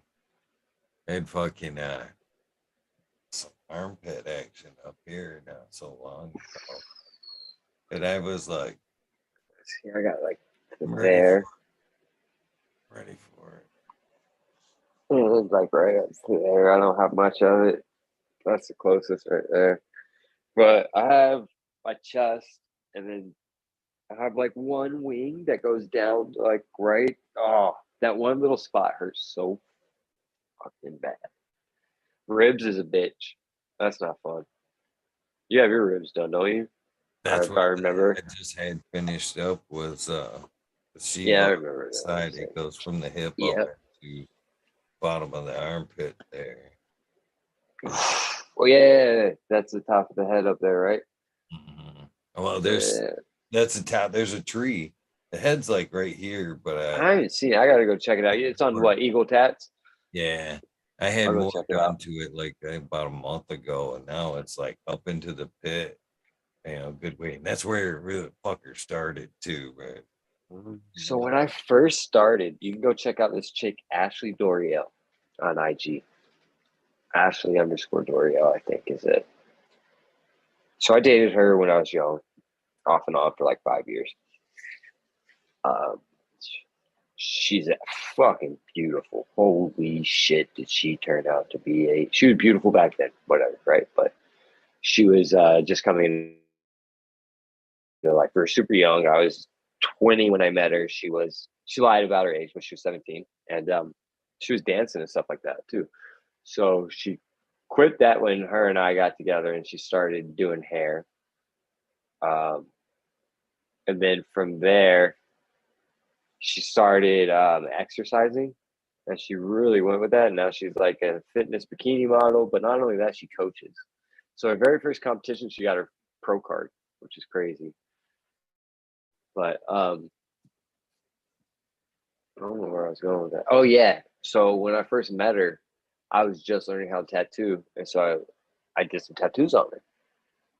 I want to pay to have one of her tattoos either lasered off or covered up. It's just it's just not that great of a tattoo. You know what I mean? I was learning, and I that where you learn certain things. Every tattoo artist has been in that situation. You know what I mean? And I saw 100 million things that I would have done differently, and it's really not that bad. You know what I mean? But to me, with the caliber of her beauty, and I think she has almost like 40,000 followers or something. Like she's in the public eye. You know what I mean? She's good at what she does. So um, what you don't think is going to be right there might be there later. You know what I mean? So it's just one of those things you learn in life. Kind of, if you're going to do something, try to put what you can into it, and don't bite off more than you can.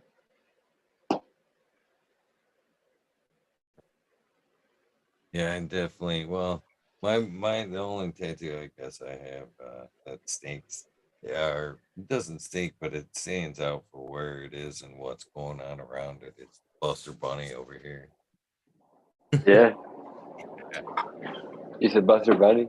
Yep, we got a Buster Bunny right there. Yeah, and I got. see people walk in. There's so many other good Oh, tattoos. People have calling me out on that one once or twice. Nice. Look me up and down and go, Buster Bunny? I got this big old thing, a hot mess. It looks like a boxer. I wanted an angel, so that's gonna be blacked out. Ooh. Oh, fuck of that, I'm man. gonna I'm gonna I'm gonna go I'm gonna go into like one of those 50 mags, bro. Oh, I just no fuck that. Those 34 mags or something like that. Oh, I just seen one on fucking What? my It's gonna be like my guy tried to fucking pull out a 50 on me when he did the shading over here. fuck Fuck that you. on this shit. You're never fucking getting that. No, I said, get that fucker away from me. You're never using that thing on me. And then I was on fuck, it was a TikTok on one of those tattoo feeds, and they were using something that looked like a fucking shovel. It was literally as wide Yeah. as the arm, and they're all like, and I'm like, It's like the grill spatula things that you scrape the grills with a fucking million needles. oh, fuck that. Looked so painful.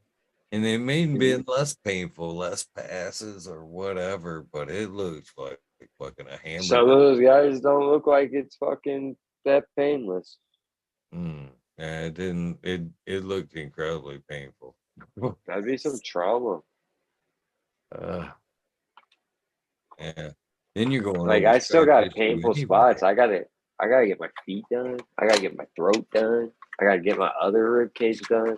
I gotta get my stomach done. RSO done you. RSO, I just RSO. I just want to put me under. Next time I gotta get a surgery, you just put me under and let me get a Tattoo bunch of your stuff feet. done.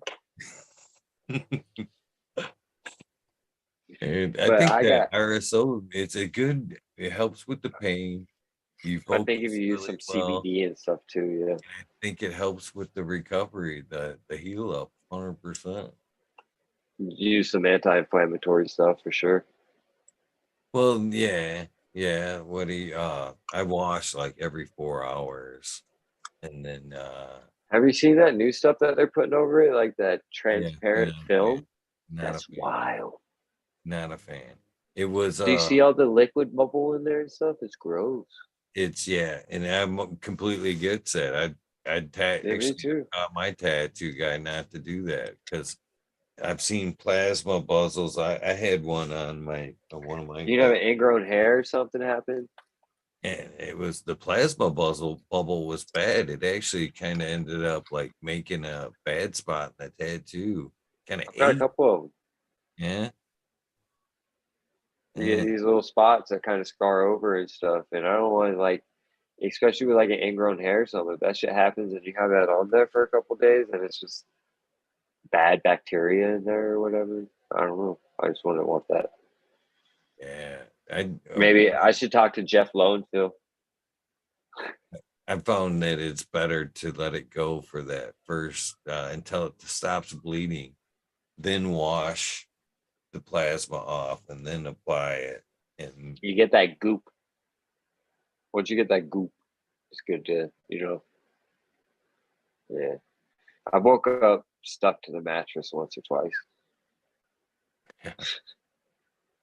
T-shirts and such. I definitely need some ink.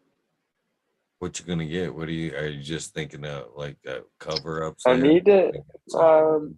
yeah, I want to get stuff reworked, but I have this like mandala flower I want to get done. That one will be fun. I want to get this arm finished up. I got spots to cover. Uh, yeah, I You definitely want know to get my you're an throat. addict when the fucking skin bothers you. Oh, 100, dude. I don't want it. And like I used to hate blackouts, but I hate what's on my arm, and I kind of dig some of them. I don't want like a full blackout, but Is there a possibility of what you white? I guess always you could go over with a white tattoo, no, or no. nothing. Is it I could that's do like on wrecking again? bomb or something, but that's cheating. I could potentially get it done by like a master or something like that and spend an extraordinarily outrageous amount of money to have it digitally remastered. Or I don't know. It's kind of cool learning. I've only just started looking into it, but just the symbolism behind blackouts and stuff like that, and how people come to their conclusions of wanting it, because it is kind of a drastic thing per se Mhm. for Yeah, modern in my society. opinion, you gotta really hate what you want under there to go to that extreme. Like I'm asking, is that anything? Can you go over that? I mean, is there a But white that's what I was saying. Like of or you can't really do it like widen it out or anything. You can. I could no? do I like a mean, wrecking once the ball. blackouts Uh, applied, can you go over and do something on a oh, new tattoo? yeah. You know, So I like, saw this one that was really cool. He put it up underneath one of those laser engravers, and he did the flower of life and like that. It's fucking cool. He had a blacked out forearm, lower arm. He stuck it up underneath one of those fucking laser CNC machines. And it just, it was fucking badass. It was really cool. that would be And pretty. then it snapped to a tattoo artist, and he was like, "Well, am I out of a job?" But hey, somebody's got to get that blackout. That's a lot of hours. Yeah, a lot of pain and everything. What do you think about like some of these neons or glow in the dark inks, shit like that? Really You- what you about. I It's mean, it's only been wild, a but few years. I want to see it. I want to see a couple of years into it. Before I it's would. like the people that get the whites of their eye. Oh, Like I think it's white for a reason. man. I don't know. Like, how's that going to affect people's vision in fucking 30 years? Yeah, man, put that's too risky there. But my grandma, before I ever even fucking thought about being tattooed, fucking had her eyebrows and lips done. My sister had her eyebrows done before I ever had one, and my mom cried when I had mine. She went to a dermatologist appointment with me when I think I was 20, and she cried when she saw I had a tattoo. But now she wants one. She wants a little bumblebee. Save the bees. Shout out Blue Kiss. I saw her in there chat a lot earlier. She's probably sleeping now, but she probably fell asleep and getting up soon.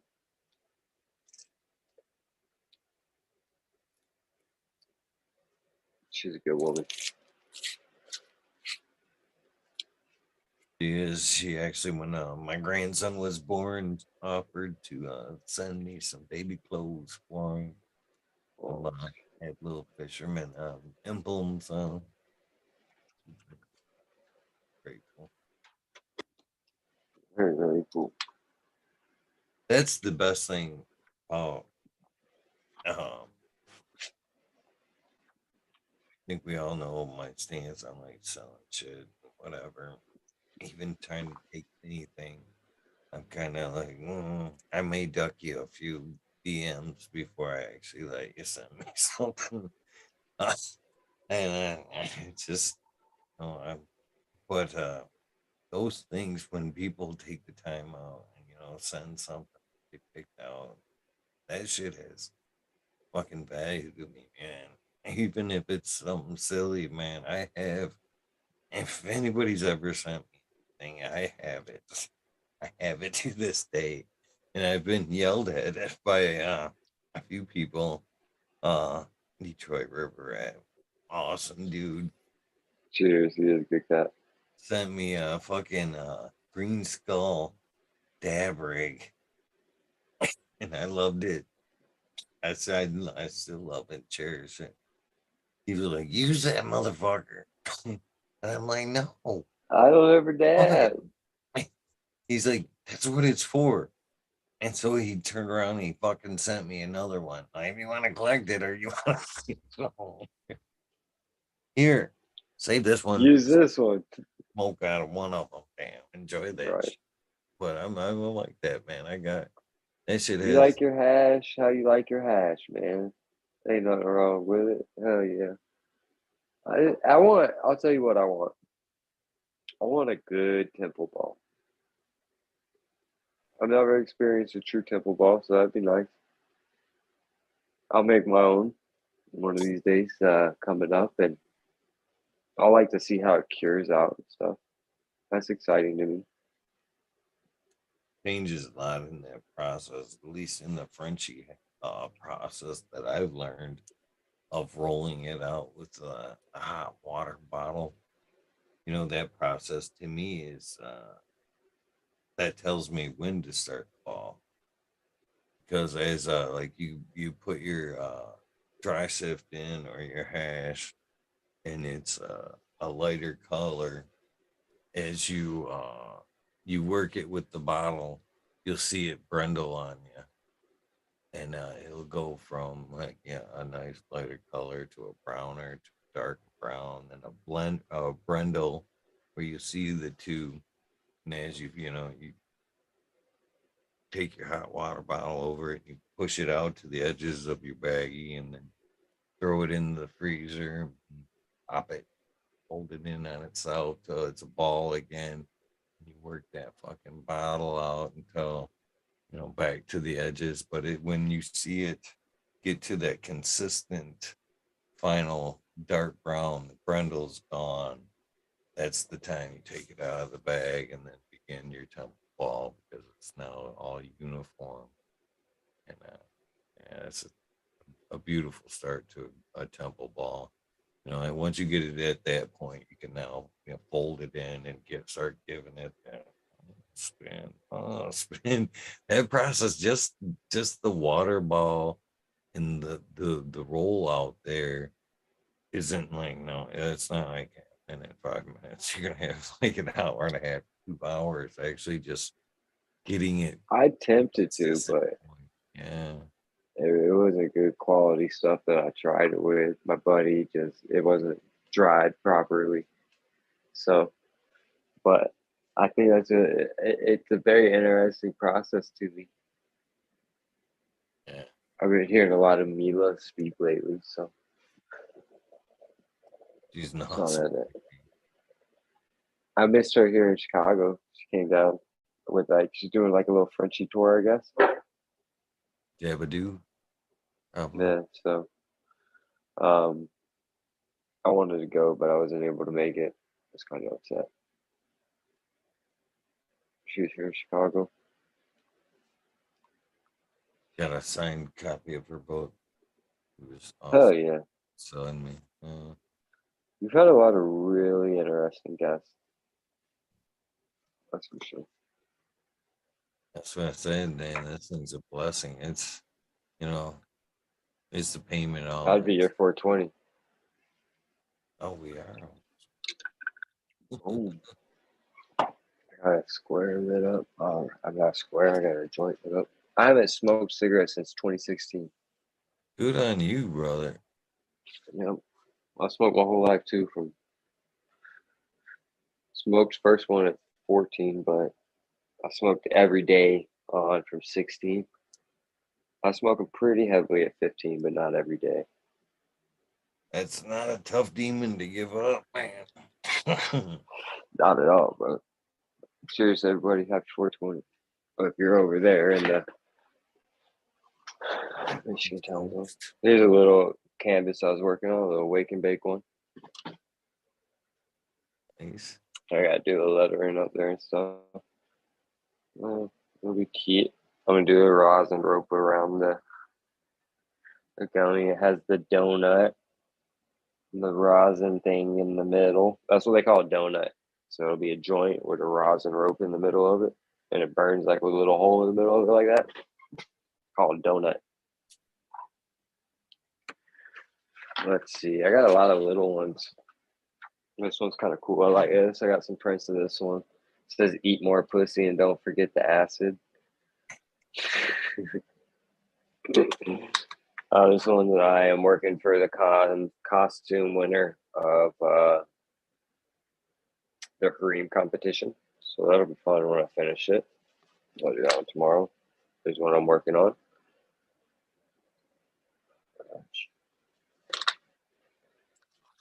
It's just a little quick little fun one. Cool stuff, man. You ever thought A about cat's laying a lot of stuff. concepts and putting them to t-shirts? Yeah. But as I learned, that says H2O only. Here's one that I'm having fun working on a little bit. Psychedelic. Yeah, I'm gonna do a keyhole out here with something coming out of the keyhole. I don't know what yet, but it happens how it happens. Yeah, sorry, cat's laying on everything else. I like this one. This one's kind of cool. Cat's not laying on that. It says water only. Big the garden signs. Yeah. So, yeah, I want to get some t-shirts made up and stuff. So if I you want were to get gonna like ever do t-shirts like that, would you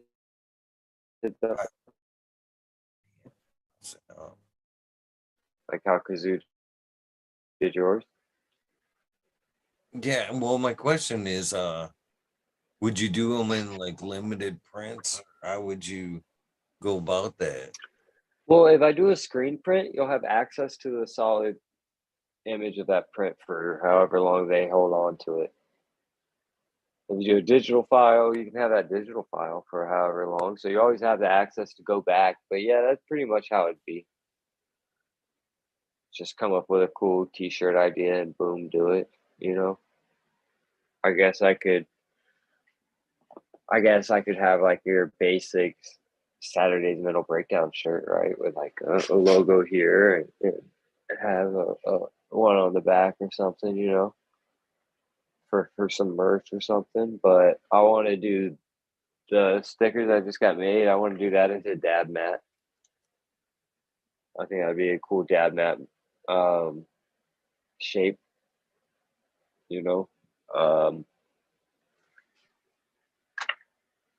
thought about diversifying a little bit. Printer that could actually probably turn that into like a 3D holder for it. See, that'd be super cool too. Yeah. Those 3D printers are pretty gnarly. They get down. Missy, uh, Mystic Grower, that's who it is. She was doing custom dab. What her thing was, she makes custom dab tool holders. Cheers. Their 3D printer there. So I'm pretty sure she could do something with that. Make like turn that into like a dab rig holder, you know, something. That would be cool. Oh yeah. Or even if you had just like a lotus, because there's so many different like little petals that come up, you could place your little holders in there. See there, man, the limits. See, this is pretty cool. This Astro Charlie uses a. Cool, This is just a stem that he yeah, lacquered. I like that. Decorate a little base. Yeah. Limited edition little stand he did. That's I hang my keys on it. I have a little pendant that I hang on there. Yeah. Yeah, like a Just ring. cool stuff like that, you know. Yeah, that's awesome. I've got a bunch of stuff, little small stuff from him and his girlfriend Natalie. She does amazing little arts and stuff. I'm trying to think. I have stuff from my buddy that I gotta get. My buddy that just passed away. I have a limited edition print he did that he signed. I gotta get framed along with some of Astro's and Natalie's work.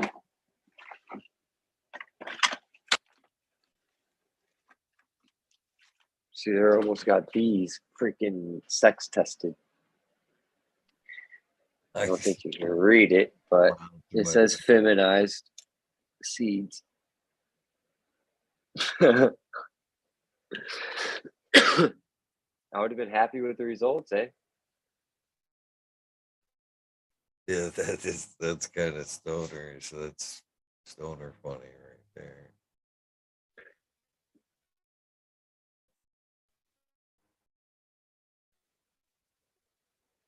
Did I lose you? Well, There he is. I can hear you. I can't see you. nope. That's still. Yeah. Yeah, I'm here. You there? There you are.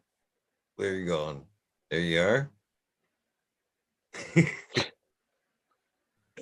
I like how I like how your background has evolved of your merch or not even your merch, just your representation of yourself on t-shirts. And it's been kind of, I love how Kazoo took it upon himself to take a screen printing class, make a fucking screen print, and not only that, a dope one. You know what I mean? That's just cool, man. That's just cool. no, And that shit is really cool. And I want to give you've already mentioned both of them, but there's as of late, I think that shit's super cool. You know what I mean? It's one thing to believe in a dream, you know what I mean, and push yourself along a path.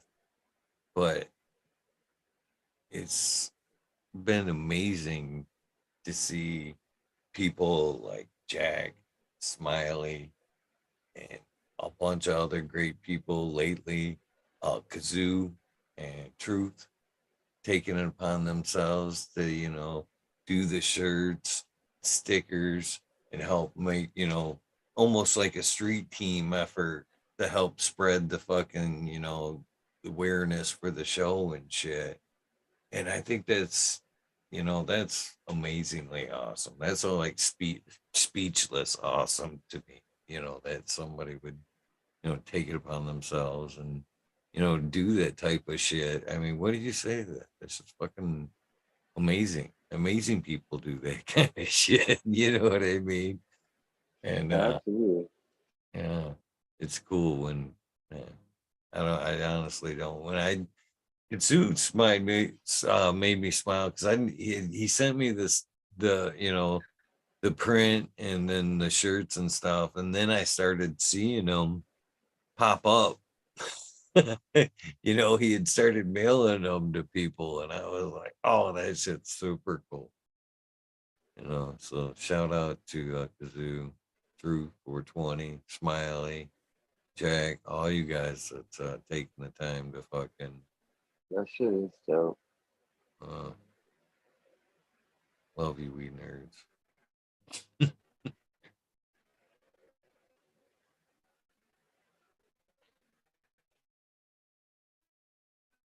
But you know, it's really cool. Somebody like Jack, man, he fucking wrote the book. He's doing another book, and the weed nerds, man. Cheers. cheers to you, brother. It's been fucking pretty awesome watching you evolve over the last few years, man. I see. Just a short time. Thank you. I appreciate that. It's been fun. It's been hard. Shed some blood, sweat, and tears for sure. Some more than others.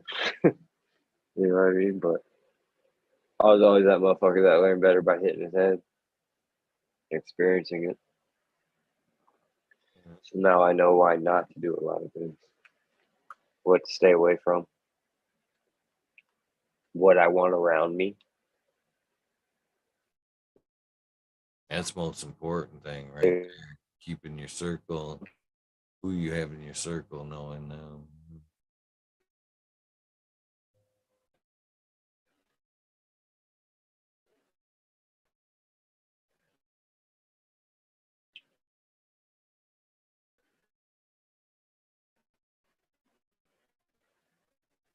You,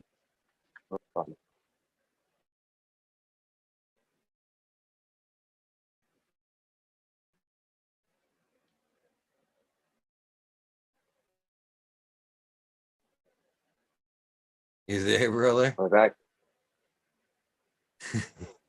You Yep, froze I'm on here my now. end. There you go. I can see it now. Slightly moving. I froze up. Yeah, I froze up too. Yeah. Um, cheers. Forgot what I was talking about. So, Right on, brother. Well, we did hit that 420 mark and then some. So unfortunately, I gotta call it, man. Early work calls I've been tomorrow. waiting for you two, bro. I was waiting for you two. I'm tired of myself. I got a lot of shit to do tomorrow. I'm gonna get looking about 3 hours of sleep. But Shit, you could have stopped me at any time. You're the guest is always in control. hey, man, Always in I control. I enjoyed every minute of it. Thank you so much. I really appreciate it. I've been wanting to come hang out for a long time. My schedule's been all fucked up, and I've been able to start conditioning myself a little bit. So with my new schedule, I'll be able to hang out a little bit more. I think. Right on. Well, I'm glad you've been able to make this happen too. You actually got a little bit of a Saturday's episode out of me, man. Yeah. Hell yeah! Yes. this Hell yeah! was this could have been almost qualified for your I think Saturday so, man. spotlight with me and shit. I think so. I like it. It was good. It was good talk. Thank you much. I really enjoyed it. I really did. I think we covered a really good broad range of stuff. And as always, I appreciate your input, your conversation, your company. Big shout out to Smiley again. Everybody else, I love y'all. Way too many people to name, but hell yeah. You've given a lot of shout outs to everybody tonight, but I think everybody's got a lot of shout outs for you. And when I say I Appreciate it. respect you, brother, that's not something that necessarily comes out of my mouth. I only say it when I mean it. I have a lot of respect for you and the efforts that you're pushing forward. So I know, as we talked about, man, it can be a hard thing to work into your schedule at a time. But keep chasing the project for as long as you can. I believe it will suit you 100. You know what I mean? Absolutely. And as I go further along with it, I see where I want to go a little bit more, you know? And so just being able to work to make that accomplish, work towards things to be able to accomplish those things. You know, I mean, it's cool to be able to realize that and not being afraid to ask for help when you want some, be able to do something, you know, because there's only so much I can do. Oh, good point, man. That's the mastermind circle. Oh, So, all for right. sure. Oh, yeah. Get some rest, brother. And I do appreciate you and your time. And hopefully we can do this again real soon. Hell yeah. I'll jump on with the group ones too sometime. Right on. With that being said, you guys have a great night. And hopefully, you know the deal by now. Don't forget to do something nice for somebody. Random acts of kindness do save lives.